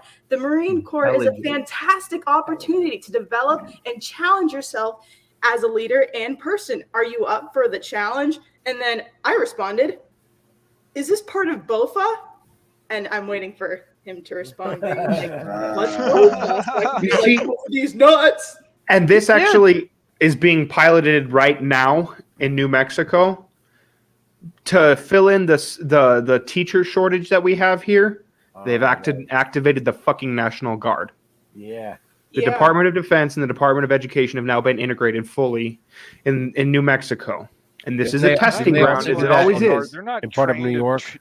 Teach people. That's not even in their... What the fuck? And there's some people that are in the maybe? National Guard that probably don't mind teaching children. There are probably, this sets a precedent now. Teachers union people that don't want to fucking go back to work because you're terrified of the virus. They will fucking replace you as a matter of national security, which is something that I fucking actually covered in my fucking article, is that anytime the federal government deems your fucking strike or you not going wanting to go to work or your fucking labor action as a threat to national security, the Council on Industry Relations can say, nah, that's illegitimate. We're going to replace you with the United States military. Well, And it's happening here now. Not to mention, remote learning is a fucking fourth industrial revolution scam. Like, I'm not trying to have my children be data mined by Google's inaugural fucking blockchain. Thank you very much. How are you supposed to learn speech and everything growing up as a young child when you can't see facial expression? I mean, I was just going to exactly. Well, Skyla, I actually read lips most of the time because I'm deaf as fuck. Too many death metal shows and too much fucking years in the trades. Yeah. So I can't fucking hear any fucking thing. You know, there's one thing I'll say about essential workers. We learned very quickly when they went from hero to zero that the only essentials workers that actually matter are those that are compliant and obedient. And the rest, that's what I was telling people, is it doesn't matter what you think about what's going on. This is a mass compliancy test. And I said that the first day, and everyone was like, well, they eliminated the control group. And I was like, no. The control group just became optional. So Skyla came to us the other day. So she's in her high school year and she's taking college classes. Hopefully. And she's like, Mom, these professors should be really smart. You know, they're supposed to be teaching people, but their references are all propaganda. They're saying that they have diversity by listening to NPR and CNN. Oh my God. And she's like, Mom, they are propagandized. How are they supposed to be smart people that are teaching people things? And I'm like, yeah, Yeah, and she watched a movie the other day, and she was like, "This is late stage capitalism." I'm like, "Yes, Glory, you and Skyla have got to like, hook up." abandoned the Bring her to trivium. DC. Bring her to DC. I hope that we can. I really, really do. Your kids sound just like me. When I got in fights with teachers was because I was calling their ass out on they would never let me use primary sources or essentially to their definition. You know how Ryan Christian, what I love that he does is he twists the narrative back at them so that they've literally they can't argue against it. That's why he's such a threat to them. Like so many people like that are just critically thinking. Use that's all this the is. primary source. Yes. Don't use someone that spun the fucking primary source. Which is why legislation, I think, is important. They're telling you exactly. Coups in Bolivia and what we're talking about is actually called the trivium, and they have abandoned teaching the trivium. The trivium educates you toward critical thinking skills so that you can analyze and judge things for yourself. And they've abandoned the trivium. And so, I learned the trivium by reading the books myself on my Prussian own school time model for factory workers. That's our system is. When I learned that Pavlov, when I learned about Pavlov and psychology, I think I remember asking teachers, like, is this why we have bells? And then later on I'd find out that yes, that's why we had bells, is to make us obedient little factory workers to know to move walk every to time the the bell right. rings. Always walk to the right. Because it's not, the Prussian style, the Prussian style education system is all about obedience, compliance, and indoctrination. And brought to us by Otto von Bismarck. Yeah, and it's now reached the ridiculous point of just ideological indoctrination, and they're very brazenly now advertising conspicuously, arrogantly, with much contempt, that the state is the parent, and the parent no longer is required for notification or consent for any medicines treating sexually transmitted diseases all the way down to birth, and for others injections, lowering it to 12, and it's like, to me. Orwell really speaks to this, where he says that ultimately there will be nothing but you and the state. The state will be the religion. The state will be the orgasm. The state will be money. You will have nothing but through the state. And so there is no family. There is no tribe. There is no sacred fire. There is no balance with nature. There is only you and the state. Exactly. And that's critical. And that's why, when you look at it, that's why a lot of people are vilified for talking about even different vibrational states. People see that as woo sometimes, and I'm like, no, that's just the way shit is. It's like, I'm a musician. I know when I'm playing on a stringed instrument, I can feel the resonance is totally different, dude. I can't explain it, but it's all important, and it all actually is real, based in a lot of truth. And see, this is the problem that people don't seem to understand, is that. Because Michael Parenti fucking was excellent on this fucking front. He fucking told us that they used the term conspiracy theorist for fucking dissidents and fucking critical thinkers to be fucking pushed to the sidelines. So we've been in that fucking panopticon for past 60 fucking years. And this is where we're at. Dissidents are punished and fucking sidelined and fucking shadowbanned and everything else. The generational trauma of the Kennedy assassination. Right. And so if you even think about stepping outside the lines, you may not be able to support yourself or your family or fucking have friends or anything else. And we've come to this fucking point that has brought us to the fourth industrial revolution, where, okay, if you're a good boy, you get to play, but we really don't need you anyway. So if you even decide that you may want to fucking step outside the bounds a little bit, we'll replace you with an AI. So this is what the real fucking thing with the blockchain fucking bullshit is, right? On putting education on fucking blockchain as part of the fourth industrial revolution. You have an AI that teaches you. You do not have a teacher with a conscience. It is, and so they've ushered all of this in at the same time with this bullshit Zoom schooling, this remote schooling, these applications for remote health appointments. I mean, this is all part of the game plan. Whitney Webb does a much better job of elucidating how, Whitney really breaks down how all of this has been rehearsed through Event Whitney 201, Webb, Cory through Morgan's other things. great too. And they've Cory rolled it Morgan's out on great us, too. and we've seen it. You know, they've really, they're really pushing it hard. You know, we see them kind of letting up off of the gas in Israel and the United Kingdom, but I don't think it's going anywhere. I think it's going to come right back again. I mean, I see these variants as think of like a Roman candle firework. You know, it's just going to be, you know, one will pop out, it'll burn real bright, things will calm down, they'll relax restrictions, and then, oh my God, there's another scariant. Blah, blah, blah, blah. Oh my God, Omicron! Stealthicron. But it's all about this agenda, ultimately, to create this inescapable digital panopticon, so that they can literally own everyone according to their own bullshit papers of patenting life. And see, that's what people don't seem to understand. And I try to tell this to everyone that like is still in the leftist fucking paradigm, right?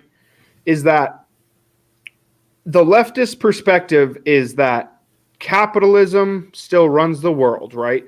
And money is spending power. The type of money that these types of people that actually run the world actually have, that's not spending power.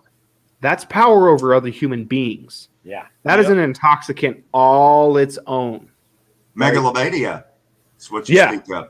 Yes, I definitely speak of it. Million And layers if of you seek that type of power, then there is something wrong with your fucking head. Like, people need to understand that when you seek a position of power, there's something wrong with you. That's an important thing, and like, not to stereotype an entire group of people, but I've done work for like when I was doing consulting, and I would have some like different clients, but there were some clients who had wealth that were just good people. They were just kind-hearted. They would always try to pay me and like all my workers more. They would take care of us. Like that. There was those kind. Then there was the mirror opposite. I didn't work for those fucks after I'd go the first time, because they would treat us like we're the hired help, and they would treat us like we're not human. And we were just like, yeah, you can look us in the face and talk to us like we're not your animals. Like we're not like your whatever you want. Like we're not. You remember how you were saying that people were like coming down taking photos and like not even wanting to like interact with people. So what, they want a virtue signal off the photo and not actually interact on a human level with someone. It's just, they'll take pictures of you, but they won't take pictures with you. Disgusting, man. Yeah, it is. Yes. Like, and I think it's like, and something I try to point out in all my articles is that we have successfully ran a thesis. We have met our contradictions, which is the antithesis, but we refuse to acknowledge that we have met the antithesis, right? Like, I understand the talk about general strike and all that shit. I understand, because that's what we think is the antithesis to the current thesis. Mm-hmm. But they've already played that game out. That game has already been played. They've already closed that circuit. So if you run with your general strike idea, then you're running in their circuit. Mm-hmm. We need to find the new antithesis. And Shadow, this is important about what you're saying too. It's just real quick, is just that they can move. So people think they're like, oh no, but if a strike was successful against one sector, you know, we could totally like make a change. This capital is liquid. And the different groups and interests, they have shell companies, they have different controlling interests, they have different boards. Like the digital currency group alone has so much, not just Bitcoin, Grayscale Bitcoin Trust, Coinbase, all these different holdings. They're an own privacy coin, Zcash, which is not a privacy coin, by the way. It's privacy optional. But again, like their own, like, it's fucked up. It's a currency. It's a group that has their own currency and all these different holdings. But like, people don't know about them. They don't know that the Bitcoin is a store of value came from them. That's their narrative. Because you guess why that's a good narrative? Because you don't spend something if you think it's going to go up over time. So saying Bitcoin's a store of value, whereas Ethereum's used for what, gas and DeFi, that means people would use it more as not a store of value. So the narratives literally drive it. It's what you guys are talking about. It's literally a self-fulfilling prophecy because of narrative management. Yes. It's a closed circuit. And I think people still try to really hold on to the white paper of Satoshi Nakamoto when it comes to they do. It's the Bitcoin disgusting protocol. But, you know, Bitcoin has been,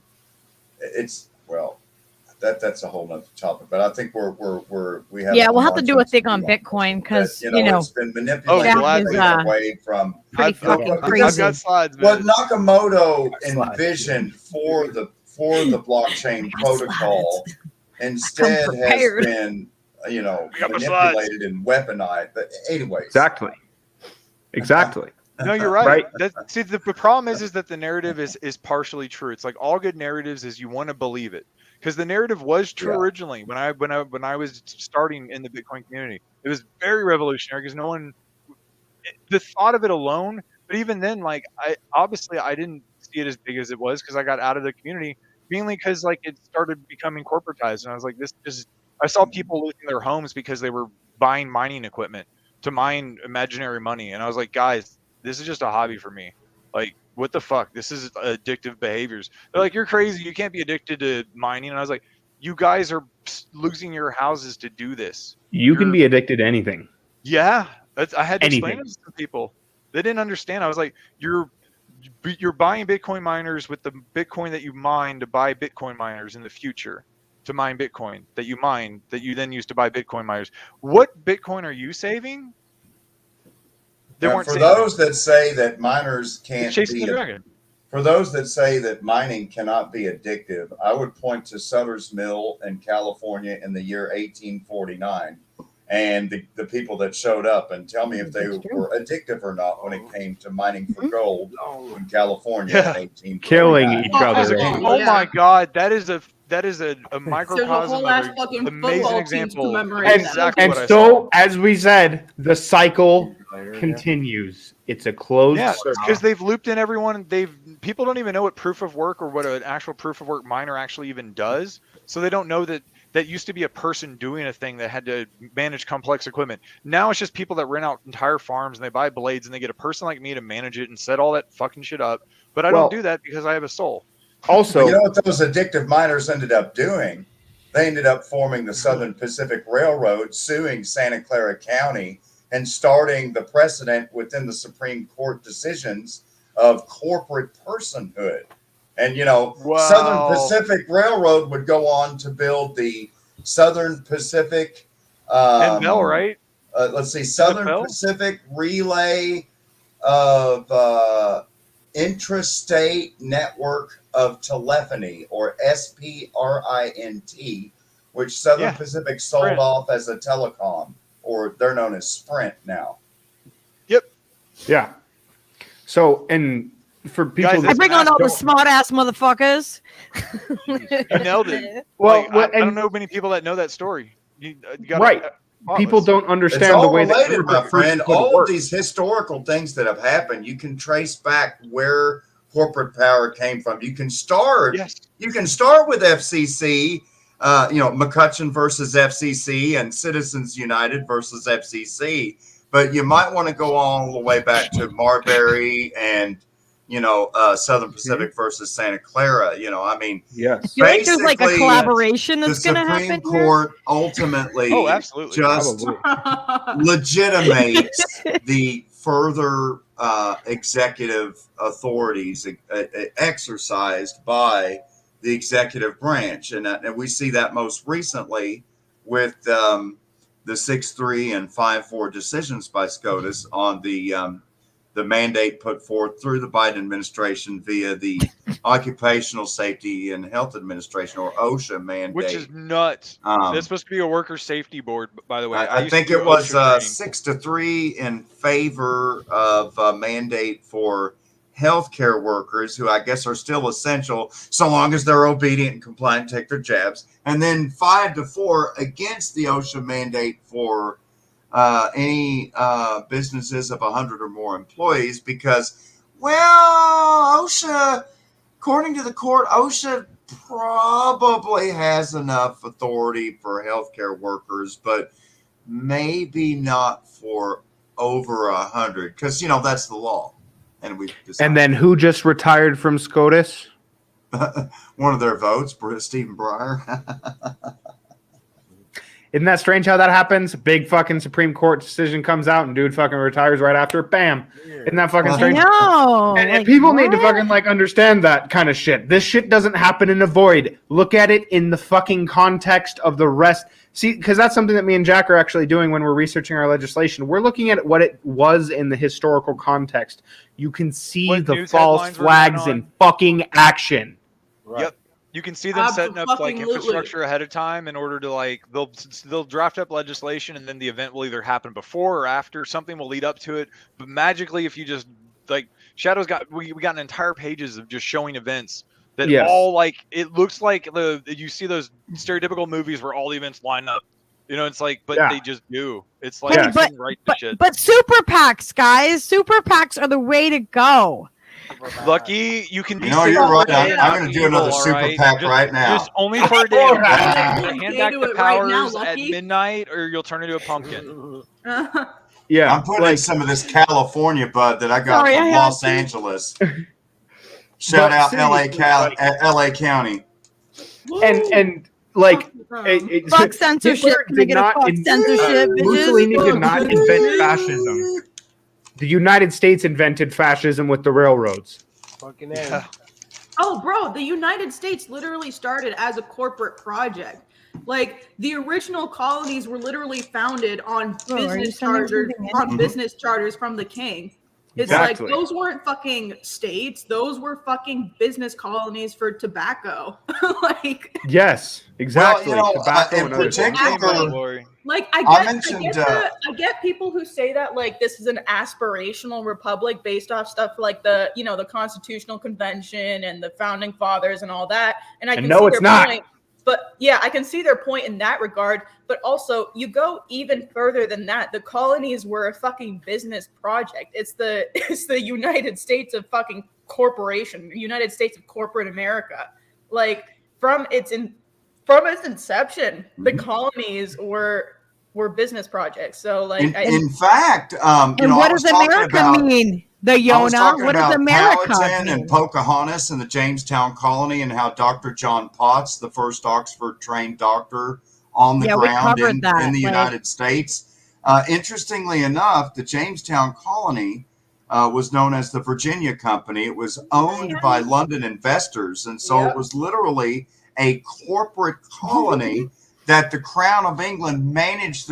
They allowed the city of London corporate investors to manage and rule the Jamestown colony, where John Smith and John Rolfe and others were abducting Pocahontas and everything else. And in fact, it was after Bacon's rebellion, when he led his army of the poor on July the 4th, 1676, that there was a brief period in time when this revolt led to the burning of many plantation mansions, that the Crown then took over managing the colony directly from the private investors. But so because the fucking state will step in when the fucking corporation has overstepped its fucking bounds and is facing pitchforks and fucking guillotines. Then the state steps in and fucking says, oh, no, motherfucker. You get back in your place. And then they hand over fucking back power to the fucking corporation. And then when it happens again, the state comes around and it fucking does.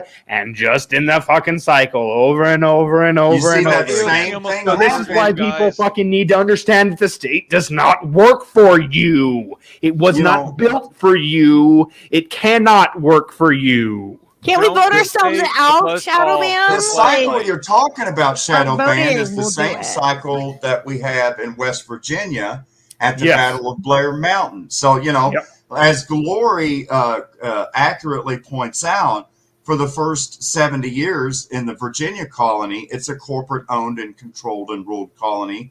The same goes for the Bristol Land Company and the Bristol, England investors that were running the Brownist colony with the Pilgrims at Plymouth Rock. Same thing with of Plymouth Plantation, William Bradford. Again, a corporate-owned colony, not owned or managed by the Crown initially.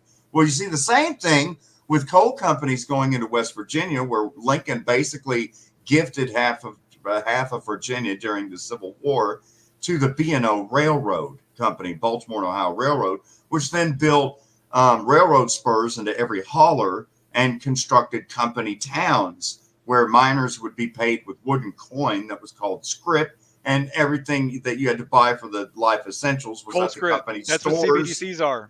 That's what CBDCs are. And Cold company script and company stores where they charge you 3 times as much. Well, this this lasted for close to 70 years, from about the carpetbaggers and the industrialists in the 1860s all the way up to the 1920s and 30s. And you see again, at last, the corporate power structure is no longer able to contain the torches and pitchforks, as Shadowbanned said, and despite Carnegie with his Pinkerton agents, despite Call them terrorists. U.S. Coal and Coke and Peabody Coal Company with their Baldwin Felds detective agencies. Also the same terrorists. thing happened at the Ludlow massacre, which was in Colorado, using private mercenaries and gangs. And, when the Cherokee Nation sent delegates to Osheti-Sakowin, the Lakota camp at Standing Rock Reservation, to try to stop the Dakota Access Pipeline,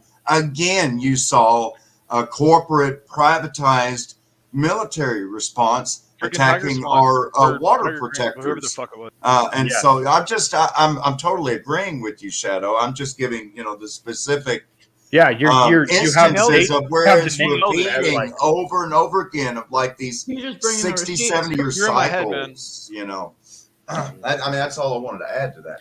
Did you see what Kate was saying to you, Shadowbanned? So well, dude. Yeah. So that was those were mostly in the southwestern, mostly in the southwestern municipalities. Basically, so because New Mexico, the northern part of New Mexico is basically owned all by Ted Turner. Eastern New Mexico is owned by West Texas Oil. And then the reservations here are owned by gas companies, oil and gas companies. So our corporate structure here in New Mexico is heavily fucking weighted in favor of oil and gas companies because that's our only source of revenue, which is total bullshit because our main source of revenue is actually military industrial complex. But as Jack has fucking pointed out to me, most shell companies come from 2 places, one of them being Albuquerque, New Mexico. Or Delaware.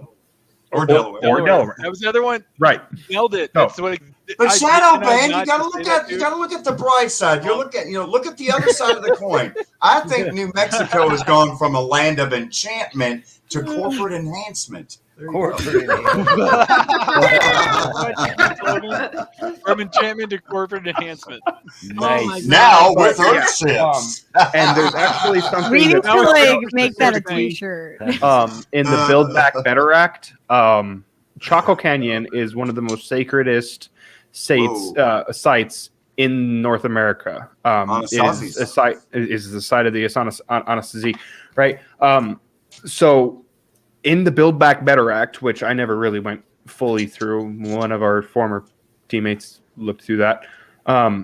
There is specific language to steal Chaco Canyon from the First Nations people, the people that have every right to that land, and give it to oil and gas companies because they want to put a fucking pipeline right through it because there is much underneath the ground here. It's almost like Standing Rock could have been a precursor to gauge public outcry to see what they were going to have to deal with, and how much private military, essentially what I'll call private military thugs, they needed.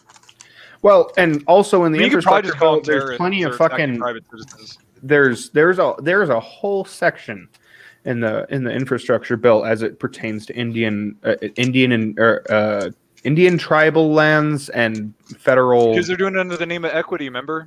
Right. Well, I mean, look what they're doing right now, taking bears' ears. They want equity of awful. We're facing these fights everywhere. And, as a land surveyor, I think that's it. It's too many everywhere, From the perspective of a professional land surveyor in the United States, I think I have a way to really explain what the cultural difference is between, a Native American idea of land ownership and the United States of Americans idea of land ownership. Because when I go to do a land survey and I do the property title research through the deeds that are of record at the clerk's office, typically in the courthouse or courthouse annex building, I can go back and find out. It'll say in the deed this is the same property or part of the same property that was conveyed to these people, or they I pull inherited business it records from all the their- time, you bad motherfucker. That's awesome. The basic concept is in U.S. law that you gain title either by buying it from someone that sells it to you, or by inheriting it from an ancestor, a mother or father, or whatever, or it being willed to you when someone dies and the estate passes the title of that land holding to you. And that's the way it goes in that. Now, from the Cherokee perspective, we see it the opposite way, in that the land actually belongs to our unborn great-grandchildren's grandchildren.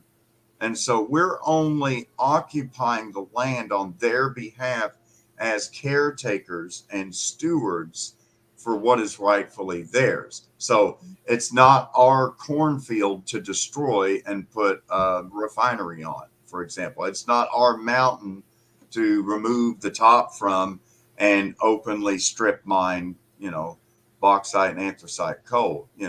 It's their trees and their inheritance. And so for us, it's impossible to sell what we don't actually own. We're just They're going to be using bauxite, by the way, and Build Back Better for pavement. If I recall. So that's a lot of that mountaintop clearing, which is, if you guys have not seen it, it's fucking disgusting. It fucks up everything, and it's gross. They literally just take the top off. Okay, so I tried to explain actually to somebody. Just looked up that case in Mora. So Mora is it's just north of Las Vegas, New Mexico, and just south of Raton. It is also very close to Chama, which is another sacred site that we have here, and it's just south of the Apache Reservation as well.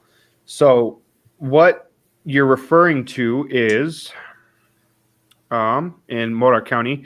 Mora County Ordinance protecting the right of human communities, nature, and natural water. Mora County is located in the northeastern part of New Mexico and is part of the Las Vegas Basin.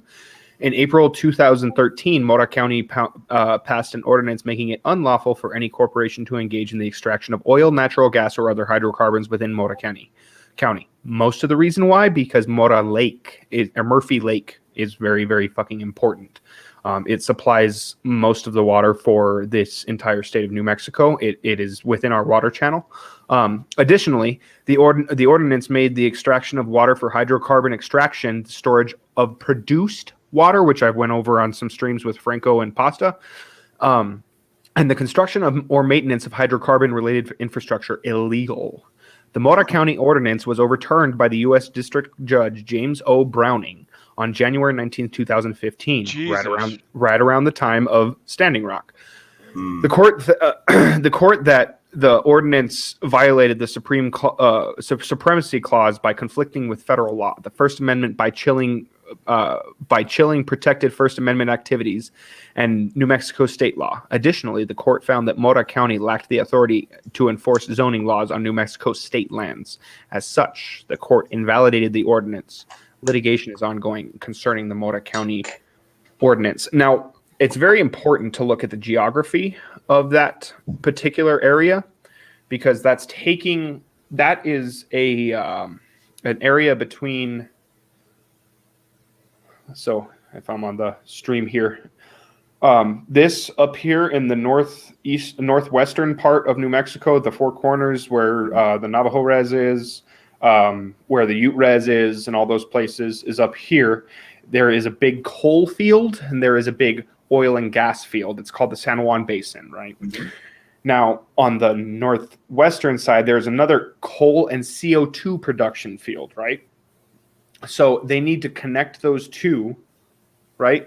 Especially coming up with the fourth industrial revolution, because as they come out with this hydrogen technology, which is not green at all, it is using You know what creates coal. it? Electricity.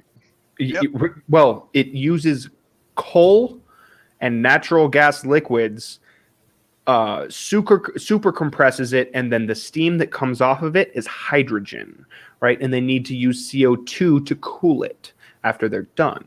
So it's all part of the fourth industrial revolution, being that they need to pipeline through that fucking pass, right? Because just on the other side of the New Mexico part of the Rockies, from Mora County. So if this is Mora County, here is Taos and Angel Fire just up above it. There's a pass that goes right through there, and they want to fucking take a pipeline through there, and they also want to fucking make sure that they can get the water out of Murphy Lake so that they can fucking inject the well sites after they're done pulling the gas out.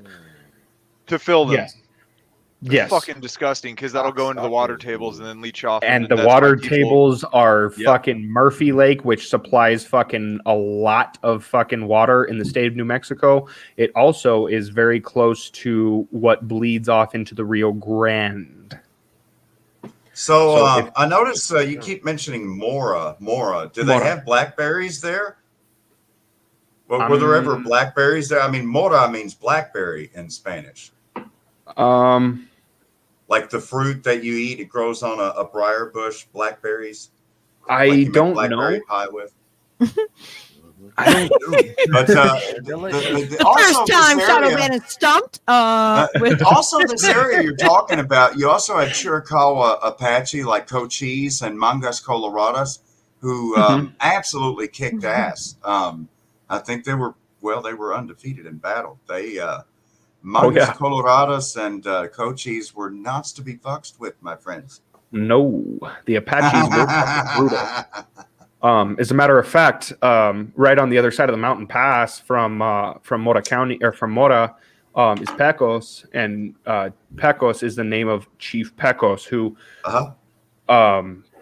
basically through siege warfare, the United States Army couldn't beat the Apaches, so they sieged them and starved them all to death in Pecos, and that's how it gets its name. But and the only reason why people know what Pecos is because the Battle of Glorieta Pass took there, in which Texas in the south and in the southern army of Nazis that wanted to fucking put people in chains for profit could not fucking ever defeat New Mexico, and they got their asses handed to them in Glorieta Pass. But yes, the Mora County thing, the people of Mora are so here in New Mexico. It's a lot of people still hold land from Spanish land grants, not Mexican ones, not United States ones, Spanish land grants. And so the roots grow deep in these mountains. These people are connected through centuries of blood. Well, to you this see ground. that in terms of land surveying, they set up the ancient encomienda system with different haciendas, and still to this day, the encomienda system in the fucking ass, bro. And you know, it was basically on behalf of the entire Caribbean. Fuck that system. I'm sorry. It was you mentioned that and it fucking triggered the shit out of me. If people don't understand what encomienda system is, just picture Kunta Kinte on a southern plantation, and you're pretty close. It's basically the Spanish organization of slave labor in hard manual agricultural production, whether it's cassava or rice or cotton or whatever the crops may be. Remember, so if y'all remember in your history classes learning about Bartolome de las Casas, he was essentially like, I guess you could say, blowing the whistle, but not really. He was speaking out against the terrible treatment at the encomienda system, and that's where we would find shit out like, oh, if they didn't meet their quotas, they would get their hands cut off, and they would use babies for like target practice and just absolutely horrendous shit. You know, that's why I don't know how many times I've had to explain to people that, you know, why we find the term Redskins so absolutely offensive. And that's because, you know, the first Cherokee economy was always in buckskins, and everything was valued in how many bucks it was worth. That's worth $3. That's worth $5. You say to mean yes. You say to mean no in the Cherokee language. Most Americans today say and and they refer to dollars as bucks. And so they're unconsciously, ubiquitously still calling back to 5 centuries ago, making trade with the Cherokee for buckskins. But very quickly, there was a British general named Hamilton who was stationed in Detroit. We called him Oxtegon Daylon, or wig buyer. And he began the practice of paying money for pieces of Indian corpses, and so if you could kill a Native American and then desecrate their human remains, by cutting off a piece of the scalp or the ear or whatever, you could then turn in that piece of red skin and be paid. And so the redskin trade was the bounty scalp trade. And you can find even today, going online here, and find old newspaper advertisements, even from the District of Columbia, where they're offering to pay in the District of Columbia for redskins and scalps. And they'll pay so much if it's a baby scalp or a woman's scalp or a man's scalp. And these are the redskin rates for what you're going to be paid. And so, when people are like, oh, no, Redskins honors, the First Nations. And I'm like, a barbaric trade in desecrated human remains honors fucking no one. Yeah, so, it's like, listen, I understand that a name change of a football team that models its labor after slave plantations in and of itself, I understand that changing the name of that isn't doing anything necessarily substantive, but that doesn't mean that, naming a team after the Redskin trade isn't horrible in and of itself. I really think it would be more appropriate if they called themselves the Washington Tobies. But that's an Alex Haley Roots reference.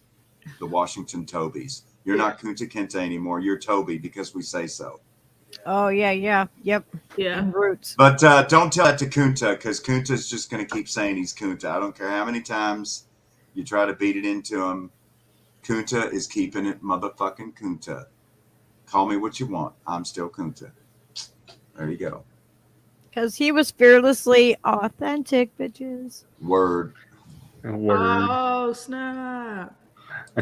Roll credits. You said the thing. Shout out LeVar Burton. What up? LeVar Burton reference in the house. Oh, yeah. Keep on that reading rainbow. Oh, my God. Reading rainbow. Oh, my God. Of course. We always do that. We are always right on with each other. Steve is always rainbow, making fun of us. Steve's That's right. Live long and prosper, LeVar. Live long and prosper. That's right. Jordy. Wait, let's see. I got to do my headset like this, right? Do the Jordy. Jordy. Oh my God. Oh my gosh. I grew up with that stuff. I'm so old. I grew up with Captain Kangaroo though, and WKRP in Cincinnati. Smoking cigarettes and watching Captain I grew up with Avatar: The Last Airbender and SpongeBob. That's how old I am. Skyla watched The Last Airbender and all that. She did anime stuff. Yeah, all of those are greatest fucking cartoon of all time. No, not just cartoon. Greatest fucking show of all time. Period. You're not gonna produce a better set of media in the form of a television series than Avatar: The Last Airbender. I'm sorry. It's never Tell us how you really feel, Glory. Now there was this one show. Tell me why, Glory.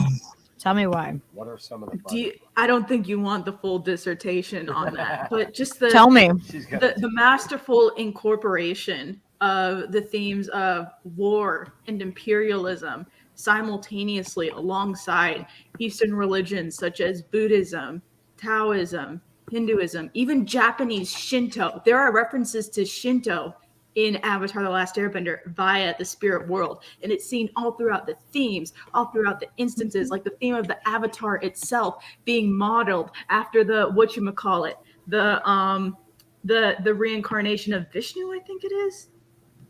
Fuck, I'm sorry, I don't know the Hindu. Have you ever heard of that show that was called Gullah Geechee? You ever heard of Gullah Geechee? Yeah. I thought you were going to say Gravity Gullah Falls Geechee, for it a was a second. kid's I was show. like, that cartoon is iconic too. No, one of Gravity Falls though too.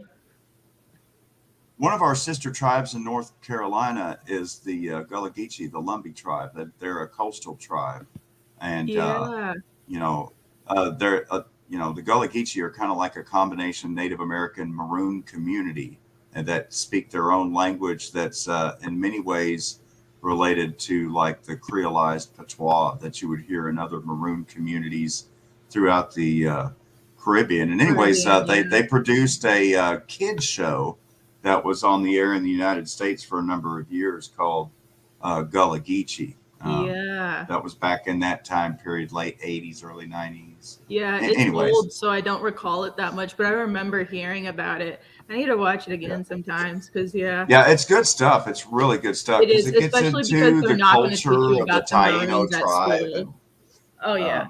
And it teaches about that whole culture, and I mean, it's just fascinating. I really miss a lot of that stuff on TV because now, with my kids watching TV, it's all animated Uncle Warren. Guppies or SpongeBob, and I don't. The last good cartoon I probably watched was Gravity Falls, which ended like half a decade ago now. So it's pretty shit. Yeah, I'm gonna have to have Sky come on and do like a thing, like an anime thing, Last Airbender thing. With My God, do they have a single? For that? Listen, indie media call out. If any of y'all are talking about Avatar: The Last Airbender and you're not having me on, what are you doing? I know, right? I really have to wonder anymore. That's the one like totally nerdy niche where I'll go like full send on how much I want to flex on someone. Glory, I will have you on and we can do it just on The Last Airbender and whatever anime you want to talk about. Absolutely. I will platform you and we will do it. I'll fangirl in the audience. Hey, Shadowbanned. I'd be doing Uncle that Warren anyway. wants you to say Bismillah. He will not let me go.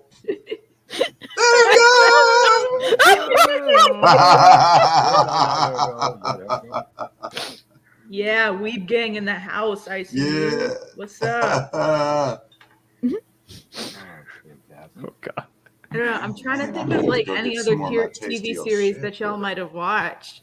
Because I know Jack Sis got some of the anime covered, but I'm trying to get one that like everybody in here has seen. I just have to wonder if there's a single original thought left in Hollywood, or if it's just going to be constant, regurgitated, replated, reserved fucking. Yeah, dude. Since like 1989. So good. I love Teen Titans. Oh my God. Skyla loved them too. Oh my God. Have y'all seen the Boondocks? Oh yeah. Yeah. Love Boondocks. That's awesome. There we go. There we go. That's it. I'm telling you, we're gonna my do a favorite whole episode. thing with that with you, Glory. Hell yeah. Let's do an anime one. I haven't seen an anime stream. Oh yeah. It'll be revolutionary. And you're always referencing anime. You got to teach us what you're referencing. I do it so much, and like the thing is, it's like half the time I know people don't understand it. If you look at like my names and backgrounds that I use for Slow News Day, and when I go on other streams, 75% of the time it's from an anime. Especially the past 3 weeks, where every Sunday we're being gifted with episodes of both Attack on Titan and Demon Slayer. It's like all my backgrounds for the past couple of weeks have been from one of those two animes. Well, guys, I've been on here for quite a while. Oh yeah. And I have to wake up and do a security system tomorrow for my father-in-law. So, Paulie, thank you for hanging out with us, buddy. You know, it's been a fucking blast, your man. beer. We went over like everything and more. Right?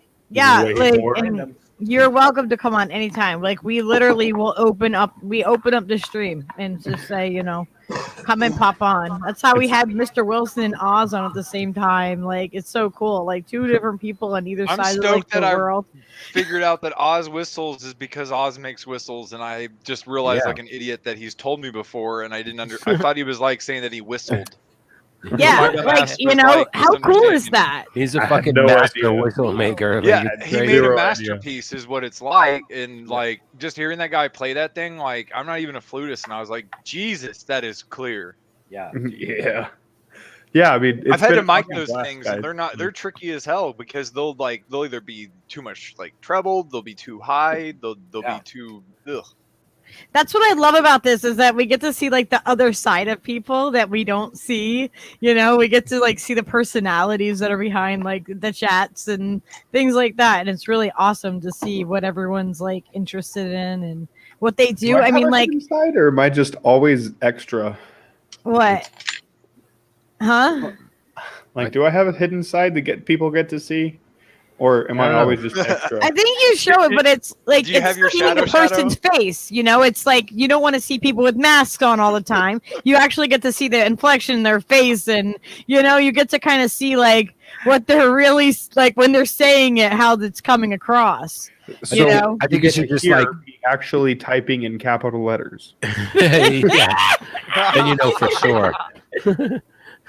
You get to know what actually loud. I think great content. It would be great content to just listen as Shadowbanned is working, you know, with like a body cam or something, so you can see whatever he's building and whatever he's doing, like, and then just be like venting about politics and shit while he's that doing would be it. so funny. That would be the best. As long as you didn't get distracted. I would watch that all day. How many times that like tradesmen are a very revolutionary force. We all hate the fucking government. We all fucking hate the fucking boss. Not really any of us are fucking yippity skippity for any fucking system that keeps a boot on our neck. Right. How can you tell an electrician is doing yoga? How can you tell an electrician Your power works is doing yoga? Because every time he goes ohm, he checks the amps and the volts too. Oh, That's right. Electrician joke. Just for you, Shadowbanned. Come back, try the veal. Jonas here all week. That one really caused. Don't forget to tip your waitress. Wait for it. That one really caused a spark there. Glory! Oh my God. Hey, if you guys keep making electrical pun jokes, you're all grounded. You're so cheesy. Hey, wait a minute, guys. What do electricians talk about? Current events. Lori, you're getting a little out of line. Oh my God. Electricians and electrical engineering is very near and dear to my heart. My dad, Sam Jr., got his master's in electrical engineering from the Leland Stanford Junior University in Palo Alto, California. Thank you, Kate. Stanford grad back in class of 67. Surveyors are actually near and dear to my heart because my grandpa was a surveyor for the U.S. National Forest Service in Southern Ohio. All right. You got to have a point of beginning. Get your bearings awesome. right. I'm glad you Check guys your got to hang closure out error. because you clearly have a bunch of shit in common and yeah. are just But extra as each other. It's been a fucking blast, guys. I love ending everything on puns because that's my shit. I love our community gamer side, and I absolutely agree. We really have an amazing tight knit community of truth tellers and fuck censorship, and I love it. You know, anybody that studies the life I of know the it's your inventor favorite. Tesla, you can definitely see how he drove himself to death. You know. Oh yeah, because he went. Who is always in the shower? He can't be doing that shit. He didn't want to charge for that the shit he was thinking up radar and like radio signals before people were even calling it that shit. Tesla was talking about 5G Lord. before they were even on 1G. I mean, Yeah. who's kidding who? Directed beam. I mean, I'm talking about, directed beam signal instead of radial instead of radial scatter signal like a traditional, you're talking about directed beam, Look up Tesla's quote on 369 because what Shadow and I found is that it lays into the yin yang symbol perfectly. Mm-hmm. It's amazing. Like all the shit that he talked about, and then like 369 is also in the I Ching because your hexagram is 6, so trigram is 3, and 9 is your change reading, so that's your other 3 because you roll again. So 9 is my lucky number. Or as And in the magic world, the power of 3. Mm-hmm. You know, the yin yang twins also know about 369. Tell them one time. Get low. Well, I haven't heard that. To the windows, to the walls. 369. Fibonacci in the house. Did you see what Kate said, Shadowbanned? She said, "See you next time, Sparky." I'm gonna have to spark it up, dude. This is a really powerful conversation we're having. My God! I don't need for us all to you bolt, say? but we've got to get going. Next, we will discuss penguin mating habits. Is it true that they make ramen noodles in Japan with a nuclear boiling water reactor? What's wrong with that? No, that's Ooh, oh, that joke was Fukushima'd up. I see you. I totally was cracking up by Yona in the chats all the time, and I told him, I'm like, dude, I'm starting a podcast because we need one, and you're coming on the show. I don't give a shit. You're coming on. I didn't ask him. I told him. Confrontational. That's what I do. I'm like, no, guess what? Nobody is excused from this. Everybody's coming on here, so get over it. That's what I say. It's like it's listening been a for the blast, draft. dude. It's been on for like almost 5 hours. And it's like, fucking, what? Holy shit. Time dude. flies when we're on stream, man. Like, goddamn. What the fuck? Let's go by fast, bro. We'll do some earlier ones. I'm not on a schedule with the, with KRTD. We're kind of like on a schedule, so now we're not. We'll do them when we want. Oh, it's all good. I do what I want. Let's do the time warp again. Yeah. All right, fam. We love you. We will see you next time. Yeah, well, This has been Fearlessly Authentic, where we're many blessings. And we've got Rick Overton named us. Go ahead, Yona. Tell him. Oh, we're Burritonians. Burritonians. Rick Overton named us Burritonians. So all of you are Burritonians too. And just remember, when you reach into the freezer box and you reach into that bag and there's just one little juicy morsel left in the back, that lucky burrito, is the burrito lucky, or are you the lucky one because you found the lucky burrito? Think about it. Now put it in the microwave and eat it. We will learn the answer next time, you grasshopper. Oh, Leo, come here. Leo! Leo! Is that your friend? Leo, baby! Leo! Where's Dad? Leo! You hear her? Leo! Let's see how he gets it. Leo! So he, He knows Glory too. He definitely knows Glory. It's Glory! Oh my god! You hear her? He hears you from the speaker. Leo! He's like staring intently at the speaker. What do you see? Is she in there? What do you see? Oh my god. Wow. Okay. No. Uh-oh. He'll get a little excited sometimes. He gets a little verklempt. And he'll have a big cough thing. I love dogs. Me too. I think that Chihuahua was channeling his inner Chiricahua and, showing a little bit of Chiricahua, Chihuahua. Andale. Hi. Did Shadowbanned fall out of his chair? There's screws falling out of this chair. Jesus. Oh my gosh, my belly hurts and my cheeks. Oh my god. Oh my god. Thank you, everyone. Oh wow. Is it stripped? Jesus. What happened? Uh-oh. Some He thread locker broke his chair. Oh some no! thread locker was applied. And You never want an extra one.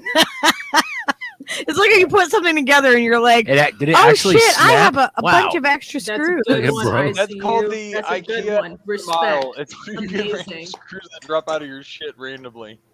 Damn. Oh my God, the man is throttling Shadowbanned's fucking chair at this point.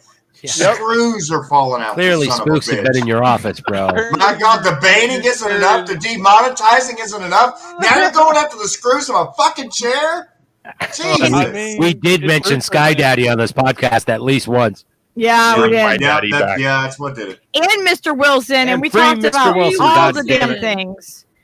Free Mr. Wilson. And bring my free daddy Join back. a song Free my, from Her Majesty's. let my convo go. Yes, Let my free convo Assange, go. Free God Commander damn it. X. Free Freaking Assange. yeah, and Glory got to be like partially surprised and have Mr. Wilson come on until he's in the chat going, "Hey, how do I get the link?" And I'm like, "Shut up, you fucking asshole!" It's like we were surprising Glory. I know. It's like you brought it. I saw him in the chat asking for the link, and I was like, "Oh shit, he is coming in." Surprise! Yeah, it was awesome because he was just like the day before he was like, Well, "Glory, you are alive. Hopefully, You're alive." hopefully I he know. won't be in prison, and the secret police will leave him alone. I know. And Yeah, let him we got to come home. put some positive vibes out there for Mr. Hell Wilson and for Alex Trainer. If everybody can go over and give him some love on the Twitters or the YouTubes or whatever, he's such an awesome guy. We have the T-shirts, the Doris. Yeah, we bought the Doris. T-shirts. I bought us the Doris We rock T-shirts for those. Yule, like the blue one that he wears. That is his grandma's birthday. Oh my gosh! Yeah, we have the T-shirts. We'll have to Steve, put are the you link lucky in if to you guys reach want out to to get a Alex T-shirt. and have him on the show again? Yeah, Yeah, we well, definitely want to. We're going to. That's the goal. Yeah. Is that's why I keep bugging him, and I'm Alex is funny as shit. I love his take and his delivery. You know, it's just, I mean, it's the whole package. You know, it is. And he does all the editing and all the stuff, you know. So those videos are excellent. The Connecticut one. He said it took him like 2 weeks just to film it, going around like and having to do the whole setup and everything. Well, I'm really glad I could come on stream and light up your life. You did. You lit it up. And I You gotta sparked my fire. He gave us. It was awesome, you guys. I'll definitely come back on. This is why it's mutual I hate aid that for the song soul. so much. The Let's song do gets karaoke stuck one in my night. head every time someone fucking says it. Ever since someone played for me my junior year in high school. We should do a sing along like one night. That'd be fucking epic. Yeah, definitely. yeah. Oh my gosh. Yeah. You guys Well, didn't well, get to see the. So we didn't do it in the beginning. So I'm gonna play this out for us. Well, I just want to say one thing. We don't have a word for goodbye. Honestly, Kate, I would be down. Honestly. I have no clue who the runner of this Canadian philosophy radio show is, but I'd totally be down to talk about it after the lesson. See that? How awesome! Jordan Peterson. Nice. Jordan B. Peterson. Oh, so plug your stuff, guys. Yeah, plug your stuff, man. We don't have a word for People where to goodbye in find you. Cherokee. Shadowbanned, We you go always first say, because you got to bump out. You got to Yeah, go. you guys go first because I got a stupid amount of stuff I always have to plug. Okay. we say don't go hunting, which means I'll see you again, because we never say goodbye in Cherokee. We always believe we'll see you again. So kohia, dota go hunting, which dolagi. Many blessings to all my friends out there. Take care and see you again. The Yona is with you always in spirit, always. The Yona and a third party. It's the third. Much love, my friends. Much How love. do I follow that? So yeah, you have your articles, right? Are they Right, on so, Substack or? Yeah, you can follow me on Medium. That's medium.com/Shadowbanned Refugee. I have 2 articles out right now. Woo! I am also on Twitter. That's Shadowbanned_R. Yeah, we'll obviously put all those things in the link for you too. Yes, check Yeah. those articles out, and especially people that have not checked out the one on organized labor. Like you will, a lot of the stuff we talked about is in there about the Pinkertons, about all the different groups we talked about are in that article. That's why it was so great talking tonight, because the synergy of what we talked about was exactly like what was in that article. Like so, it was very great to see that come alive. So check out that article for sure. And the next time someone comes up to you talking about general strike, show them what the fuck they're talking about. They're so detached from, they don't know what they're asking you to do. Right. They don't really understand. But so where else do you have a YouTube or anything? So me and Jack will be launching a show soon, to be determined on the platform on which we do this. But we will be launching something soon. We're working on a pretty big series of legislation right now. That's awesome. I'm so glad you guys do that. Yeah, I can't do that. Like we are crossing the T's, dotting the I's, making sure that we're not missing things, rather than trying to rush the story out to publication so that people can think that we're smart. We are making sure that it's very well detailed and done. So I don't know if we'll release that as a story yet, or if we're gonna just stream it or what. But we've got that's all some to be pretty determined. You're being pretty modest, because we've got some pretty creative ideas. I thought, and one of them is that we're thinking about doing live research like groups possibly. This is just something that we're thinking about, where we just get people to start. We want people that are curious about what we're like. If anyone's curious, just ask us anything and we'll look it up if we don't know it, and we'll go through it, and we'll just we'll share all of our methodologies, because we just want to get people to be able to do what we do, so that there's more people looking at this stuff, and not just that, but so people have the tools and the power. I think that's that's awesome. Endeavor, man. They can't take your skills Hell yeah. away, guys. Yeah. Learn as many skills as you can, because they can't take your knowledge. They can't take that from you. At least not easily, you know. Anyone can do what we do. Really. Learn skills. But yeah, you know, that having a roadmap to guide you is imperative in some cases, especially when you're trying to get to the minutia of details and stuff. You know what I mean? How to access where information is to look in the first place and stuff is a lot of it's just even figuring out how the super hell legislate. What is a bill? What is a reconciliation? What is a budget reconciliation? Which is pretty fucking important. Like all this earmarked money that we never see, because like they're bitching about some cultural issue to try to distract us. Like people don't realize that. It's kind of like crazy. Yep. Right. Yeah, like knowledge is power. That's how we're gonna get through this. Is that's a really cool. Yeah. Like, you know, you got to know how to do it. Me and Jack work really well together, because neither of us really give a shit about like the whole I broke the story because I'm the fucking guy, right? Like we literally give no fucks. You guys don't sword fight? I mean, you guys are, no. Yeah. We literally like we all lightsaber fight using glow in the dark rubbers. I mean, nothing that you guys will know about allegedly, but no, like it's just like, because that's the thing. It's like especially coming from a background in recovery, it's like if you're not helping someone, it's like, what are you doing? It's like especially pissing on someone, and like the whole culture of like you got like someone's got to suffer so that you can be okay is fucked up. That's a psychotic behavior, and that's cult behavior too. Let's get rid of that shit. That'd be the best sign off I've ever done.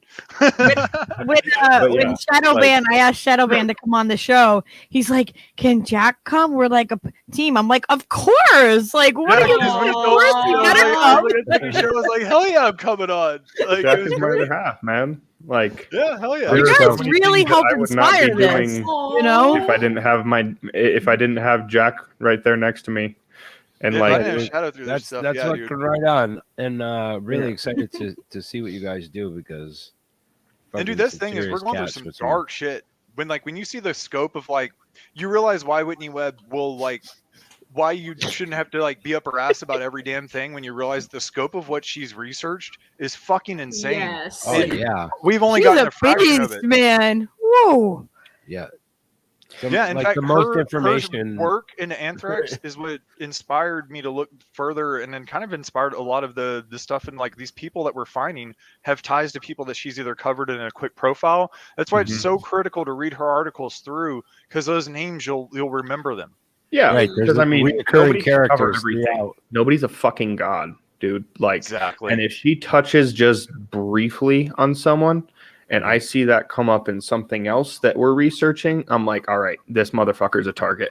And I need to figure out who he is. I need to figure out what he's doing. I need to figure out where he's doing it. I need to figure out what the fucking companies that he's using to do it. Yeah. It's insane, because it's so much everywhere that everything is happening that it's like, it's so overwhelming, because it's like we can't just focus on one thing. Like we have thousands of things that are happening and they've done that by design. And then we're like, everyone's kind of like, I don't know which way to go, because there's so much. Like, where do You You can know what I go mean? this one or that one or this one or that one. They're all lead to the There's same fucking place. there's a saying, kindness is the path of least resistance is a saying that someone used to tell me all the time. Also that, if you can't do anything, do something kind. Like if you can't do something, like if you're gonna be if you're in a shitty mood, I always try to the shittier the mood I am, the better and kinder I try to be, because it's just one of those things. It's the hardest thing to do. So when really I think what a lot of people need to remember is that everyone's been socially isolated one from another, either from family that have bought into the COVIDian cult or that have bought into one cult or another, like a cult of personality for their favorite politician. We've all dealt with this shit. So being kind is not just I'm not even going to say it's something that we should want to do. It's something that we need to do. Because if we're not doing that, it's imperative. Yeah. Exactly. If you see somebody not smiling, you need to say, "Hey, you dropped something," and then when they look down, you go, "It was your smile." And I guarantee you will get them to smile every time. I just did. You got me. You got me too. It's great. Smiles are worth a lot and they're free, and pass it on. That's what you just need to tell them. Hey, pass that on. Smiles, I like that. Free the smile. Yeah. Free the smiles. Yeah. They're locked in there Wilson, somewhere. free the smiles. Yes. All right, fam. We're gonna do it. Glory's got some stuff to wrap up. Glory's got to wrap it up. She's got stuff. Tell She's the got people the things. Yeah, she's got them. Oh gosh. Okay. Slow News Day. I'm co-host of Slow News Day. We're live every Sunday, 10 a.m. Pacific time, 1 p.m. East Coast time. And Steve does the morning shows every weekday from 8 a.m. to 9:30 a.m. Pacific time. So that would be 11 to 12:30 East Coast time. And sometimes I hop in when I can, but I always work in the morning, so I normally can't. And also Free the Truth with Comrade Misty. That's every Thursday at 4 p.m. East Coast time, 1 p.m. Pacific time. This past week we had on one of my favorite people, Deepa Driver, who is an amazing and adorable human being, and she was getting so fired up last stream, and there were moments where she was like, "Oh, I'm sorry for standing on a soapbox today." Oh my God, she's adorable. No, please, Deepa. I just want to pick her up and hug her. Oh my God. I know, she's awesome. So if you want to check that out, it's on me and Misty's Twitter. Speaking of Twitter, you can find me on Twitter. If you search up Glory Jones, I come up with a hashtag #FreeAssange next to it. And that's where you can also find that I am on the ground and around.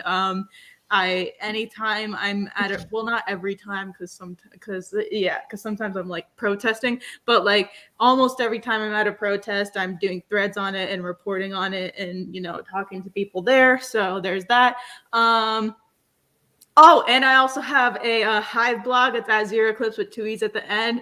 I write there occasionally when I'm not busy writing stuff for school. But stuff will get up on there eventually, and it'll be, I don't know, whatever it is, whether it's a rant or a long time passion project or whatever. But yeah, it'll get up there. Trying to think if there's anything else. I think I hit everything. Well, if you didn't get everything, and if you want to send me a list of your your different stuff. Commander X, because I'm active in that defense campaign. For all the information in that, @Free Commander X _ on Twitter, and Free Wilson. Free Wilson. Yeah, hang on. I have a Free picture Wilson, to yes. show you. Where is it? It's up at the top. Yeah. Aw. There's Zabby. Mr. Wilson. I mean, not Mr. Wilson. Commander X's No, that's dog. Commander X's. That's his little Prince Xavier, and then he has another one named Xander Bay. And I can tell you all about them because he talks about them all the time too, because he loves his baby boys so much. Yeah, and he said that I think it's this guy right here, right? That looks like Leo, he said.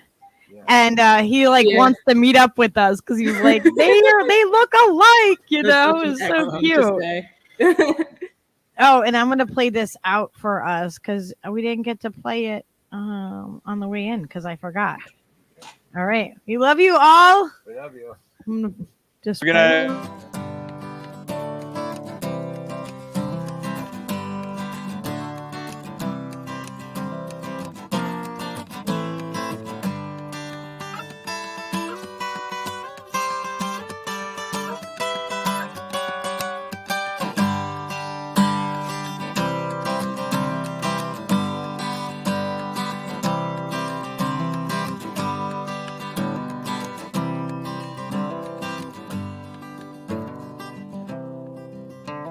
Nigel Field cuts through my neighborhood.